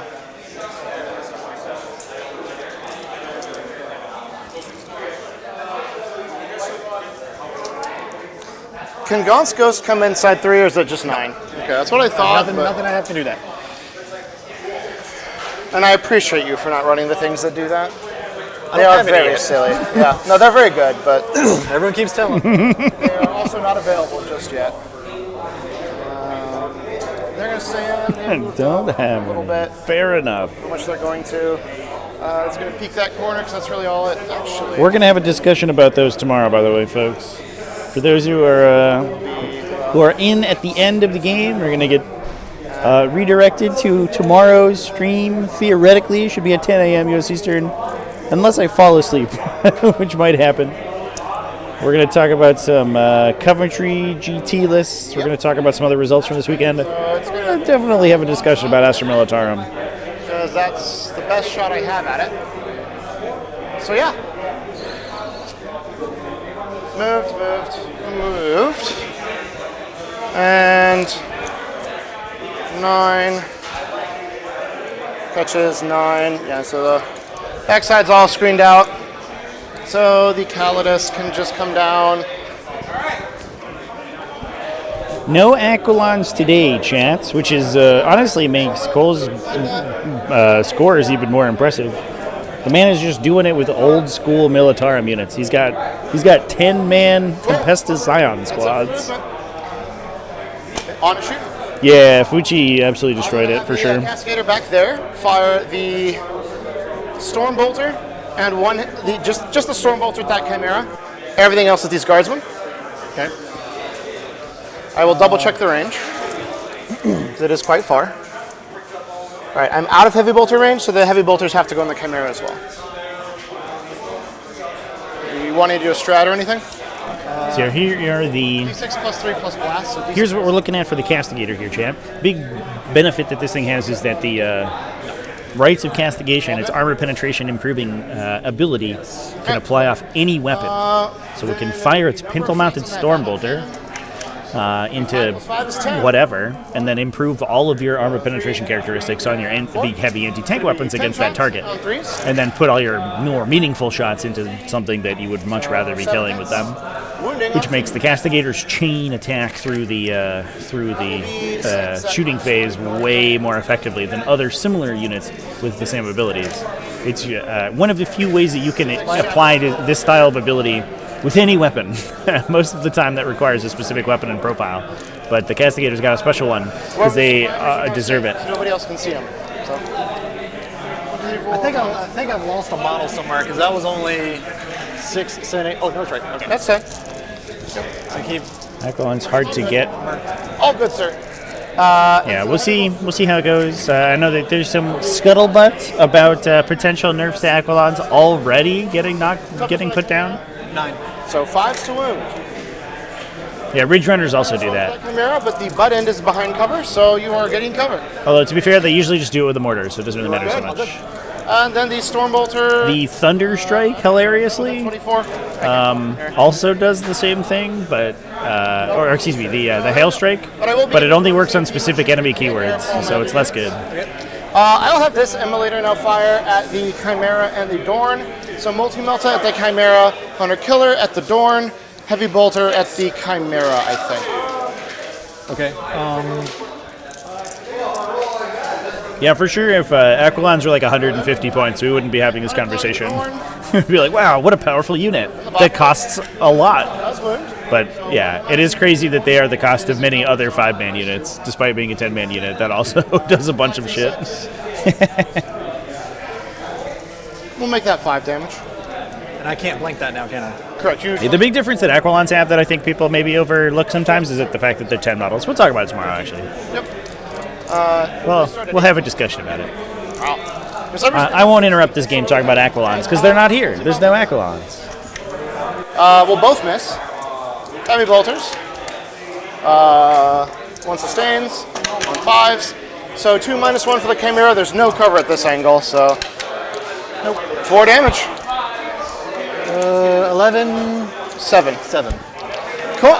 I'm going to go ahead and take cover off the Dorn in case I shoot anything else at it. So this is going to fire the Battle Cannon at the Dorn, Heavy Bolters at the Chimera, Missile at the Dorn. I'll pop smoke just to make him ask the hit. Sure. So, hitting on a 3 on the Dorn with the Missile. Hits, wounds on a 3. Any day. Does not wound. Battle Cannon on the Dorn. 7 shots. So 1, 2, 3, 4, 5, 6, 7. Hitting on 4s. So 2 hits. Then wounding on 5s. Nothing. Alright, and then the Heavy Bolter shots into the Chimera.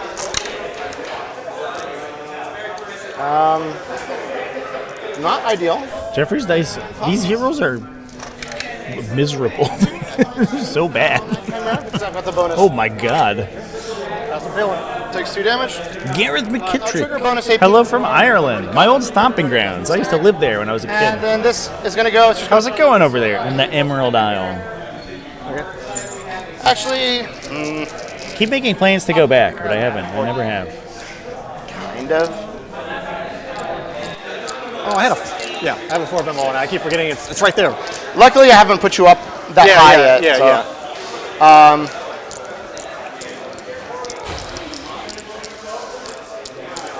I think the missile is going to go into the Chimera. So Heavy Bolter into the Chimera. 3 hits on 5s. 2 at -2, so 4 ups because of the invuln.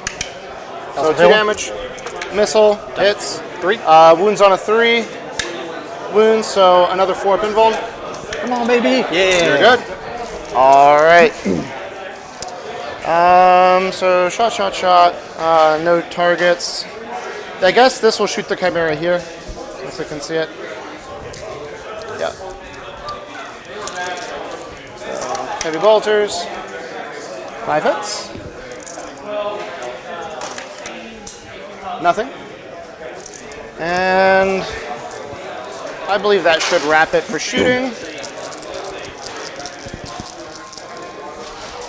And that'll end my turn. So I will engage on 3 fronts, and I will discard Mark for Death. So I engage on 3 fronts for 2 CP. That's over Engage to you. and marked. Engage for baby engage. And you're discarding marked. Yep. So, start of turn, you will get 5 on the ritual.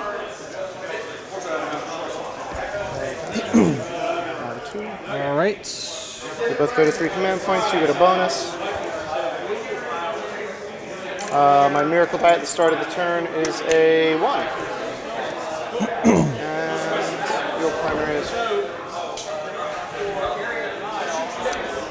Call the Horde. So, recover assets completes. Yes. So, call the Horde, you redraw. Yes, because I don't have enough things for you to do. Defend a stronghold. So, defend stronghold, and what's the other? No prisoners. No prisoners, all right. Leadership check on these guys. They pass. So now that is now stickied.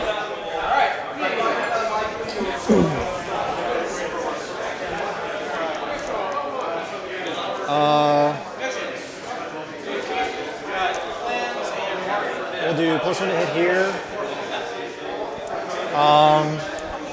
He'll try to heal him. Actually, he'll try to heal the Dorn. For D3, for 2. All right. And he'll give him the invul. Yep.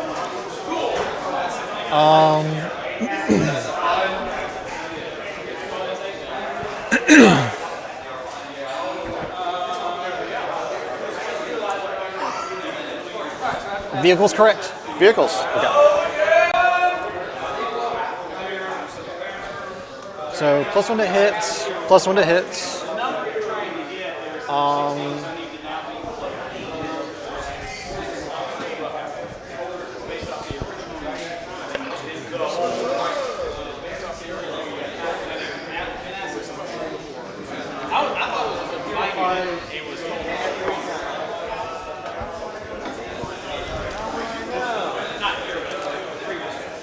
We'll go +1 to hit here.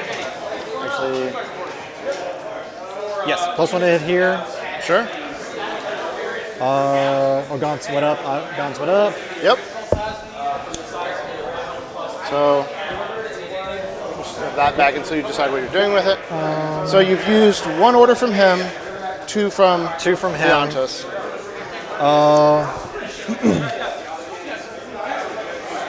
We'll go move again on these guys just to see. On the horses? Got it. Yes. And the last order from Tank Commander, he will order himself to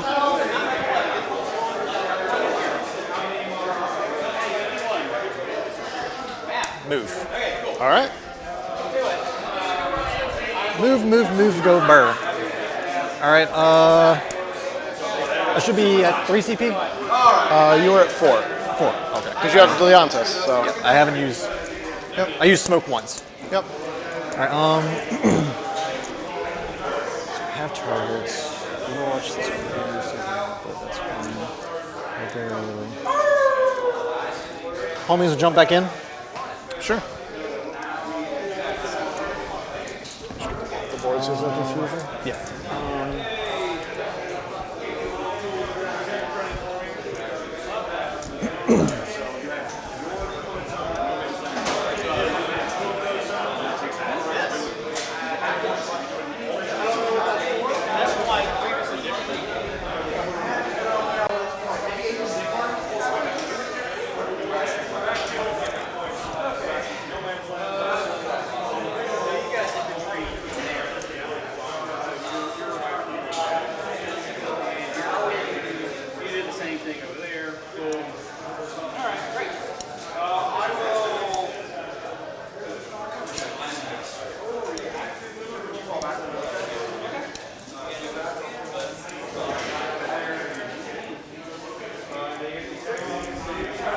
me do the thing I know I'm going to do.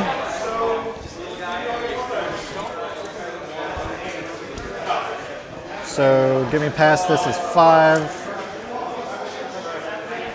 So I can move up to here without going.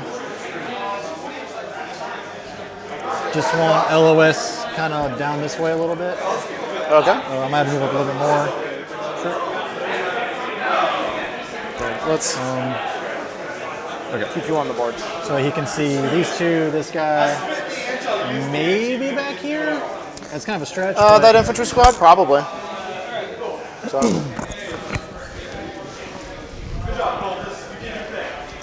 Here, let's do one of these.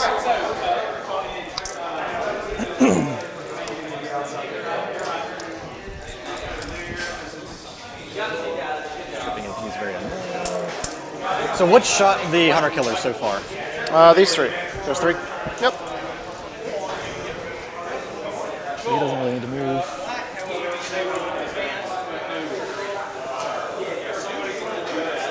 Is there anything scarier than a sister's vehicle with an unused hunter-killer missile? At any point, that thing could represent 6 damage on something. It's crazy. It's like a 2+ into a 3+ into auto 6 damage. There's Josh. Certainly the most valuable hunter-killer missiles in the 41st millennium.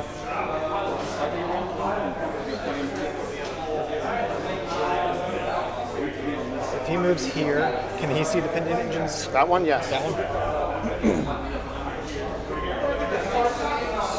Keep in mind, it is 2 units. So, Yeah. You can see the one.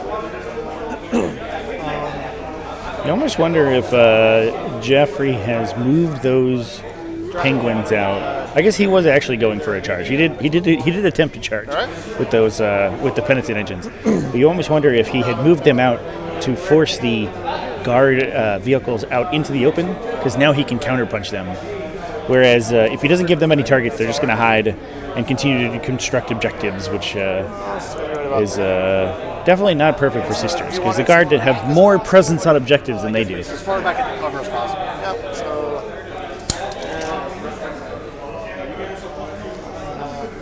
He goes there.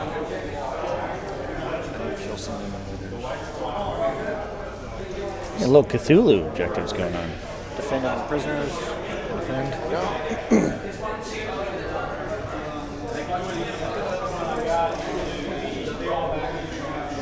Well, they have a flamer or a multi-melta? Multi-melta. All of the emulators are multi-melta. Okay. There are very few actual flamers in the list. There's a Twin Leads flamer here, there's 2 flamers on that squad back there, and there's the Calidus, and that's it. Right on. Actually, moves back a little bit because I didn't want to rotate, so they're going to face the same direction. Sure. I'm so glad that cavalry got the updated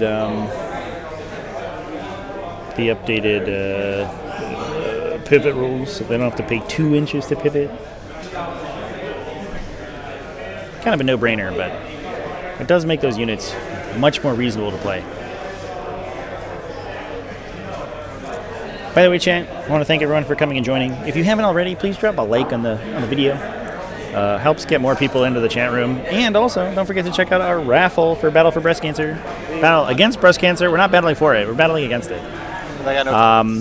Obviously, this event and any of the proceeds of any donations or raffle tickets that you purchase are going directly towards breast cancer research. Thank you so much for everybody who has already purchased or donated. You can also donate directly to Battle Against Breast Cancer at the exclamation point donate in chat. I'll go through that link in the chat as well.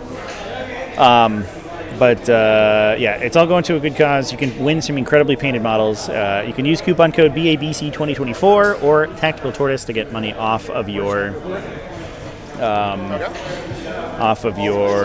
purchases. Remind you that Vol Squad does have full rerolls.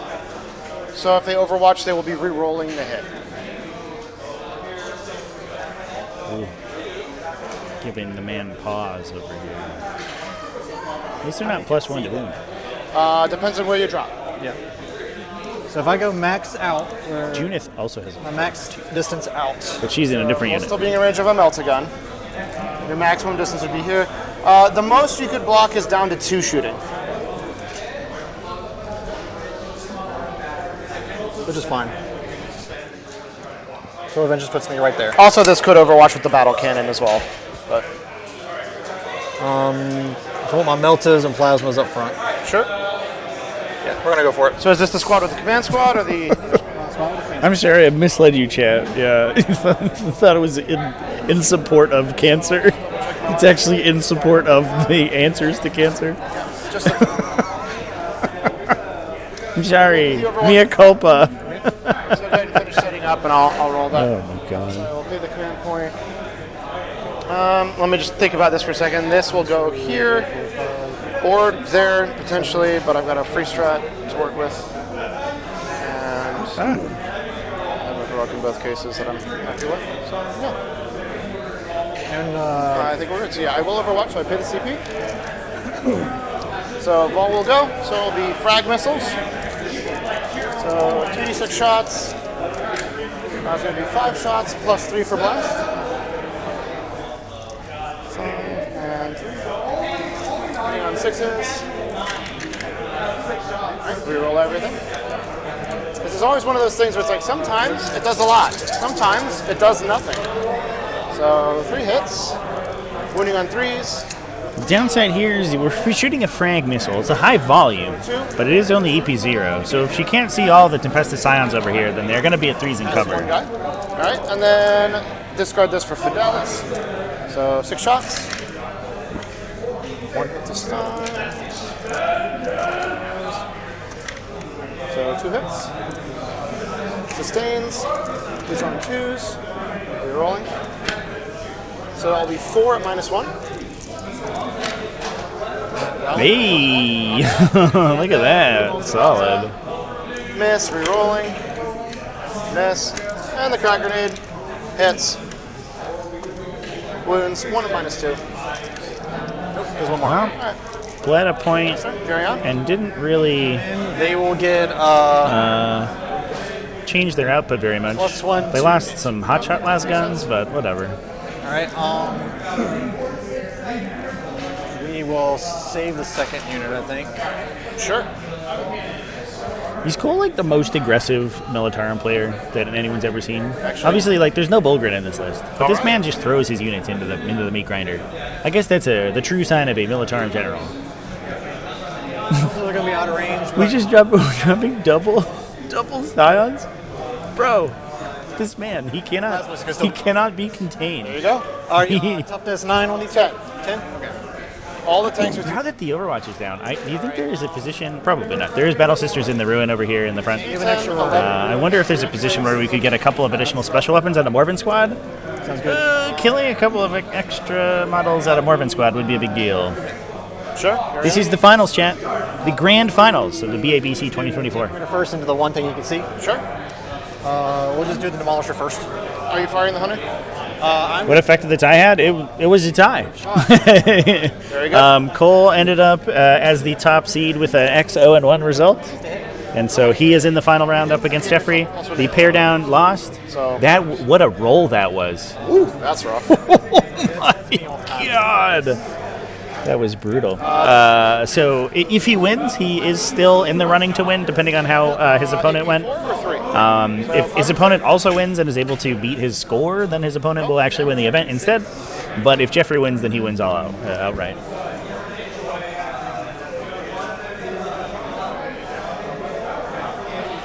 No, just 2. 2. Takes both. Las Cannon hits and wounds because you're a vehicle. I sure am. Damage? Oh, no, sorry, save. Aha. Damage? Who else might need to be making a fancy Just give me some damage. Just kill my guy. Multi-Melta here. And the thing there, the Multi-Melta 18 inches. So Multi-Melta will not reach, but it could reach him anyway, so...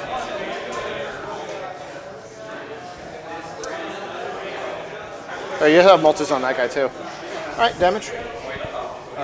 D6 +1, 4. Alright, feel no pains. Takes 3 and dies. Alright. Does not explode. Get a 6. 1 on no prisoners.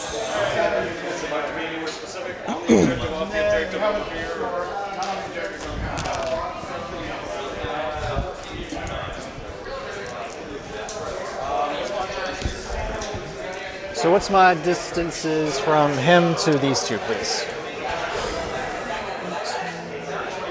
You are out of Melta for both. You are in 24 for the rest, yes. 18 from your hull.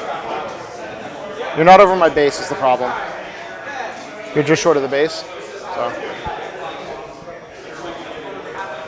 Correct me if I'm wrong, but I believe I'm not over my base over there. So. I don't know if I had enough movement to get there, is what my intent was to put him in range of Meltas, but... Yeah. So you do have the pulverizer. Alright, well... this one's the hurt one? Correct, 8 wounds. Sorry, let me move this so you can Alright, see. so we'll put... Big gun... Autocannon... Stubbers pulverizer. Sure.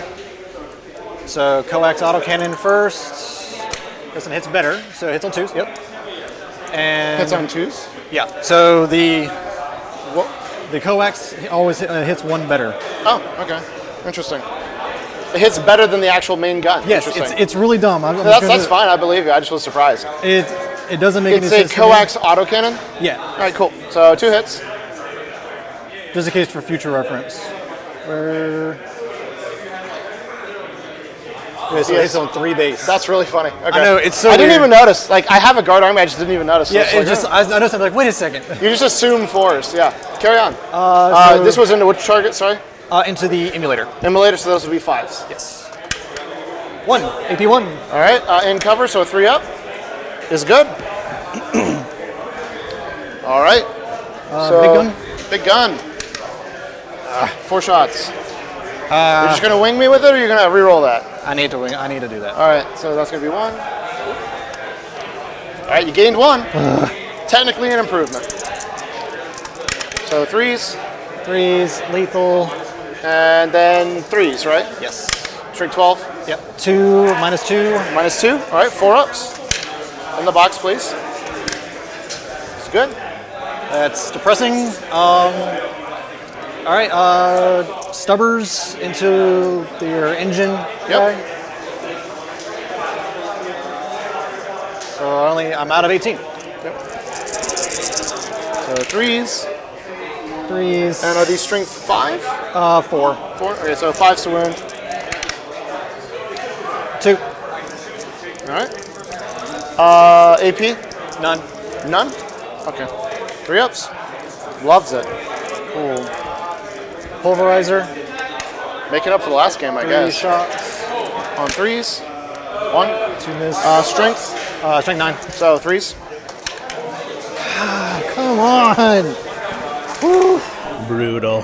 Brutal. That's man. This is getting painful.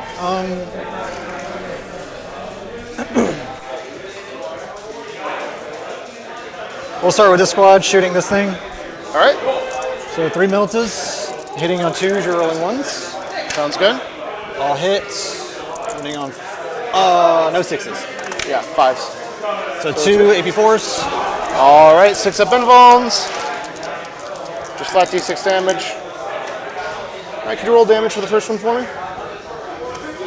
6. All right, well, miracle the second. We're down to 5 wounds. Then I have 1, 2, 3. Oh, 5 wounds on the castigator, chat. 2s. All hit, no sustains. Yep. And then The interesting part, that means it's exactly below half strength, so it turns on the Hallowed Martyr's detachment ability. The castigators then become +1 to wound with all their attacks. Lose a plasma. And I'll find which that gets super disgusting. The plasma's right front, so with this guy. That one got some distance. Yeah. And then I got some las guns. Sounds good. Into Never discount. It is Hallowed Martyrs, chat. It is Hallowed Martyrs. Yeah. The downside is So you are outside rapid fire. chip damage can oftentimes be detrimental to you because you're just giving the Hallowed Mutters additional attack stats. But obviously they don't have the same offensive power that Bringers of the Flame do. So you win some, you lose some. I rolled a single 6. Sometimes it'd be like The character's becoming incredibly strong now. You get the ability to regenerate them, get multiple uses out of your enhancement, get an excellent set of enhancements as well. Yep. Just checking range. So outside 12 for the second squad as well. So 2 hits. Definitely a lot of, I think a lot more reason to play Hallowed Martyrs nowadays than we saw in the past. If I can roll the damn dice. In the box. Okay. So it's 2 hits. Yep. 1 wound. 1 wound. All right. Takes it. 2 damage. All right. And then hazard check. He's fine. And I got... Isn't it 2 guys with plasma? Yeah, they're out of rapid fire then. Right, but you have to roll the hazard for both guys. Oh yeah, you're right. Another plasma dice. Oh my god. And all las guns. These dice, chat. 7. They're so brutal. 6 of them. 6.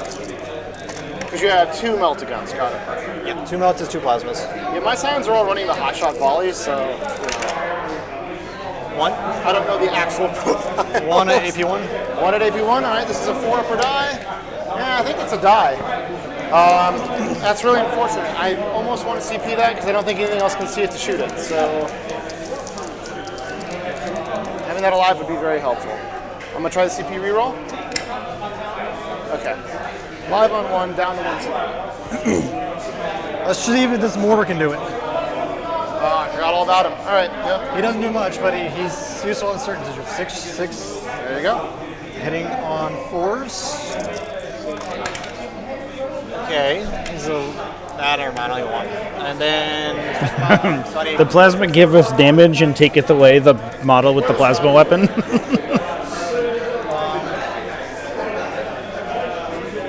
This shooting phase is going real south, real quick.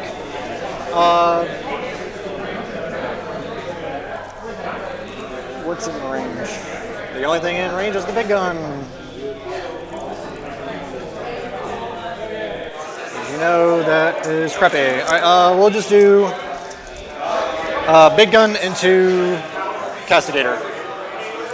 All right, are you sure? Because if you don't kill it, you could potentially give it +1 to hit and or +1 to wound if it's not dead. So you're right. So finishing this off might make more sense. Up to you though. If you're going to charge it, maybe. I don't know. On charging. What a call out. Are you sure you want to shoot that guy? Seems like it may be a bad call. That if you whiff on this but mildly injure it, it could come back to bite you. I'm not confident anymore after the rest of my shooting. That's sometimes you line them up to take the shot and they close their eyes and they pull very hard on that trigger. This guy. This one here? Yeah. All right. Because he's only got a multi-multi, right? Correct. He will not be able to get there. So. That seems like a little bit better choice. More shots? 9 shots. Okay. Hitting on 3s? Yeah, and before we just rip an immolator off the table here. Sure you mean 3s. Not bad. Hey. That was a roll. 3s. Let's go. That's not enough. No, that 1, 2, 3, 4, 5, 6, 7, 8. Yeah, you need to get short one. One more. Okay, there you go. Oh, there you go. 5 hits. Winning on 3s. 2 more. So 3 total. 3 minus 2s. All right, 5 ups. All right. Takes 9. Takes 9. Down to 2. I know this game has been super chill. I love it. That is now a +1 to win immolator, though. Nothing else in range. Yikes. You can put those stubbers here if you want. The danger, of course, is if you get me below half on +1 to wound, so up to you. This guy has a shot. Yeah, we'll do this. I always forget about stubbers at 36 minutes. Yep. So yeah, 3 stubbers here, so 9 shots. And then, And then the Chimera. Yeah, the Chimera will try to put his stuff to finish off that one Gatling wound. The Chimera's got heavy flamers, right? Heavy flamers, stubber, lasgun array. So yeah, the flamers can only reach the first tank, but yeah. So 3 lethals. Wow. Okay. Cool. 1 hit. 3 saves, 3 ups. Loves those. All right. I'll let you try flamers here. So 2 flamers. Everything else there. Sure. All right. So his stubber. 1 lethal. 1 lethal. 1 lethal. All right. Saved. With a shot. 2 flamers. 4 shots. Man, I'm not doing good with these number of shots. Nothing. Cool. All right. Lasgun array to the guy back there. So 3 shots. 6. 6. It's 6 guards. Right. And the guys inside can't see. Well, I have one guy with a plasma, but the Cadian's inside the fire deck. Yep. And we'll try the plasma back there too. Sure. 1, 2 hits. 1 lasgun hit on your guy in the back. We're good. And 1 plasma. Yep. So 4 hits. Doesn't that work? All right. And his Melta, I think, is out of range from here. No, you're within 12. 12. So yeah, if the flamer is in, then the Melta would be in. Hits and lethals. All right. But We auto 6 that? saves. D6 damage. 3. Down to 5. Hey. Now I'm going to try to charge with the Rough Riders. Sounds like a plan. Let's get those no prisoners off. We've got 1 kill so far. A couple more would be nice. So it's going to cost you 2 CP because you're near the Calidus. He stays though. Brutal. Yes. 8 will definitely make that. Yeah.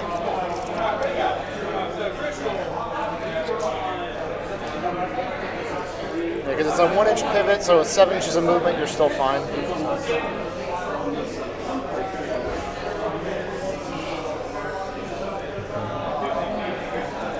When I pile in, I can try to get a few more in, is what I'm going to try for. Sure.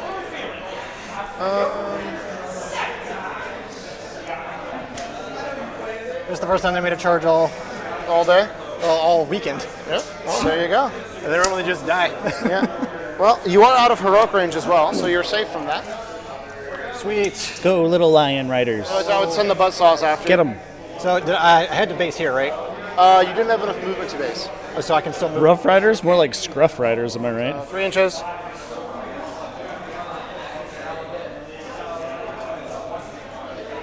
And if I do this, he's a little far out. Yep.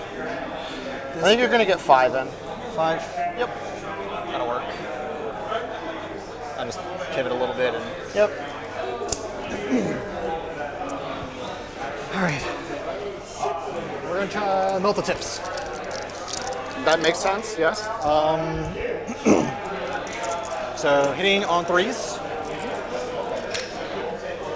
All hits. No lethals. T10. Wounding on 5s, no 4s because lance. Sounds good. So 2 AP4s. AP4s, 6 up in bones. What's the damage on these? D6 apiece. Woo! Spicy. Alright, roll the damage for the first, please. 5. Alright, it'll die. Does not explode. 1, 2, 3, 4, and 5, 6 levels on the inside. 1 will chip on the way out.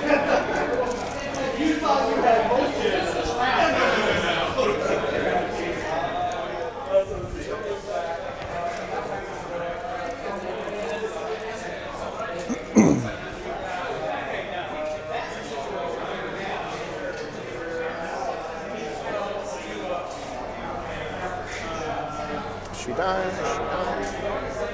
Miracle on death. Is it 2? Please go away.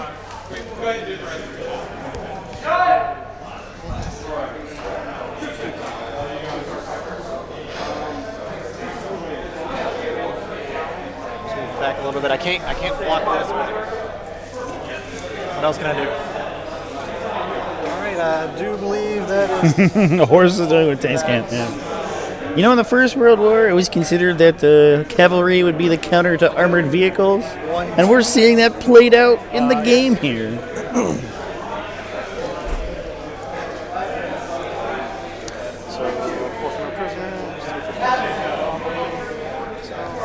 So it's a weird question. Is it possible to kill something at your turn and get the last kill? No, because you triggered it, it's discarded at the end of the turn. Yeah. So if you hadn't gotten any kills and you held it and killed stuff on my turn, you would get it. But basically, once you've activated it and scored it, it goes away. Okay. Indeed. Discards at the end of the turn and gets its points. Cool. So defend the score at the end of the turn. Yeah. At the end of my turn. Yeah. But I'm not taking it from you, so I'm going to go ahead and score it for you. Okay, I'll go ahead and put it in. And so my Calidus is going to stay down this turn. Okay. And we're going to rock and roll. So start of turn, I will get 5 for controlling one in no man's land. And you got engaged last turn, so why don't that save it? Okay, go for it. Alright, so my missions will be overwhelming force behind enemy lines. I'm going to have 3 command points. So I will spend one of my command points to redraw behind enemy lines into defend stronghold.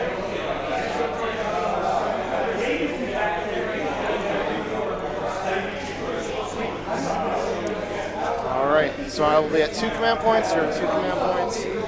Discard this miracle dice to get that. So let's do goes away. And bottom. Alright. Start of turn miracle. Sister should win and get nerfed again. Simulacra on 2 objectives. Hey, they're okay now. Keep it 5. Still really good, but it was unfortunate that they weren't going to do mechanical changes because they did need a few. Over there. And the tank over here. You know what? We'll take the points changes, I guess. Very brave.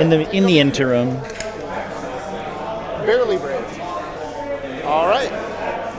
On to the movement phase.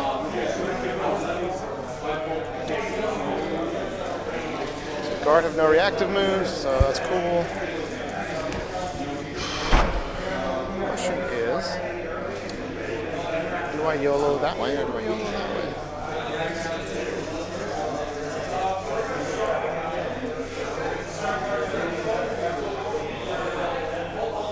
way? Yeah, December update making the faction more interesting would be cool. Should they cap the amount of miracle dice? Like, hard caps are a little tough. The OC on the Chimera is 2, right?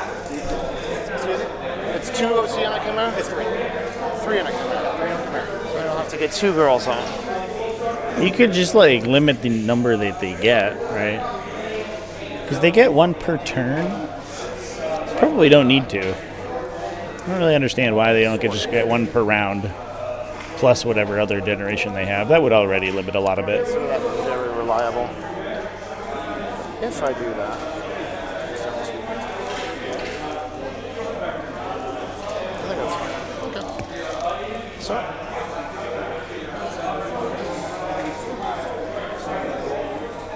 Seven. Walk to there. 6. I think Miracle Dice and like the mechanic is fine. They just they stapled Miracle Dice Generation onto like literally every data sheet. It was sort of insane, and that was really the problem. Like, it's bizarre that they made it once per turn, which is it already was. That wasn't new, but then they also give you an automatic 6 with the Triumph. Feels like they should be one or the other. Either the Triumph gives you an additional 1 on your opponent's turn, or an extra 1 every round, or it gives you 1 of the dice you already get as an auto 6 or something.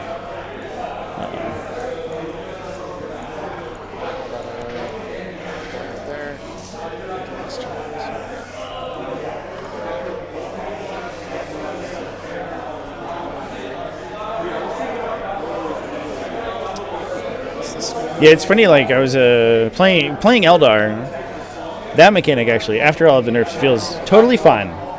It's extremely strong, but very limited, and has some good support in faction, but you kind of have to build for it.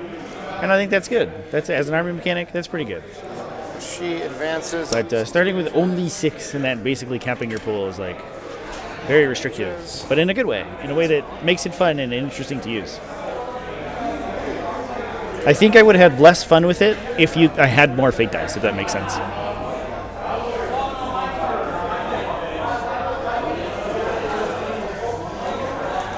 Yeah. Too fucking bad. That's kind of what I was thinking. I'm like, it's like weird that it gives you an extra dice and it's also a 6. Should be one or the other. Like either one of your dice is a 6 or you get an extra dice. Squad side's gonna hop out.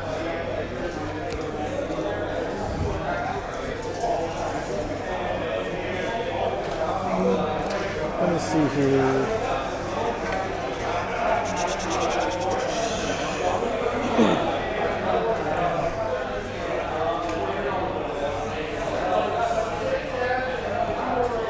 Which squad is that one?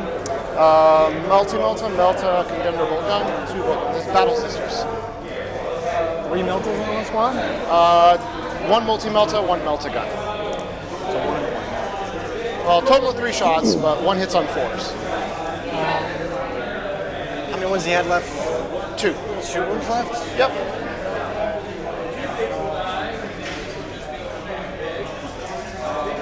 You have to end your movement there. You can still get out there. Yep.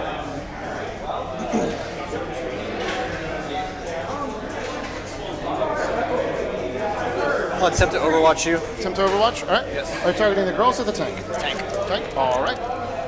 Oh, yeah, it's on 1. All right.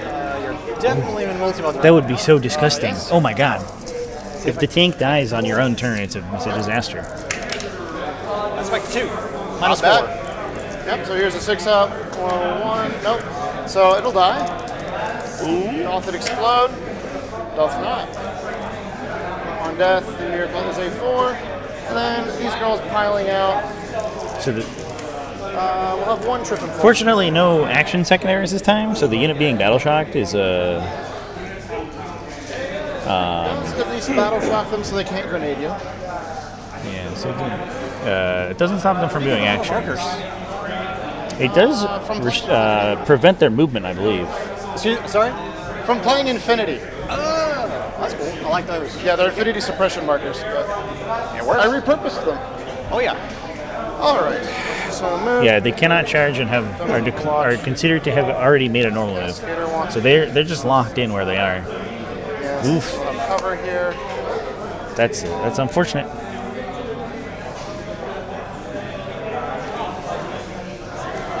That's a good Overwatch right there, chat. Plus, you get rid of the ignore cover. It's either that or I pull it. So a cover stripping multi-melta with +1 to hit and wound. Yummy. I think I'll do that instead. So it's actually just going to back up, so it's only visible to this really close angle. So. By the way, chat, I'm going to share a picture from my Instagram. Check out this Knight Army that's at this event. I think it's 3D printed parts, or maybe just a third-party part set. But they're these sort of Baroque relic knights. Incredible looking army. They look so cool. They're Imperial Knights, like,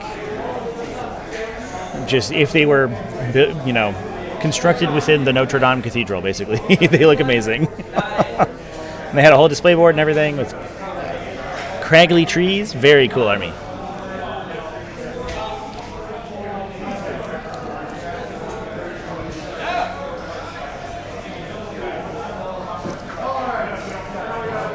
Just right here.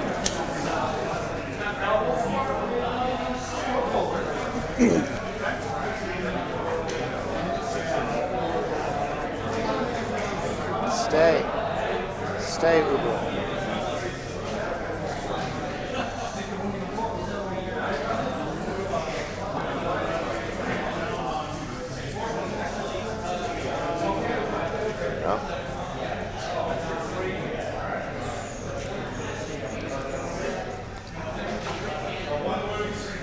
So they'll be generating that in the shooting phase.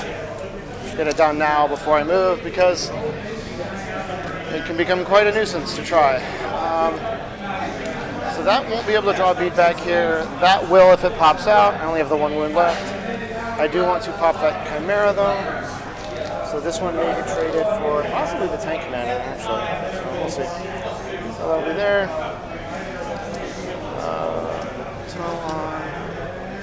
These girls.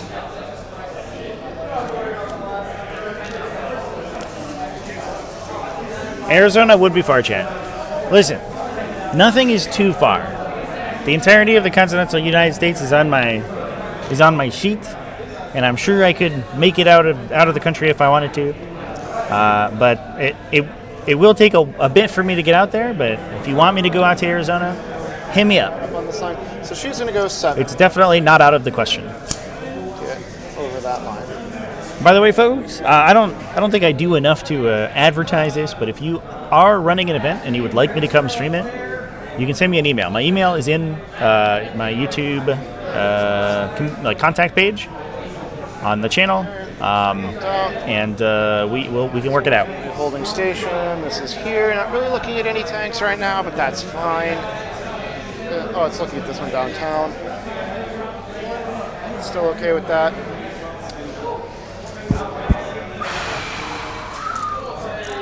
I believe that's the end of my movement. Okay. So we're on to my shooting phase.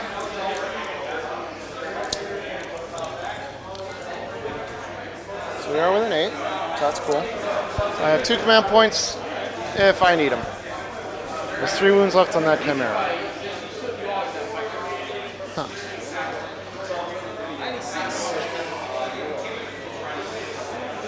-1.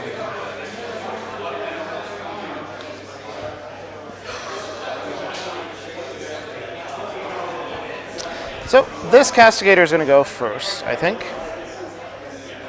Just going to fire into these wolves with everything.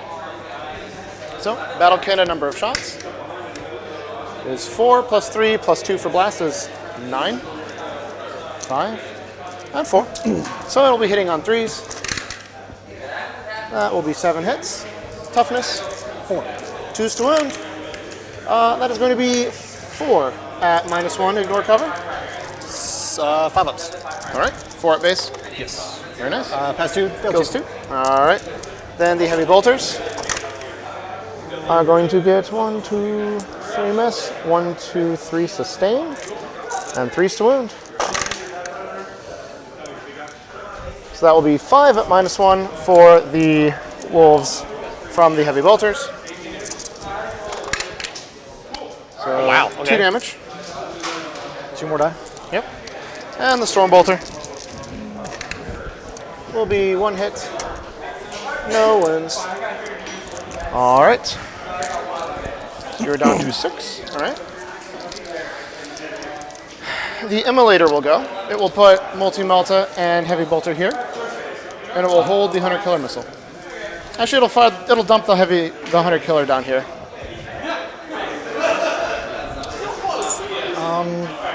Do you have to hit to strip cover?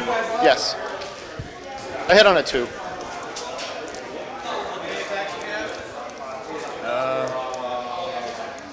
I'm trying to think here, so let's see.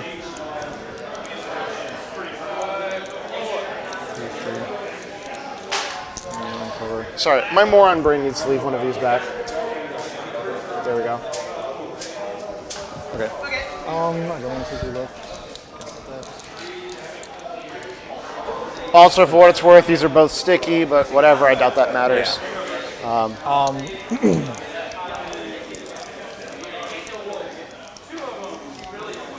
What's the question here? I'm thinking about smoking them. Okay. But it's just like, do I smoke now, or do I smoke? I mean, there's no point if I'm going to smoke, I'm going to smoke where I got to smoke regardless, so I might as well try to limit that. So just do it now? Yeah. All right, that'll set you to 0, and hitting on a 3. We missed. Woo! All right, and then the multi-melta into the dogs. This is going to be on 3s. Nothing. Heavy bolter into the dogs. This will be on 3s, 1 sustain. Wounding on 3s. That will be 1 at -2 on the dogs. -2 or -1? -2, because I hit you with the Castigator. Okay, kill 1. Yep. Blech. Bah humbug. All right.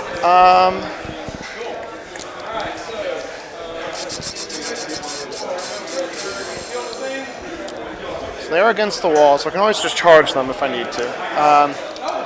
All right, so 1 squad, 2 squad, 3 squad, and Castigator back there are still waiting to decide what to do with themselves. So cracking open that Chimera would be cool, but it is a lower priority. Killing a tank Chimera is also a low priority, though. All right.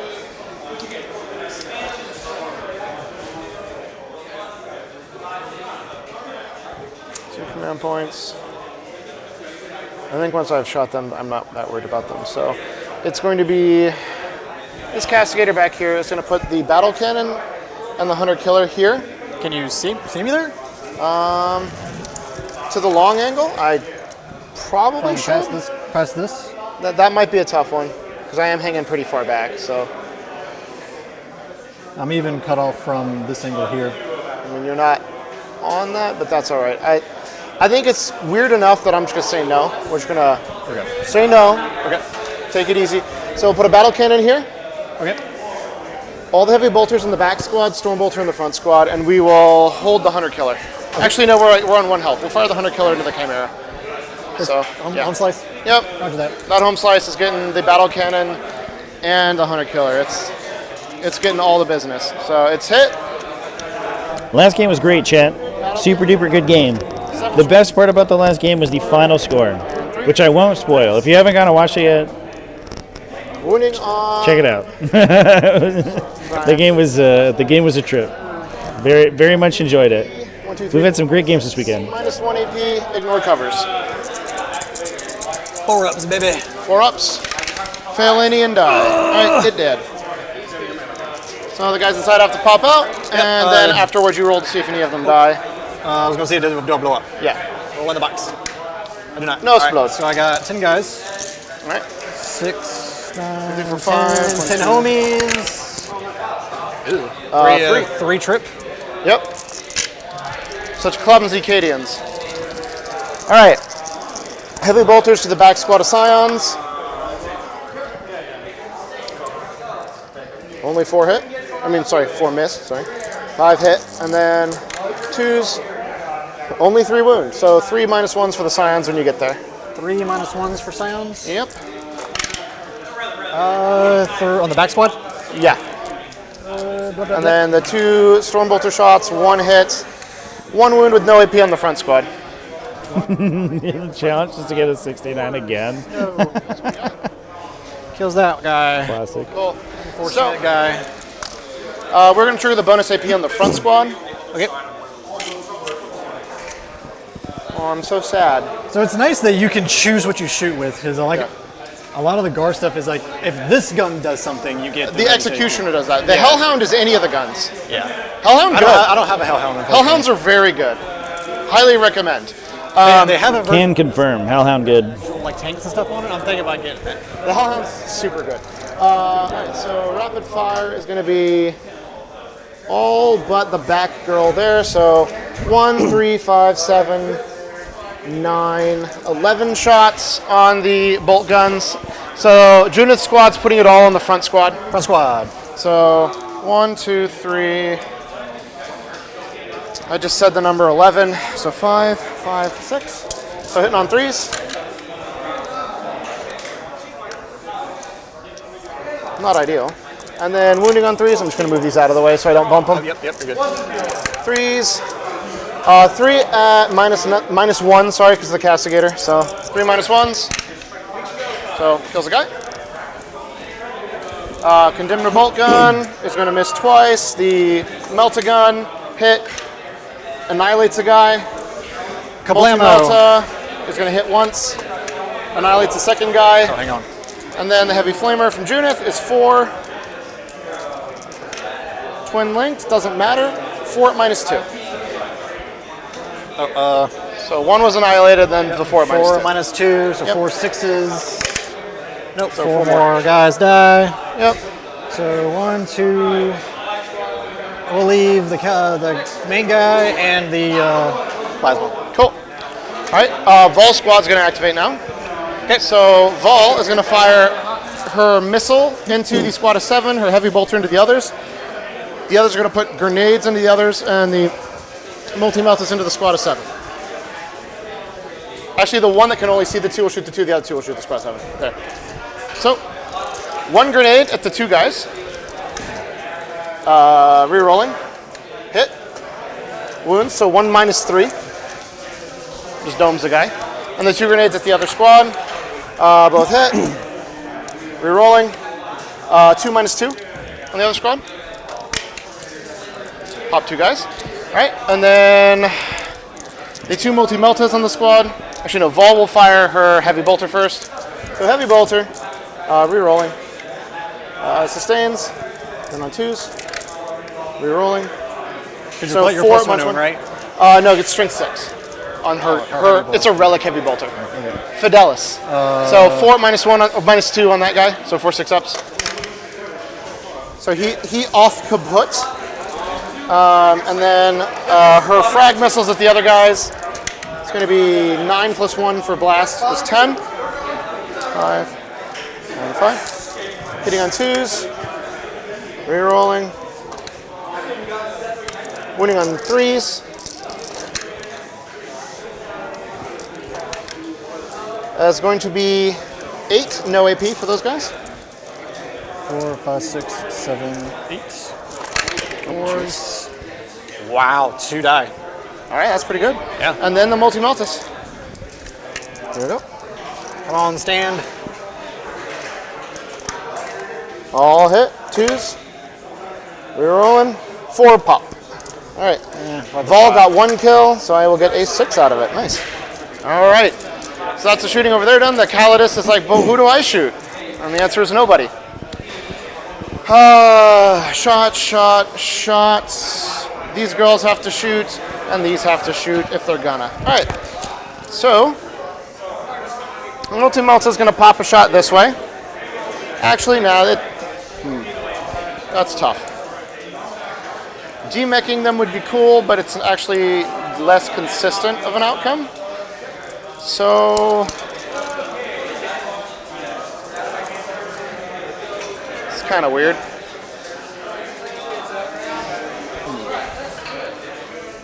Got a wound on 5s here, but I can guarantee he's one smoked still. Yeah, I know. They're plus 1 to hit, minus 1 to hit, so it kind of comes out in the wash. Yeah. That's got 11 wounds. Cover is the big thing. But it is out of Melta range of both, so yeah, they're just going to fire here into the Rogel Dorn. So Condemnor hits on 3s. This is both. Bolt gun hits on 3s, hits twice, needs 6s, nothing. The Melta gun hits on a 3, hits. I'm just going to go ahead and wound with that, so that'll be 1 minus 4. Minus 3 with cover? Yep, so 5 up. Nope. Alright. For 8 damage. Cool, then 10. Alright. And then the multi-melta hits on 4s. Wait.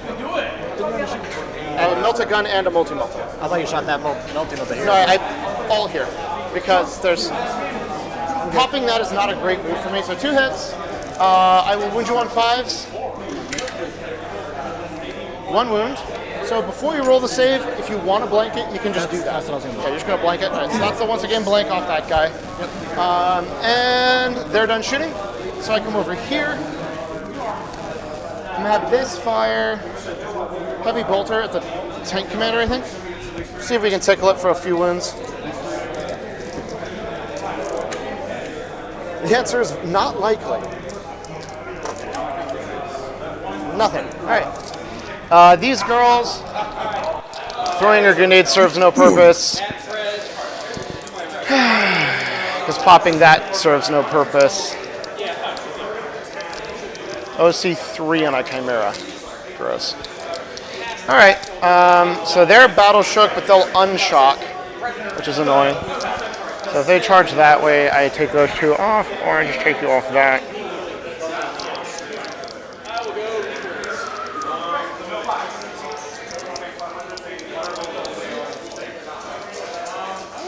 A triple charge, I can kill, tie. Okay, so they're gonna fire their pistols. Actually, sorry. Let me square these up.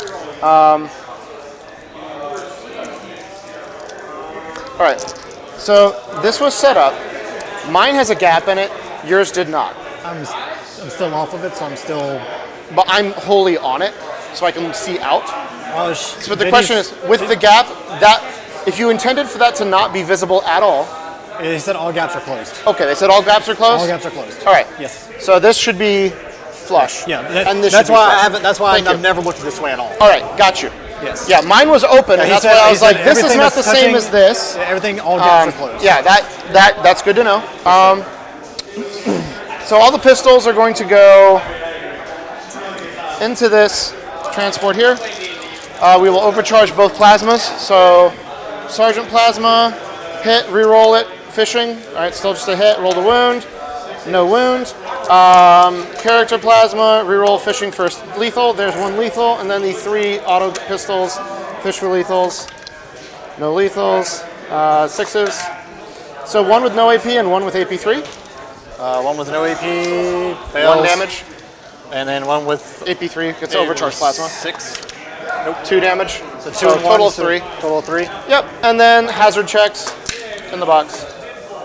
Darn. I was hoping I'd fill 1 of those. Down to 8. All right.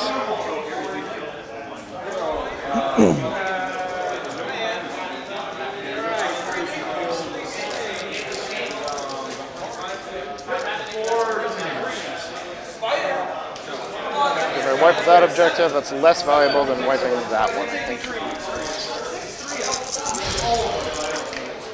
Is it though? Not that worried about 6 horses. Now I have to check ranges for charges. That's a 6-inch charge to get to the wall. She's really far away. If I'm not on this terrain, does that I'm not against the wall, so can you fit through the wall? Correct, because I can get on the footprint to fight through the wall if you're next to the wall, which you are.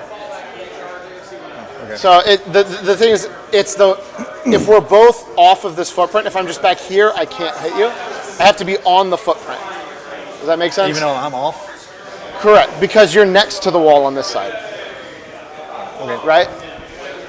Because you'd be within an inch. That's always confused me. So the way it is that these walls, this footprint is an inch. Classic Militarum. And This is so melee work? if one of us is on the footprint, What is the fight phase? Is that when Rough Riders charge? Like give me engagement range. But I'm not on the footprint. Right, but if I am, then one of us is on the footprint. Just one of us has to get onto the footprint. Otherwise, I mean, if you want, we'll just move you an inch off, and that way you're out of range. See? Like, that's always confused me. I don't play assault armors very much. Yeah, you're good. And it's so yeah, if your intention was to stay off of that. And so what Jeffrey's saying here, just to elucidate for the chat, these walls in the middle are 1 inch thick. They have a base on the bottom that's 1 inch long. So if one of the two models is next to it, and the other one is on top of it, then they will. It doesn't have any models. If you look at the bottom, you see how there's like 1 inch. Oh, he's gonna explain so if it. I get onto it, I can get inside engagement range because that's less than an inch once I'm in that band. But if I'm pushed against the wall right here, it's 1 inch away from the outside, so you're not in engagement range if you're outside. Okay, so you can't exist in this, right? I can step onto this if I want to, but if I do, then you can fight me through the wall. Okay. But if I'm on the ground, not touching it, then I'm not fightable through the wall. You have to come through the wall to punch me. Thank you for explaining that. No problem. It's such a crazy. Yeah, so basically this terrain makes it easier to see, but basically the whole idea is some models have a base that's bigger than 1 inch. So they can't fit through the wall if you're a little over an inch away, right? The base won't fit, they can't land. But it's not close enough for them to hit you through the wall because 1 inch is engagement. So basically if it's like a big Terminator, he can't run up and punch you through the wall. He has to walk around. But if it's a little elf who's on a 25mm base, you can't physically block her. She's so small, she just fits in that gap and just lands and stabs you. Okay. So basically, it's just a weird interaction based on the size of bases and things. Like, it's something that only really comes up with weird melee-focused matchups. Yeah. This is my first time really trying these guys Absolutely. out. Yeah. So I has never come up with when I've played TCAV. Yeah, so. and it's totally true, because TCAV have huge bases and don't walk through walls. Exactly, So, so I've never had to worry about it. Yeah, bingo. So this would be a 6 to clear, and then like Jeffrey's 2. So Vol's going to perfect explanation of that situation. It's kind of spicy and risky to do it, but I think what a game, chat. Does a lot for me. Wow, So this is such a cordial game. I love it. And I'll spin the miracle on it. +3, that's 9. So we're going to get 1 through with 9. So tap to there. This one will then go 4 to the butt and 5 forward to there. Vol goes 9 and clears her butt to the back side of this. And this lady with 9 gets her butt to here. All right. So that simplifies that. And then this squad will charge the Chimera. Yeah, as a reminder as well, folks, for the folks who haven't seen the previous games, we are on away games terrain. They have ruled that these little crates, like in the center of the image right here, are 2-inch tall ruin sections. So models that, even if models are not able to go through breachable terrain or don't have fly, can still move through those crates as long as they don't end on top of the crate. You can spend your movement to climb up the crate and end on the top, as long as you are a unit that can stand on top of ruin terrain. But otherwise, anyone can go through them. Which is why Morven Vol and her unit of Paragon Warsuits, who are ostensibly vehicles, are able to make that charge. So it drops me to 1 command point. And then I have to decide if there's any other charges I want to do. Probably there. 1 mortal wound to the Chimera. The big damages. All right. And no one else over there to charge, so just these 4 girls are going to charge the Dorn. With a 3, they're going to fail. Good job. Well done. Impressive. The 3-inch jar. 4. You got a 3. I could have miracled them in if I'd been, attentive. I always do this. Fight phase. Rip. I'm going to start here. The question is, which one do I swing with to try and make the magic happen? T9, you said? 9. So I'll be winning on 5s. I have the full rerolls with lethals. I only have a 6 showing, though. So I'd have to burn that, which is kind of unfortunate. That's fine. All right, so I'm going to go with this squad here of girls. They're going to go into the Chimera here. I discard a miracle die to activate her ability, Rapturous Blows. And 5 dice. Hitting on 2s. Rerolling, 6s are lethal. I will go fishing. 6s are lethal. No. And then these are going to be on 5s. Really weak. Was not meant to be. So just 1 at -2. That was brutal. Good. Yep. And 1 mortal. So drops you to 6. And the other girls in the squad. So Sergeant with the Power Sword. That was there's the disgusting. Hits. Does not wound. So just 1 at -2 for 1 damage. So what we're trying to do here is block off potential areas of disembarkation that are on the objective. This is great positioning by Jeffrey, too. Just 3 hits and 6s. Nope. Because the remainder of the unit re-embarked into that transport, if I remember correctly. All right. And so Jeffrey's trying to prevent anybody jumping out of that thing from being able to hold the objective from them. But this will go. Doesn't seem like it mattered. Make up the difference. So 3 attacks hitting on 3s.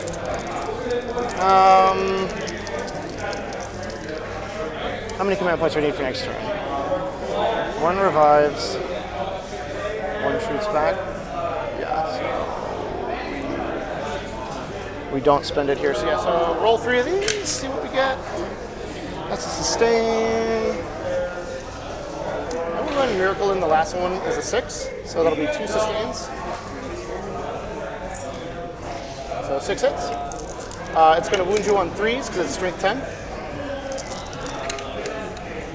Twin linked. So it will be 5 at -3, so 6 ups.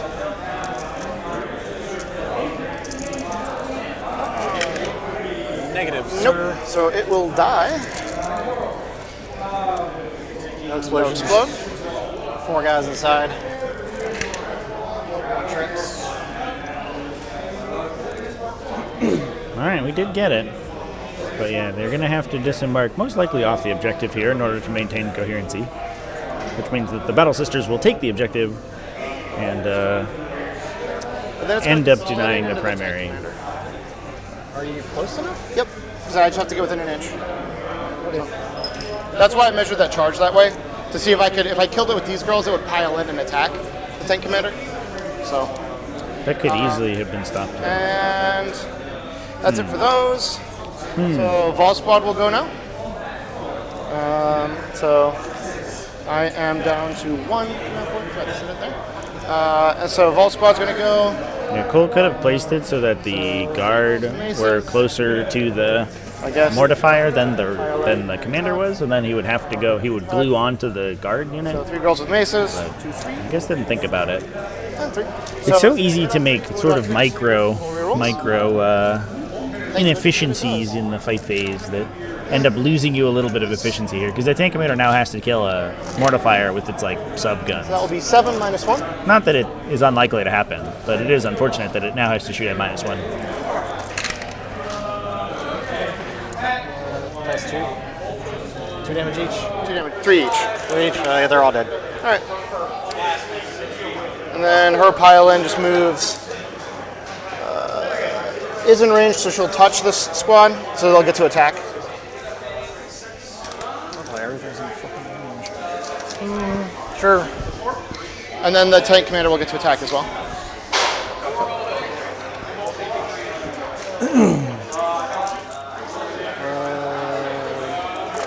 Tank commander. Here, let me pile these guys in so they can swing. T6. Yes, 6 on that. 1 wounds, AP0. Okay, 3 up. Saved. And my guys over here. Yep. Chainsword. T7, so 6s. 1. 2 up. It's good. 1, 2, 3, 4, 5, 6. My guys. They're angry. Yeah, bayonets for the Emperor. Nothing. T6 or 7? 7. Yeah, of course it is. All right. And see, I have 10 on, so yep. That's it for my turn. I will get my overwhelming for 5. And then defend for 3, because I don't think you have any way to get back here at this point, right? Just Opie Downey. But you can't come in within 3, so. Unless I could drop in and kill him. That's about it. It's sticky. Oh, yeah, then it doesn't matter. Alright, so that's it. So pass turn. Start of turn, you control this one back here for 5. So no behind? No, I had discarded behind. Oh, okay. To get overwhelming and defend, remember? Oh, that's right. And you get a bonus command point from Solar, so you're up to 2. My miracle to start of the turn is a 2.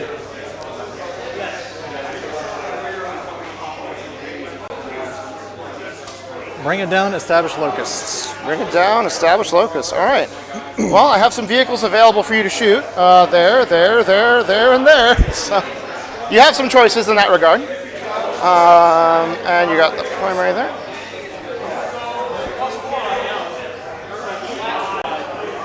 And this is top of 3. There we go. Perfect chance. So I'll just hand you back your order so you can redistribute. Yeah. There you go, sir. He'll attempt to heal the absolutely Dorn for 2. 2 more. Up to 16. Forbidden Bowl will go to him. Orders. 12. Himself plus 1 to hit. Plus 1 to hit. Not got much left.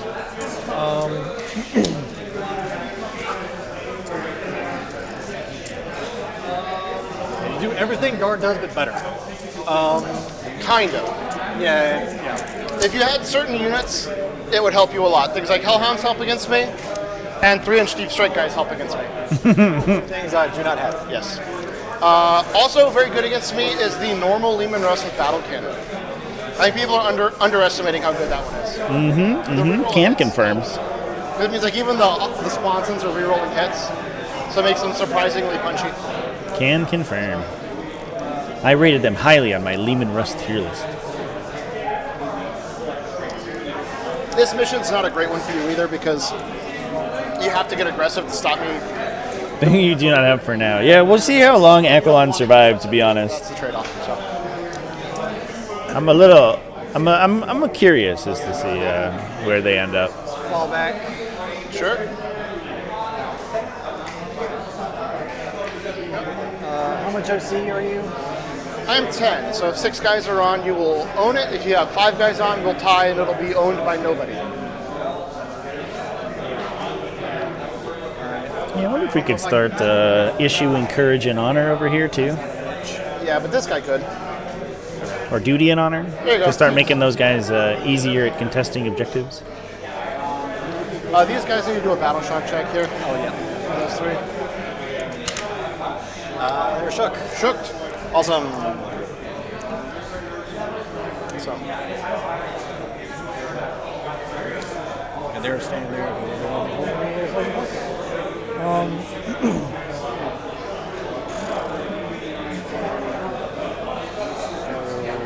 +1. He's out of range, unfortunately. Yeah, just barely. Yeah. Don't know how to play Eldar into 30 Aquilons. Also, these guys... Just get some Navigators in. Just to ally in some Navigators. Easy. Because I had to leave him there to score. No, he's on. Oh. Okay. So, no, you don't have to leave them on there to score. That's what I was saying. You currently have a tank touching it. So if you want to leave them there, you can. I figured you'd want them up. So the Dorn can see down. Yeah, it can see all of this. You can also see that tank there. So it doesn't need to move. Does it have heavy on its guns? No. Okay. No heavy. It kind of feels like Militarum should have heavy. Like in general, right? It kind of just feels like they should have heavy weapons. Which is terrible, and they may be right, but I refuse to accept them saying it. I want to believe in this. Ally in the Night Tyrant with your Eldar. Indeed, chat. That'll learn them. That'll show those Tempestus Aquilons they won't be able to touch you. They'll come in and they'll shoot one plasma gun, and they'll call it a day. I've made a lot of mistakes in this game. This is how we learn, for what it's worth. Just frustrating. I understand completely. You'd be amazed how many GTs I went to and bombed myself out on top tables. So it's part of the journey. So.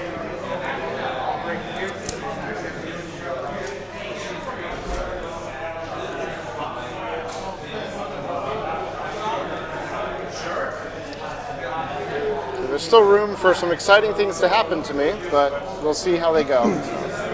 Can he move up at all and still be on the objective? Yes. Where would you like him to move up to? Just closest possible to them while still being on the objective, please. Absolutely. You're right there.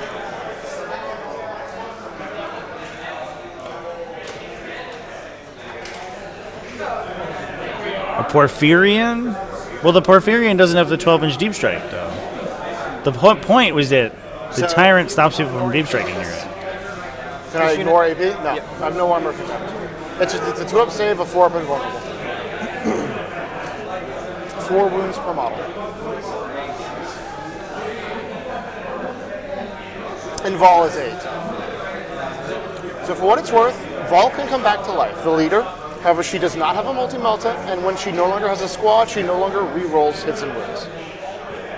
At least in shooting. And melee she can for a strat. Alright.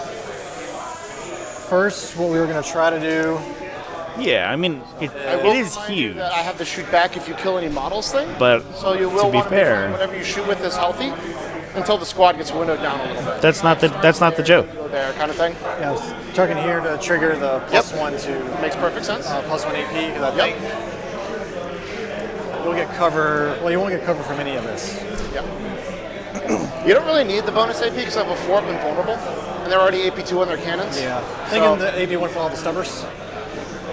You could. Triple wounds. Or I could try it here and stubber you that way. See if the mortar just kills it. Yeah. Yeah. Let's try that because I don't have much left. So 5 shots. Yeah, because it's 2 CP, that's why I would sort of recommend against it. So 1 hit. And they nerfed the crap out of Index. Nothing. For good reason, but yeah, it is rough for those units that are still stuck trying to survive. So, all right. So you can give the bonus AP over there if you want, or you can just try to get her done the old-fashioned way. That's on a 3-up base save, not a 2-up. So.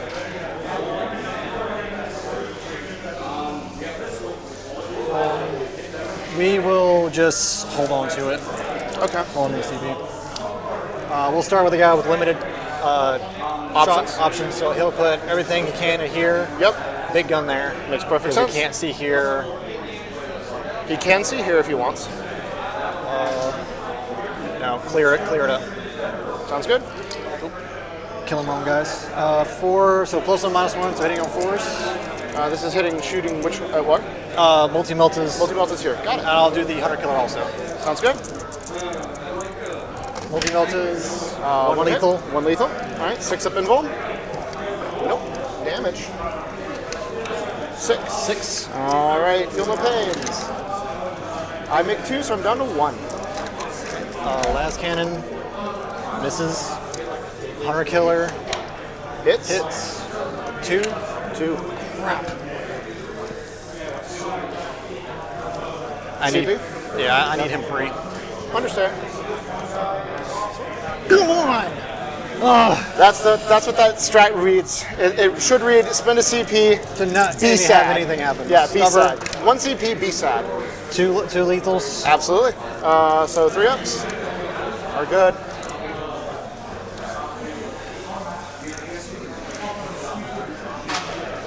It is a vehicle, so you can shoot it with other things for what it's worth. Yeah. Demolisher cannon here. Yep. Number of shots. 4 + 3 + 1 for blast. So 8. Hitting on 4s. Yep. So 5 hits. Winning on 2s. Yes. 2s at Antonio Involt. And I find this Gathich Wraith Knight. I like it. 2. I like it a lot. 4 girls on 6 up invulns. So yeah, honestly, like the Aquilons, I think are problematic for 1 save. a lot of armies, just based on like the rapid ingress plays and the fact like how good they are at blocking secondaries and scores and things. But I'll shoot my 2 specials and my sergeant here. Sounds good. Right there. So Melta hits. in terms of their actual killing power, I think a lot of armies aren't that worried about it. Plasma over. Like if you're a base 3+ save, they aren't going to do that much damage to you. No wounds. Cool. Does he die? No. Right. And then the sergeant. Yeah. Pistol. Hits and wounds. All right. 4 up. All right. That's pretty wild. I'm just not getting good luck. All right. Big gun over there. Okay. Long range gun. Yep. Pulverizer. Meltas. So Melta's there. Got it. Stubbers. Autocannon. We'll go pulverizer here. Pulverizer's at blast? Yeah. Nice. Very cool. All right, so pulverizer. Yeah. Belly gun. 1 shot. On a 5. All right. Retire that one for a minute. Swap in someone else. All right. Give somebody else a chance. 2 lethals. 2 lethals minus. Yep. 6s. Nope. So 2d6 damage. Pulverizer's definitely blast. Do I explode? I do not. Maybe it meant a different gun. I don't know. Miracle. Can join my collection of 4s. Did it autocannon here, right? Yes. Both hits. Ending on a 2. On a 2. 2. Minus 1. Minus 1. So 4 up saves either way. Pass 1, fail 1. So that's going to finish off the squad. So it's just the character left. I get a 5 for the miracle. And the squad is gone. And so they're no longer re-rolling hits, and they're no longer lethal hits. Stubbers there, right? Stubbers are here. Yep, 18 shots. So hitting on 4s.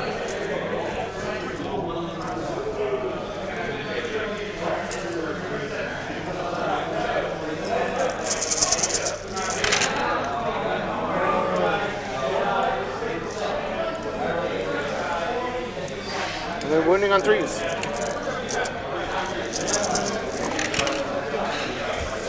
Tips into Gene Stealers. That's it. Let me tell you about my little friend, the Phobos Librarian and Infiltrator Squad.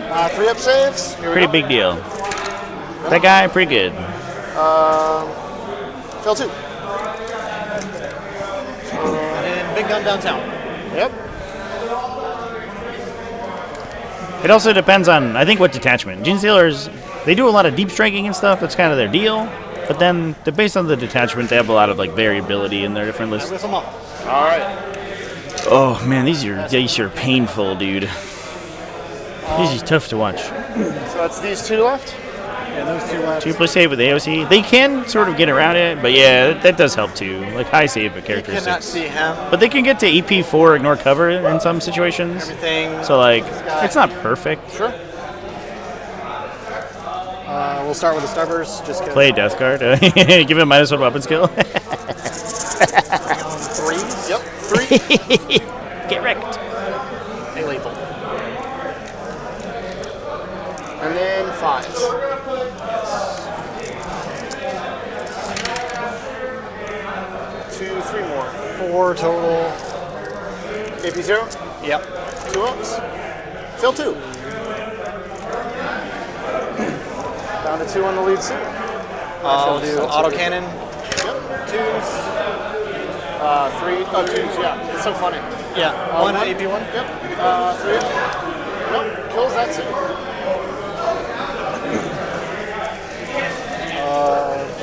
Multi-meltas. All 4 hits. On 3s. So 3 wounds, -4. 3 4 ups. All right. Yeah, death card in a bit of a heyday now for sure. Last 2. 6 damage. Kills the suit. Belly gun. Well, number of shots. 2. 3s. 1 hit. 3s. 1 wound, -3. The dust is just anthrax, chat. Yep. Down to 1. Big gun. Yeah, that's the shooting you were looking for. Guard table, Josh Roberts. So this on the emergency nerf tomorrow morning. Listen, Josh Roberts. And 2. I hope he doesn't turn into Robin Crudis, where everything that ever beats him immediately gets a nerf. Not today. 3 damage. Yep, kills the suit and wounds Vol. You get a 6 on the miracle. So that's 2 points for bring it down. Total of 4 because you killed 2 suits. Killed 2 units.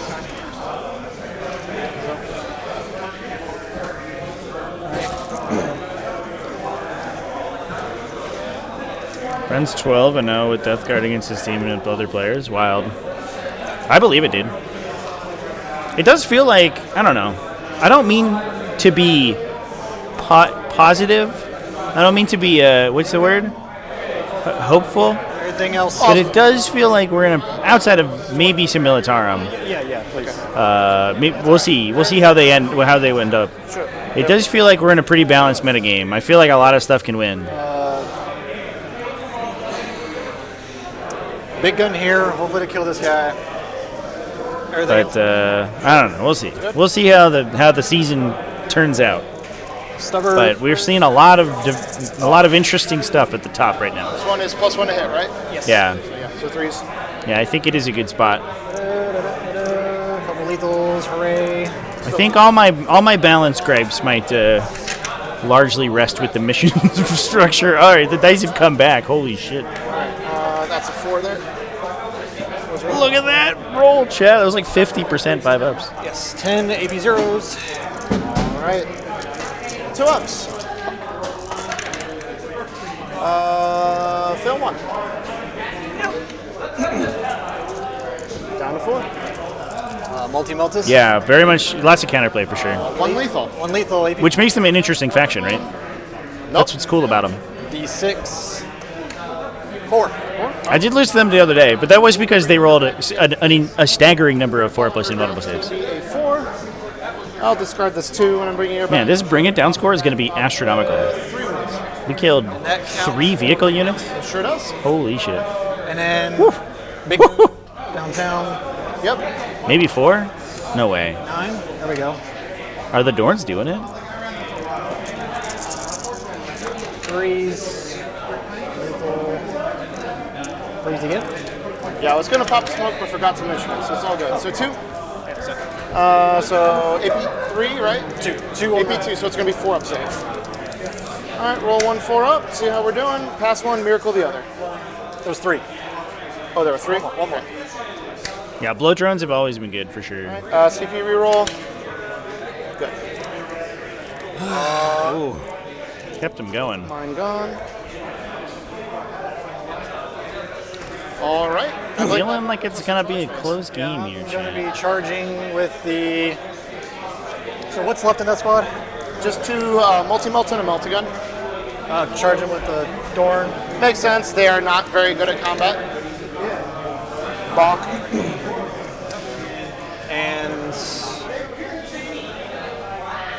Do you want to tank shock, or do you mind being just rolling them over the slow way? I wonder if I should take... How many wounds does she have? 4. 4? That's not as good. That's about 50-50 odds. Because 4 is about average for a T12 vehicle. Like, it's exact average for a T12 vehicle. Oh, he's only T11. Okay, so it's slightly below average by like a tiny bit. But he could get her with the tracks. Vroom, vroom. So you're not good at combat. You can't shoot while you're in combat there, but I can shoot out, which is fine. Just -1 hit, yeah. And then I'm also -1 hit. Yeah, not to mention the fact, too, that, like... Yeah, and shooting me is -1, too. Yeah. We'll try. It is relying on deep strike stuff, sort of, does kind of we'll charge here. give a lot of people the opportunity to beat you. Right? Like, you can counterplay deep strike focused and things. we'll try to take shock with him. Sure. You hit a bunch of infiltrators or something, and suddenly you're like, this is tougher. This is a much more difficult matchup than I anticipated. Everyone's got navigators now. 5s? And techno-archaeologists. Oh, no. Exactly enough to give her all of her bonuses. No, not like this, chat. With, I want this guy to kill her with his melee attack so bad. 4s. 3s. 1 more. Alright, she'll save that. I think that's 2s. There, I got 7 swings. 7? Interesting number. Yeah, it's weird. I don't Yeah, no, that's understand. interesting. Normally they do 3 or 6, so. All of them wound, I think. Yeah. Your strength like 6 or 8. So 3? 3 ups. Fail 1? Yes. What's the question? Is she T3 or T4? T3. So is it 1 or 2 more? We'll just try 1 more save on her. There's Trevi. Doing things, alright. She's still good. All good. Yeah, all my infantry. So, all right. I thought you knew. I'll let you know. All my infantry are T3 unless they're the Calidus. Okay. Every infantry model in the Sororitas Codex that's a girl is T3. Okay. Sounds good. Weird, drugged up convicts, T4. Everyone else, T3. So, all right. So this killed 1, that killed 1. So she'll swing back with her funny little dagger. She'll hit you. She'll wound you. No AP. She's like the angriest woman in the galaxy right there. All right, this lady's now going to go into the tank commander. Discard that to activate for rapturous blows. So 3 and 3 is 6 attacks. No command points, so rock and roll. Just send it 2s. All hit. So strength 6, so 5s plus 1 to wound because I'm below half is 4s. That will be 4 at -2. 4 ups. Yep. All right, Drop 1 fail for 4 damage, and then 4 mortals. She is murder incarnate. There's strength 7, in fact. She's the one I warned you about that does. That's a lot. Damage. That's fine. So 13 minus 8. So it's 5. 5. Yep. However, Grey Knight has a spot in top 5. That might be the case, Chad. Combat with him. So hope for the best. All right. Is that it? I think that's all I can do. All right. That will be 6 points for Bring It Down. And you're not establishing Locust, so you're just going to discard that? I couldn't, yeah. Okay. I had nothing to be able to. All right. So for the start of my turn, I have to do a whole bunch of command phase stuff, but we'll start with missions. So Storm Hostile and Assassination. So pass turn. Bottom of 3.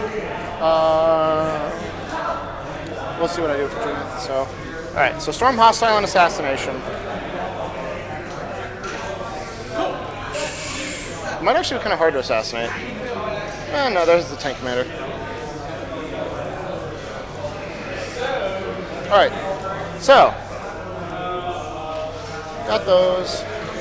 I hold those 2 for primary, so that will be 10.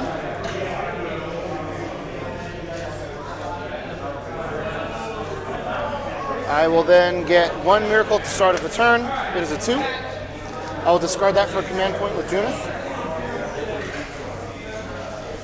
I will then roll Simulacra on 1, 2, 3 objectives. I'll keep a 6 and a 4.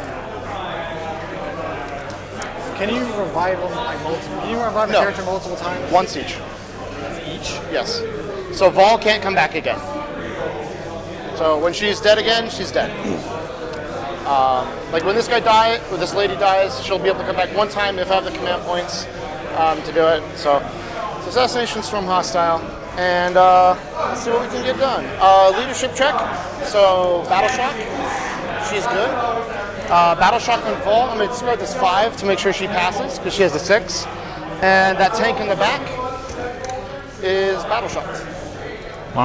So no strats for it going forward. All right. So those girls are standing on that. They're standing on that.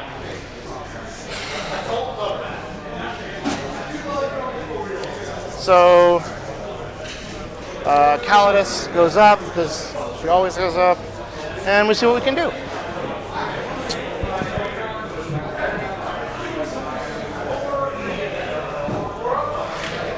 I think it's just Vol's on a suicide mission to. It's a long charge. It's such Vol could. Assassination's actually just really not feasible. Vol could score both here. From my set and redraw Assassination. Do I want to do that? Let me think about that for just a half a second. If she falls back, I can tap it with that and with Vol. It's not great odds, but it's like sort of okay odds. I got 49 secondaries. 16. I need 6 more secondaries. Yeah. And I'm at 15 primary. You shouldn't be at 15. You've gotten 5 twice. It's round 3, right? Held this one. Yeah. Because I had 10 OC on this point. Yeah. Okay, I got that one. Yep. I had that one the wrong one. All good.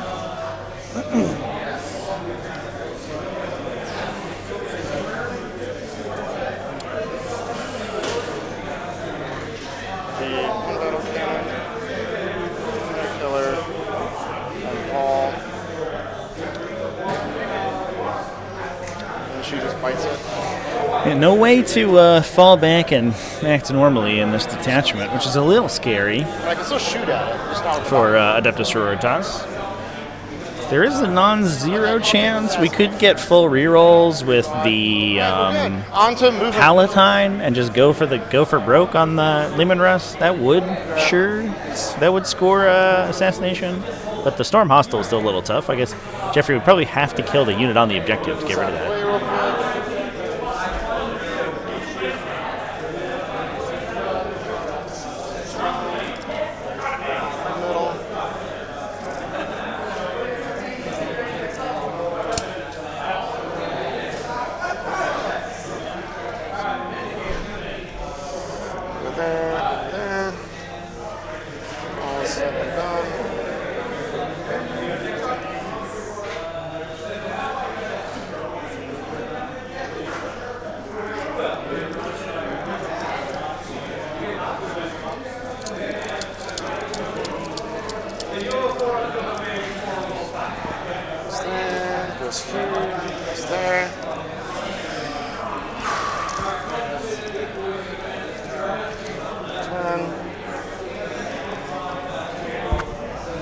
happens to be. Rolls up, rolls up. I'll be dropping that there, and I'll have someone come up and do the actual placement. Can you fit through here without going within I range? cannot. So it will not be able to make the charge that way. It would be a very long charge, because I'll have to kill them and then try to make that charge.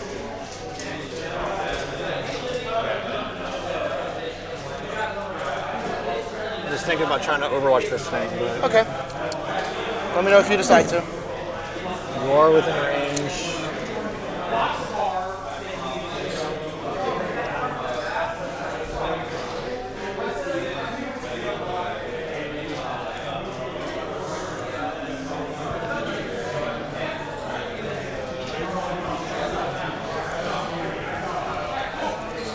Yeah, we're gonna go for it. All right. We'll start with the multi-multis. Sure. 6. Lethal? Lethal. All right, we'll invuln that. Okay, cool. You're within 18, so stubbers. Yep.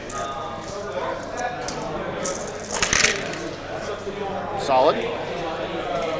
4. All right. 5. 5 baby zeros. Alrighty. 3 ups. Ooh, super dead. Do you blow up? I do not. Okay. Miracle on Death is a 2.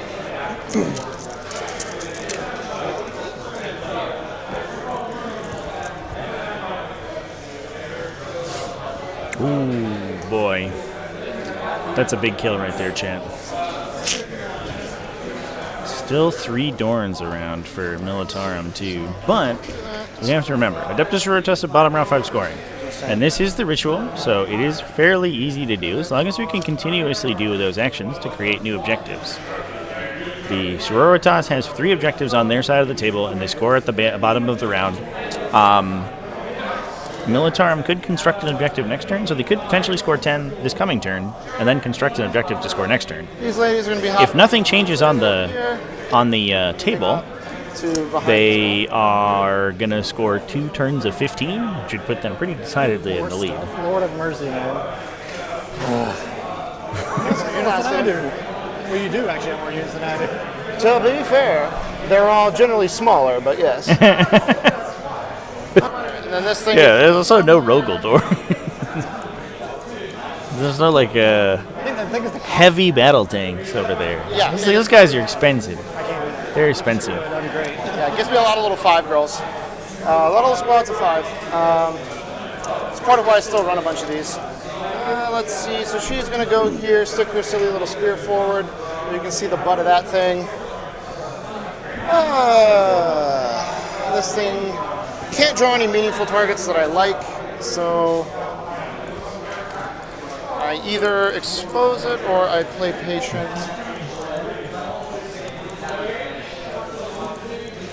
And I think that, so this is turn 3, so next turn would be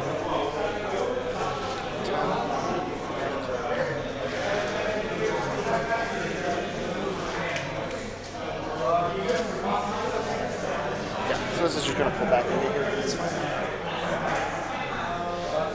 Into the niche. And this lady goes 6, just to the far side here. Stay. Just to the side 8.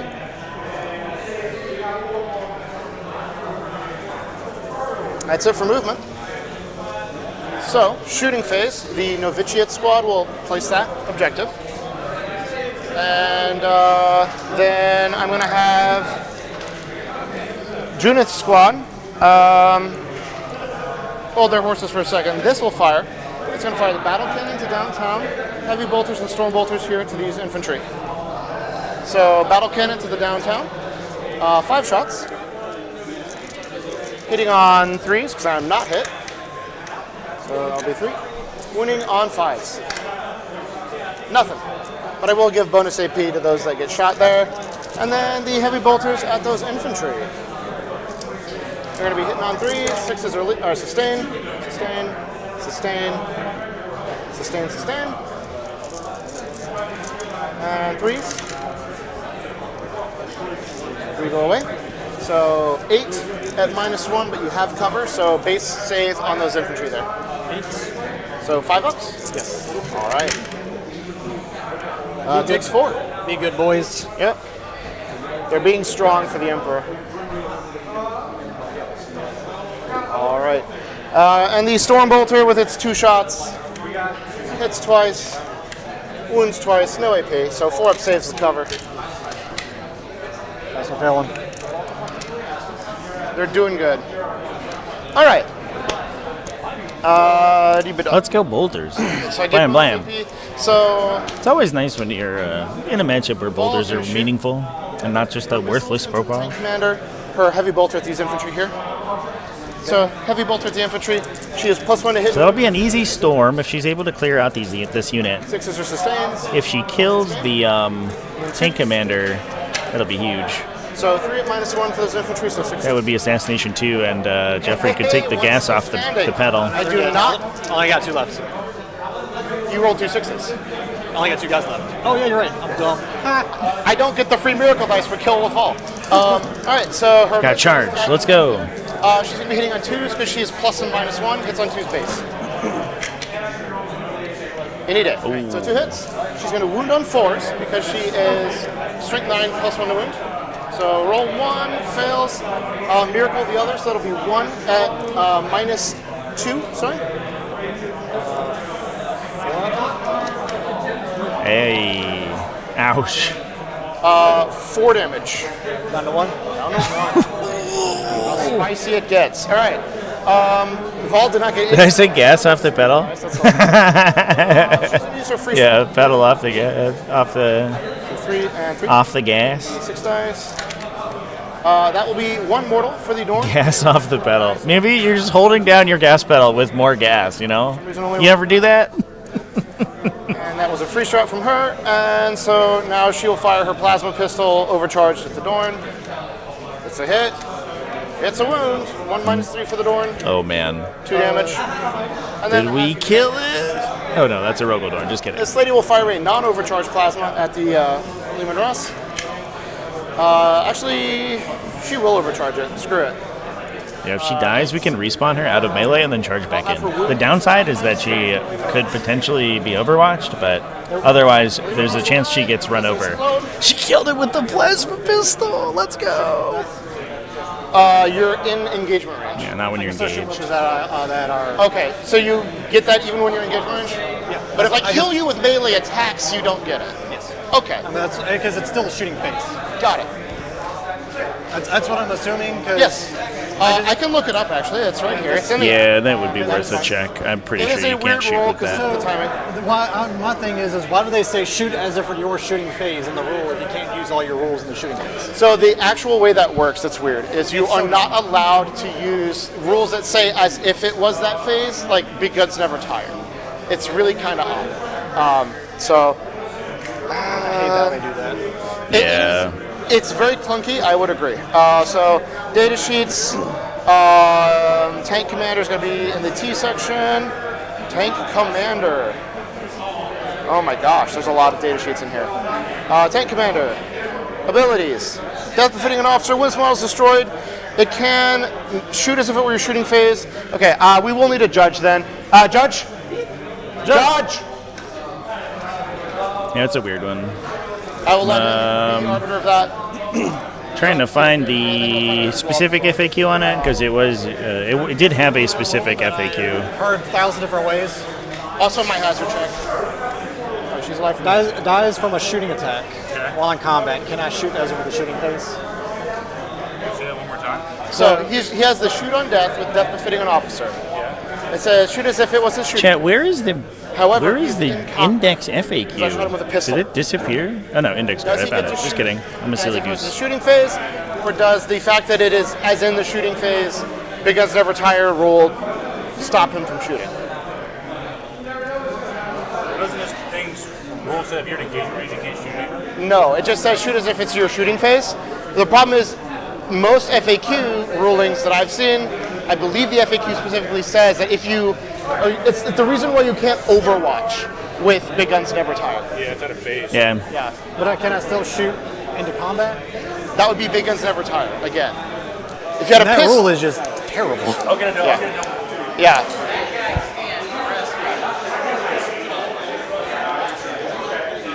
That rule is. Sorry, No, that rule is. Yeah, it is a bad ability. You definitely can't. You lose death. You lose big guns never tire if it is any time other than your shooting phase. So does it mean no shooting? No shooting. You can't shoot in death in engaged range. The weird part about it, and the reason that there's confusion, is that it was killed while in melee, but by a ranged attack. Like, it's the weirdest situation. Alright. But you definitely, the engagement range beats everything, so that is correct. Is there anything left to shoot with? Just Judith's squad will shoot at the door. Yeah. It's just the Melta. Unfortunate, but honestly, that's not really why you're bringing a tank commander. It's just like an extra bonus if you do end up losing him in a trade. Melta hits. But does not wound. Getting a Lehman Russ chassis with a demolisher cannon that can order both itself and something else is already valuable. Shot. Everything else is shot. Oh, she fires her pistol because it's funny. That's a hit. That's a wound. No AP on this Dorn right here. For 1 damage from a bolt pistol.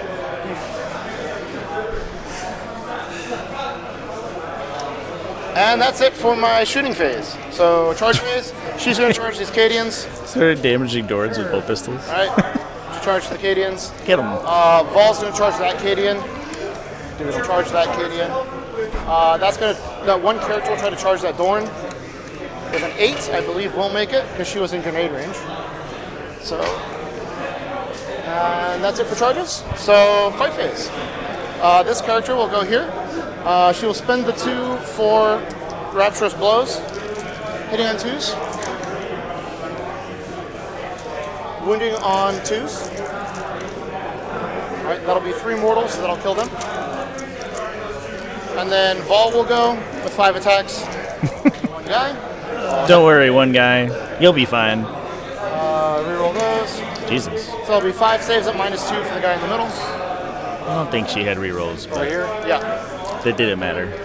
Well, got a kill, and we did it too. And then finally the Canoness swings at the tank. 2 lethals, and no other wounds. So just 2 at -2 for 2 damage a pop. So it just takes 1. And then you get to fight back. So you start here and try to run her over, I assume? Blessed Blades have lethal hits. What a cool weapon. Just baked in. That's not even like an enhancement. They just have that. Nope, she's dead. Sick. Miracle is a 6. Alright, splat. And over here. Excuse me, you get back right here. 4 saves on her. On her? Yeah. Cool. So AP? Nothing. Okay, so 3s. Damage? 1. So she'll take 1, down to 3. Alright. That's the end of my turn. I will assassinate for 5 points and storm for 4. And start of your turn, sir. So, last turn. 4. 1, 2, 3, 4, 5. You will get a bonus command point. Hit. Okay. Bonus command point. This is getting really painful for me. I can't kill 1 goal.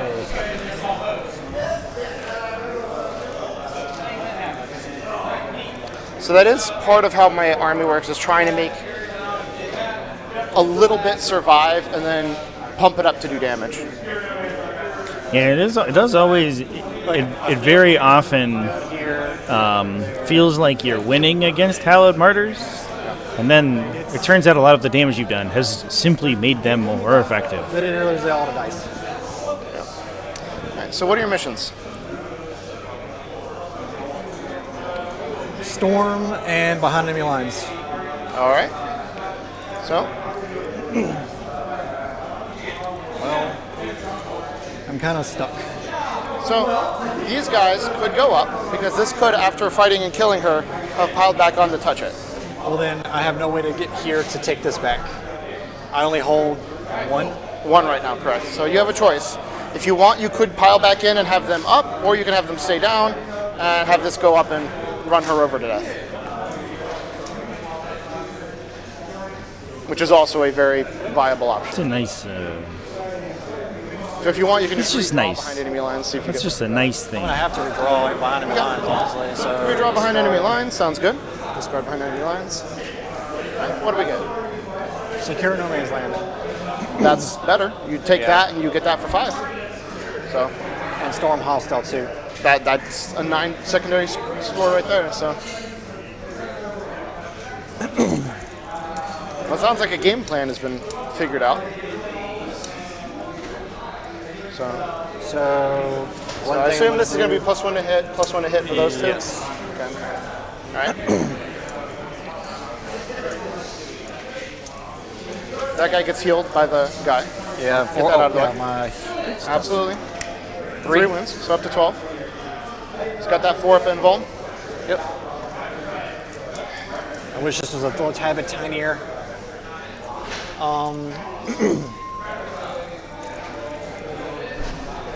Yeah, layout 1 is really tough for good chunky tanks.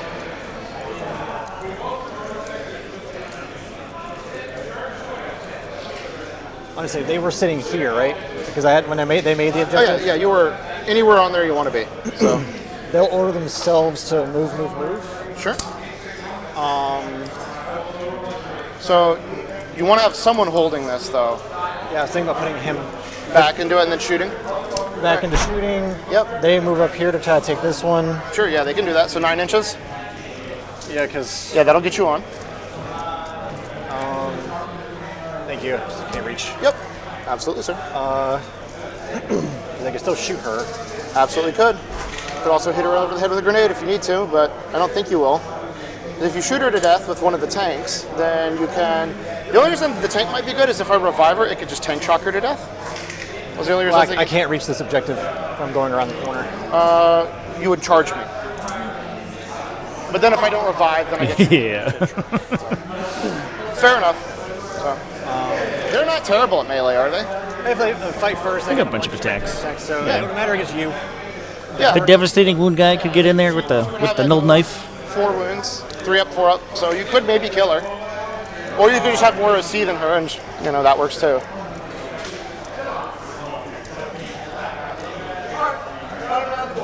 This guy. Sacrosanct right there.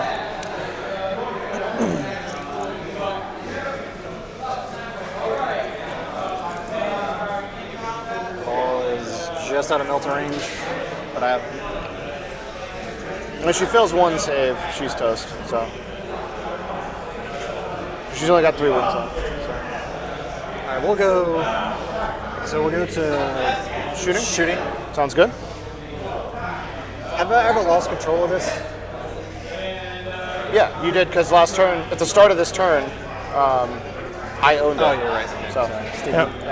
But it means you can storm it now because you're taking it back. So,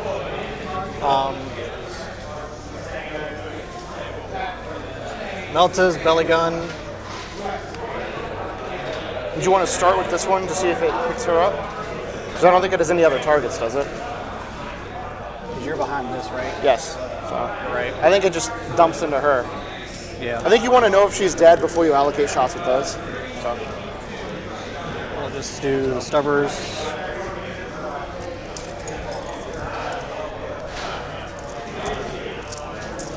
Stubbers.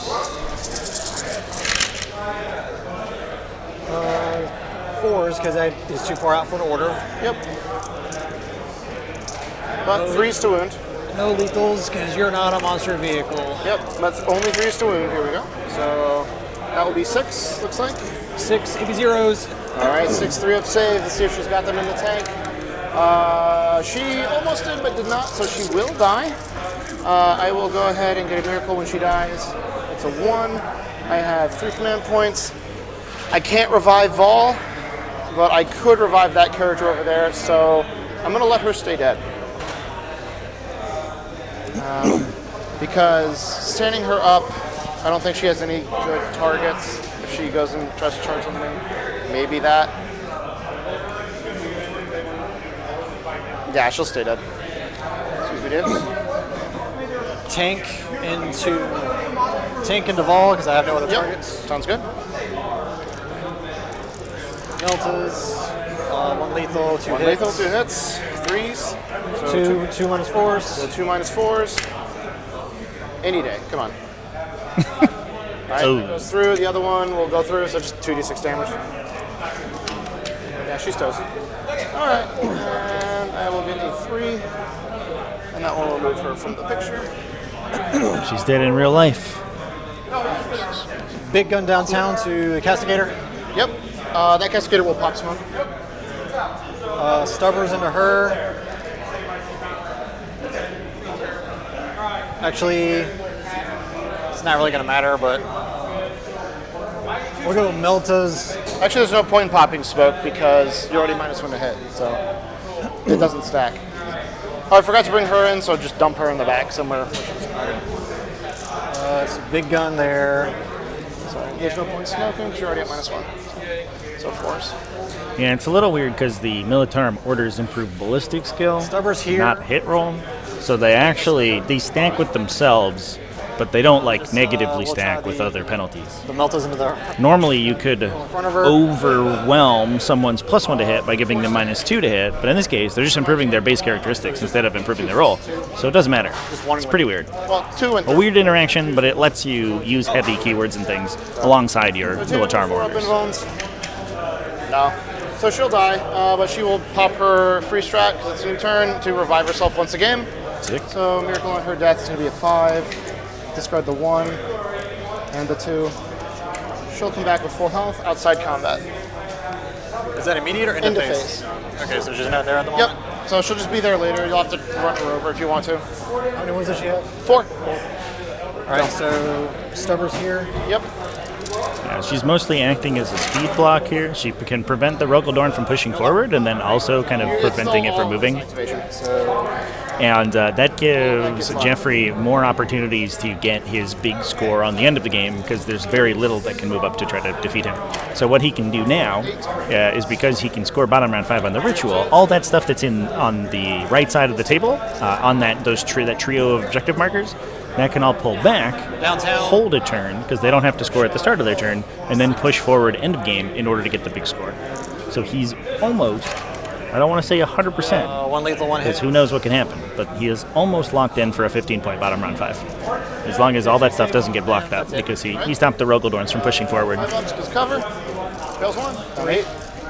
3 damage on him. Yep. Go to the Battlefield Country Store. Is that in Fredericksburg? Go to... I might. Yep. I don't think I can eat too much right now, though. I'd fall asleep. I got 8 hours of driving ahead of me. Yep. So tank shock? Yes. All right.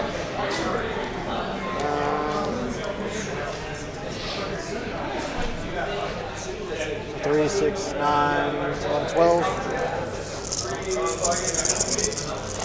All right, little banner bearer lady. What do you got? That'll kill her. 6 models, yeah, that'll definitely kill her. Very nice. I got a 2 for the miracle. And Tasted. Brutal. All right. I have a Honda Civic, Chad. All right, end of your turn, Calidus goes up. That's the Gene Stealer Cult Magus model. Does your whole army have cat ears? Not all of it, but most of it, yes. I never noticed that. I tried to make it kind of tasteful and subtle, but yeah. You know, I just thought it was fun. It was a hobby project. All right, so that's the end of the turn. You get your 2 secondaries, so it will be 1, 2, 3, 4 for Storm, 1, 2, 3, 4, 5 for your Secure No Man's Land, Storm, and Secure. I do. He does. So start of turn, I'm going to control 3. Oof. Yep. And so it begins the great score inning. And my missions are going to be recover assets and establish locus. That's rubbish. The question is, which one do I replace? Matthew McClellan, thank you for the super chat. Appreciate you, buddy. Don't forget, everybody, if you want to support as well, obviously it doesn't support me, but what it does support is the Battle Against Breast Cancer. Exclamation point raffle. Get your raffle tickets in. You can donate as well. Here's a donate link. So I will get that in there. And then we can help defeat breast cancer.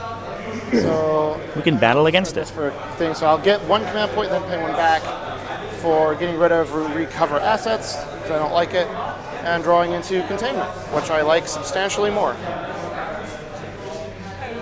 So discard recover assets because it is a bad secondary, and keep those two. All right, start of turn, miracle dice. I get 1 for free. It's a 5. I have 1, 2, 3, 4 objectives with Simulacra on them because this mission is stupid. And GW should probably remove this mission from the pack. All right, I get a 5 and a 6. Ritual is a weird one. That's for sure. Now what? I guess I try to kill a Dorn if anything. So I can containment relatively easily, and then I just have to establish a locus. So yeah, that locks on the points, and the rest is just kind of gravy. All right, so movement phase. This is going to beep, beep, honk, honk, back up over there, and contain. I need to get Bassier Davis. All right. This girl's going to walk 6.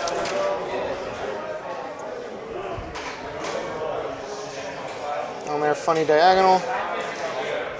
Contain that edge. This squad is going to be inside 9. Sorry, inside 9, inside 12. Is she considered a vehicle? She is mounted. Of course she is.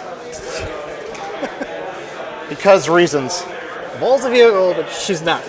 Yeah, she used to be able to ride in a transport and take 1 seat. It didn't make any sense. So dumb.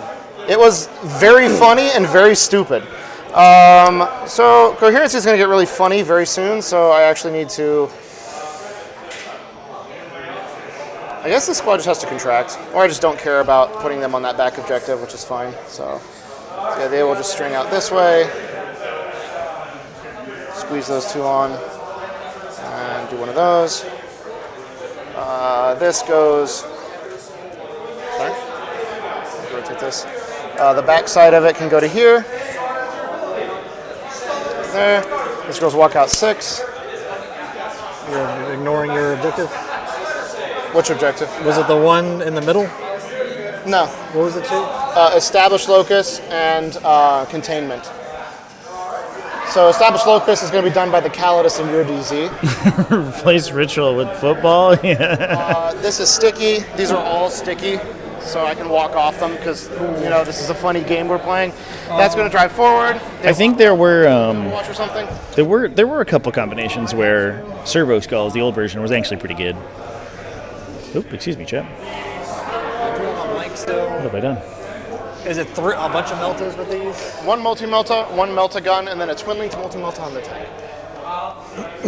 We are bottom of 4, chap. I'm gonna try this just because I have lethals. Just remove it. Sure. Bottom of battle round 4. Alright, so this one. That's why I said she was a vehicle. Yeah, understand.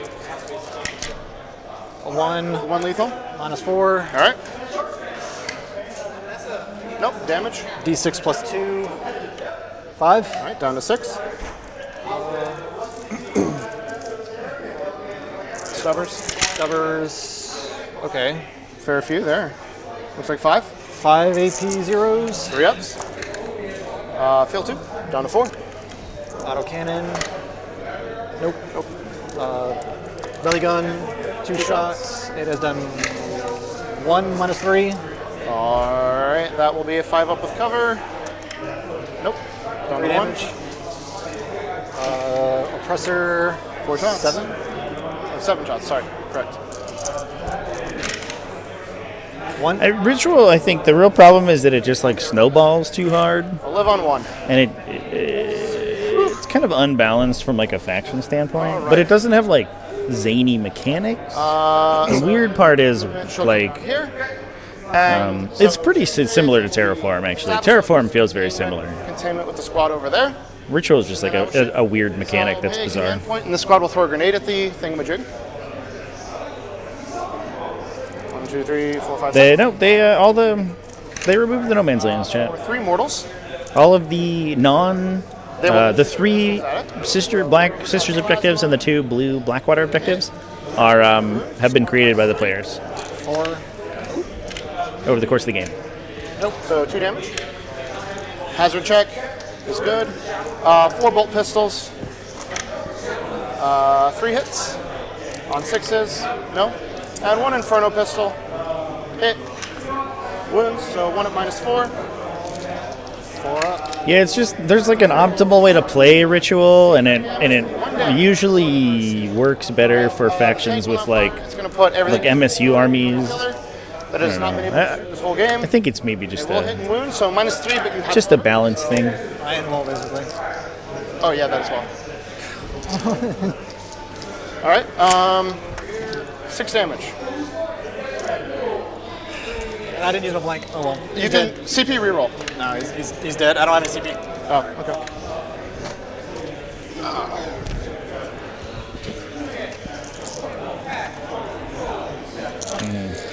All right. That's all I have this turn, so that's it. Goodbye, Rogel. So I'll do my secondaries and call it a wrap. So 1, 2, 3, 4, 5, 6 for contain and 4 for locus. All right. Pass turn to you. It also puts objectives closer than I think they were intended to be realistically.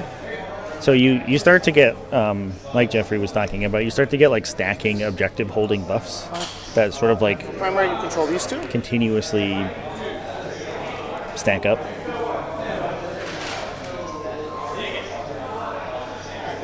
Engage, area denial. Yeah. How many objectives can I make? Unlimited number. For what again? Area denial. You still have space for him? You got it. Well, area denial is free. You just advance onto it. Oh, that's right. Because Yeah, they teleport up and you just land. Well, they have to be there to score, right? True. So they'll be there to score. So you just advance on though. Advance with move. Yeah, with a move. With move, you can't fail. You should be within 3. So just order yourself. Move. Is there a way for me to get into this table quarter, or I got to be 6 inches off middle? You'd have to be, I think, 3 inches off middle, which would defeat the purpose of area denial. So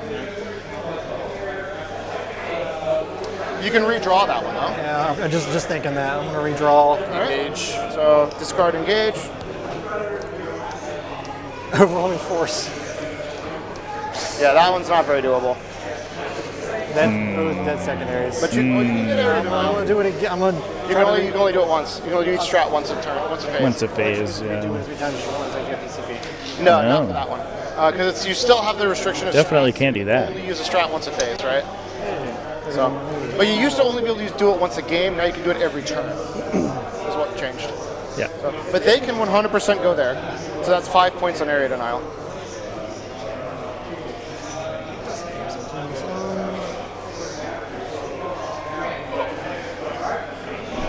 That's about all I can do. Alright, so you want to just go for that? Go for that. They don't even have to advance, so they can also like throw grenades and stuff at them. I can't stop you on primary, and it's just your secondaries. Solid. So you can do whatever you want with secondaries. I don't think I can go anymore. Alright. That's all I can do. So we'll just move them to the middle? Yeah, that's it. Alright. Oh, jeez. They're magnetized. Alright, so they'll go to there. And then did you want to just throw a grenade, do their shooting into this squad here, try to pick them up? A 4-up invul? Yeah. I mean, the grenade will help as far as... A grenade here. Yep. Just to see what I can do. Yep. And then we'll try to shoot, because maybe I can kill the emulator. Oh, fair enough. That's on 1 wound. This tank could also take the shot. So. I can't see past this. I have to be completely in. True. That's what's killing me is I can't see this way with this. This one could... Yeah, I'm surprised none of the Dorns ended up in reserved in any of these games. Because I think a strategic reserving Lurgle Dorn is pretty powerful. I wonder if there are space issues, though. Bragg. She did. Bragg will shoot here. And the hotshot lasgun. Sure. The sniper over here. Yep. Everybody else into here. Sounds good.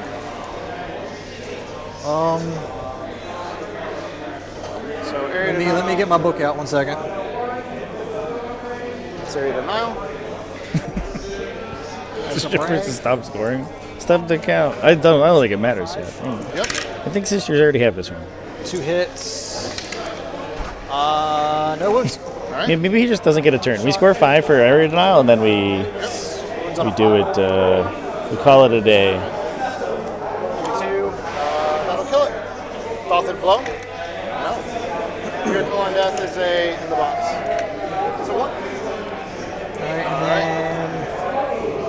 Yeah, at least, like, at the very least, it forces your opponent to screen to those portions, though, right? And so you still get extra value out of it, even if the rogue lord just ends up in the same spot. I think he's gonna get 70 victory points, chat. I'm sorry. One on the girls. I'm sorry. All right. 4 up. Kills a girl. Oh, Jeffrey's at 69. Yeah. But he's gonna score more. I think Cole has dodged the 69 score for the second round in a row by 1. 4 on the girls, no AP. 3 up. She's good. And 1 more with sustained hit. I don't know why, but it makes me sad. He's good. Then it's just the door in here. Yeah, he's going to shoot everything into it. Sounds good. Multi-meltas. Yep, so 1 hit. 1 hit. Nothing. Autocannon. Castigator's even dropping backwards at him. 1 hit. The ultimate BM. 2 wounds. So 4 ups. 1. Fills both. Takes 6. Down to 2. Belly gun. I don't think I've rolled more than 2 shots They've all really game. been bad for the belly gun. Like, you've had a few good ones on the big gun, but not the pulverizer. Pulverizer's been very poor. Could rename it to the Porverizer. It's not even. Oh, got him!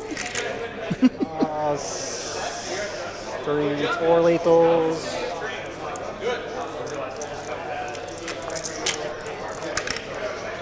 Five saves, AP0 from Stubbers. 5 AP0 saves. All right. So 1, 2, 3. Here's 4 of them. 3 up saves. And then Miracle the last to stay alive on 1. And the big gun. All right, send it. 4 plus 3. Oh, come on.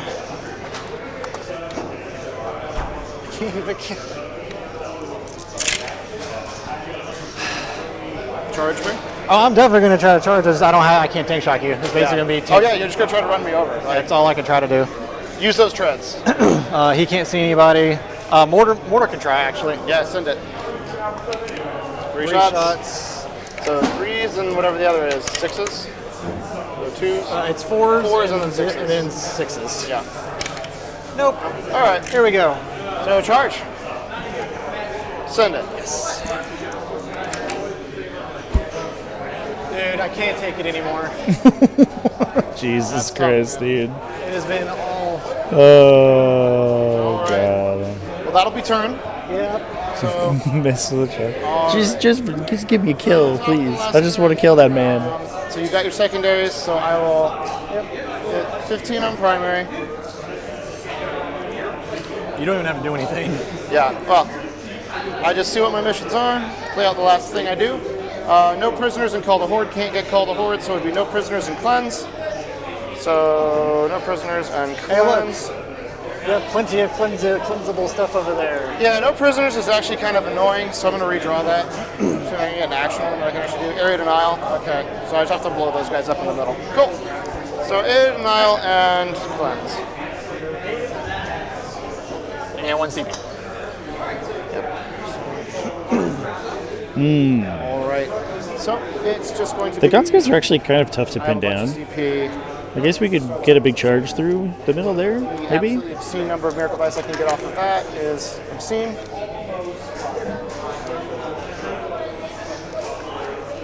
Again, the ritual is a very stupid mission. Alright. So, move phase. It's interesting with the Dragon friends. So these girls go 6. like sort of newfound popular, or the buffs to battle sister squads. Getting multiple battle sister squads with their Kill them, I save rag. This will also get a shot, but yes. With low knot? It should be within 12. Yes, make sure you're within 12. Yep, I am. So this will get a shot as well. Oh, yeah, it gives you so many little tiny objective security units that in these missions where you have a bunch of objectives, you kind of just achieve passive income, right? Melee like? Moderately good. You do fight first though, right? Yes. So I'm gonna try there. Okay. Before you start moving. Absolutely. Because I think that's a little bit better. Yeah, that makes perfect sense. See if I can get you with this. So when you started moving, you were over there. Melter range. Spike 1, -4. 1 minus 4? Yes. All right, we'll miracle that with the 6. So. It's free real estate. Well, you gotta work for your real estate, Chad. You have to do an action. 1, 2, 3, 4, 5. Yeah, I think they're at a good points value now. So 3 ups. It was definitely weird that they were the same cost as Dominion squads. 1. 4 up. They basically like objectively better unit. CP reroll. But Battle Sisters definitely have interesting utility in matchups specifically like this. Nope. Miracle. I'm just gonna say this. I think I've put more in Overwatch than in my shooting. The Overwatch have been great for sure. I've damaged things, but I've killed everything in Overwatch. Yep. Alright, so this will now throw a grenade. Yep. So drop ourselves to 5, throw 6 dice. At Bragg and Friends for a whopping 2 mortals. You'll kill Bragg. Okay. And then we will fire our pistols. They're stealth, right? Stealth, and I think they get cover. Let me see. I think they have stealth and cover. If you don't have in-faction objective secured and you like want it, Hit, so 2 bolt pistols. definitely useful. On 3s, so 1, no AP. Definitely worth considering. Benefit of playing Imperium factions. Stealth and hit cover. Alright, cool. So 1 with no AP. No AP, so 5? No. Well, with cover it'd be a 4, but yeah. Okay. And then the Inferno pistol misses, and the Plasma pistol hits. Wounds, so 1 minus 4. Minus 3, sorry. Just kills the wounded guy, yeah. Hazard check is good. Alright. And then charge phase. Those girls will charge with a 7.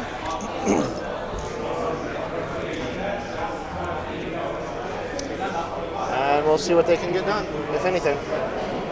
Oh yeah, and cleansing, this squad just has to walk over to a objective and cleanse it. Ta-da. That's my 2 cleanses. Alright, we'll start. We'll call 5 attacks hitting on 2s. Death Guard should keep sticky objectives. Everybody else should be objective secured. Yeah. Precision. Definitely feels like it should be a core ability for sure. 1 dev, 2 saves minus 1. Alright. So 4 ups. Any day. So fails 1 and a dev. Is the dev going on a character or killing a girl? Is there a character in there? There's a character. There's a 4 wound Palatine. We'll go on normal. Palatine number 2. That's 2 damage is good. Gaunts will attack now. 2s. Where was all that earlier? 2 AP1s.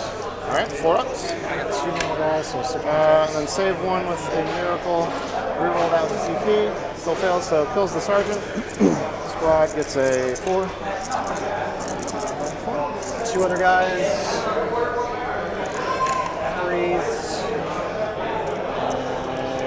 4s. 1 AP0. Alright. She saves that. Is that it? Yes. Alright, so it's just the Palatine left. She's going to discard this to activate Rapturous Blows, pay a command point for reroll hits. So you can do that on all your Canis. All my Palatines. So I have 2 of those. So 4 hit on 2s, rerolling. No lethal. Yeah, that's just a Palatine data sheet ability, Chance. And wounding on 3s because I'm only strength 4. And I'll miracle the last. No, I used a miracle on the saves after rolling. Oopsie-daisy. So 3 and Not an enhancement or anything. 3 mortal wounds at the end. Just gives you that sweet mortal wound and gives you a good outlet for bad miracle dice. 6s. You can axe your bad miracle dice. You don't need. It doesn't have to be a particular number. Yeah, so it's these 3, but then you go mortals. Oh, mortals. How many wounds does he have? Yeah. I think he doesn't have. It's just 3. So if he has 3 wounds, he's dead. If he's got 4, he's alive. No, he's 3 wounds. 3. Yep. Damn it. Very close. All right. So end of turn. I will do my 2 cleanse and my area denial, and that'll be game, sir. And that's Jeffrey Kolodner taking down the event. I think that's definitely a good list for the mission, and definitely played the mission out correctly. He stuck the Rogodorns in their positions. He made his own objectives, and he. Sometimes sometimes the games are like that, where it's just like it all falls apart. You try to make the right moves. And Yeah, the dice definitely wasn't great for Militarum there, but yeah, he constructed his little fortress in the corner and called it a day. All right, chat. I'm going to debrief the players momentarily here, folks. Don't forget to jump on in to the raffle, !raffle, and chat, !donate. Please help us out. It is the battle against breast cancer, and we're trying our hardest to win it. I will be live tomorrow once the stream ends out. I will be live over there, and you'll get posted over to our tomorrow's stream. But thanks everyone for watching today. Huge congratulations to Jeff for taking this one down. What a game! And I'll see you in the next one. Cheers.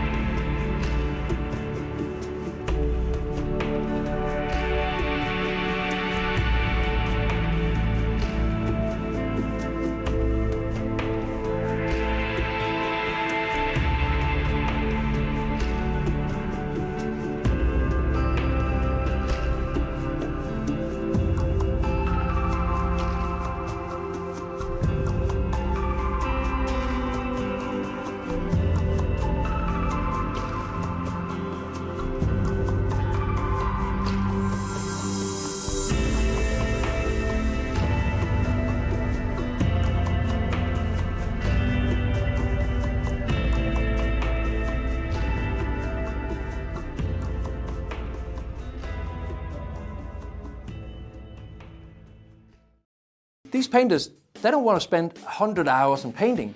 They want to spend 100 hours in gaming. I know I do. One of my favorite games just released a new edition, and I just want my new army out there, and I want to have it today so I can play with it tomorrow.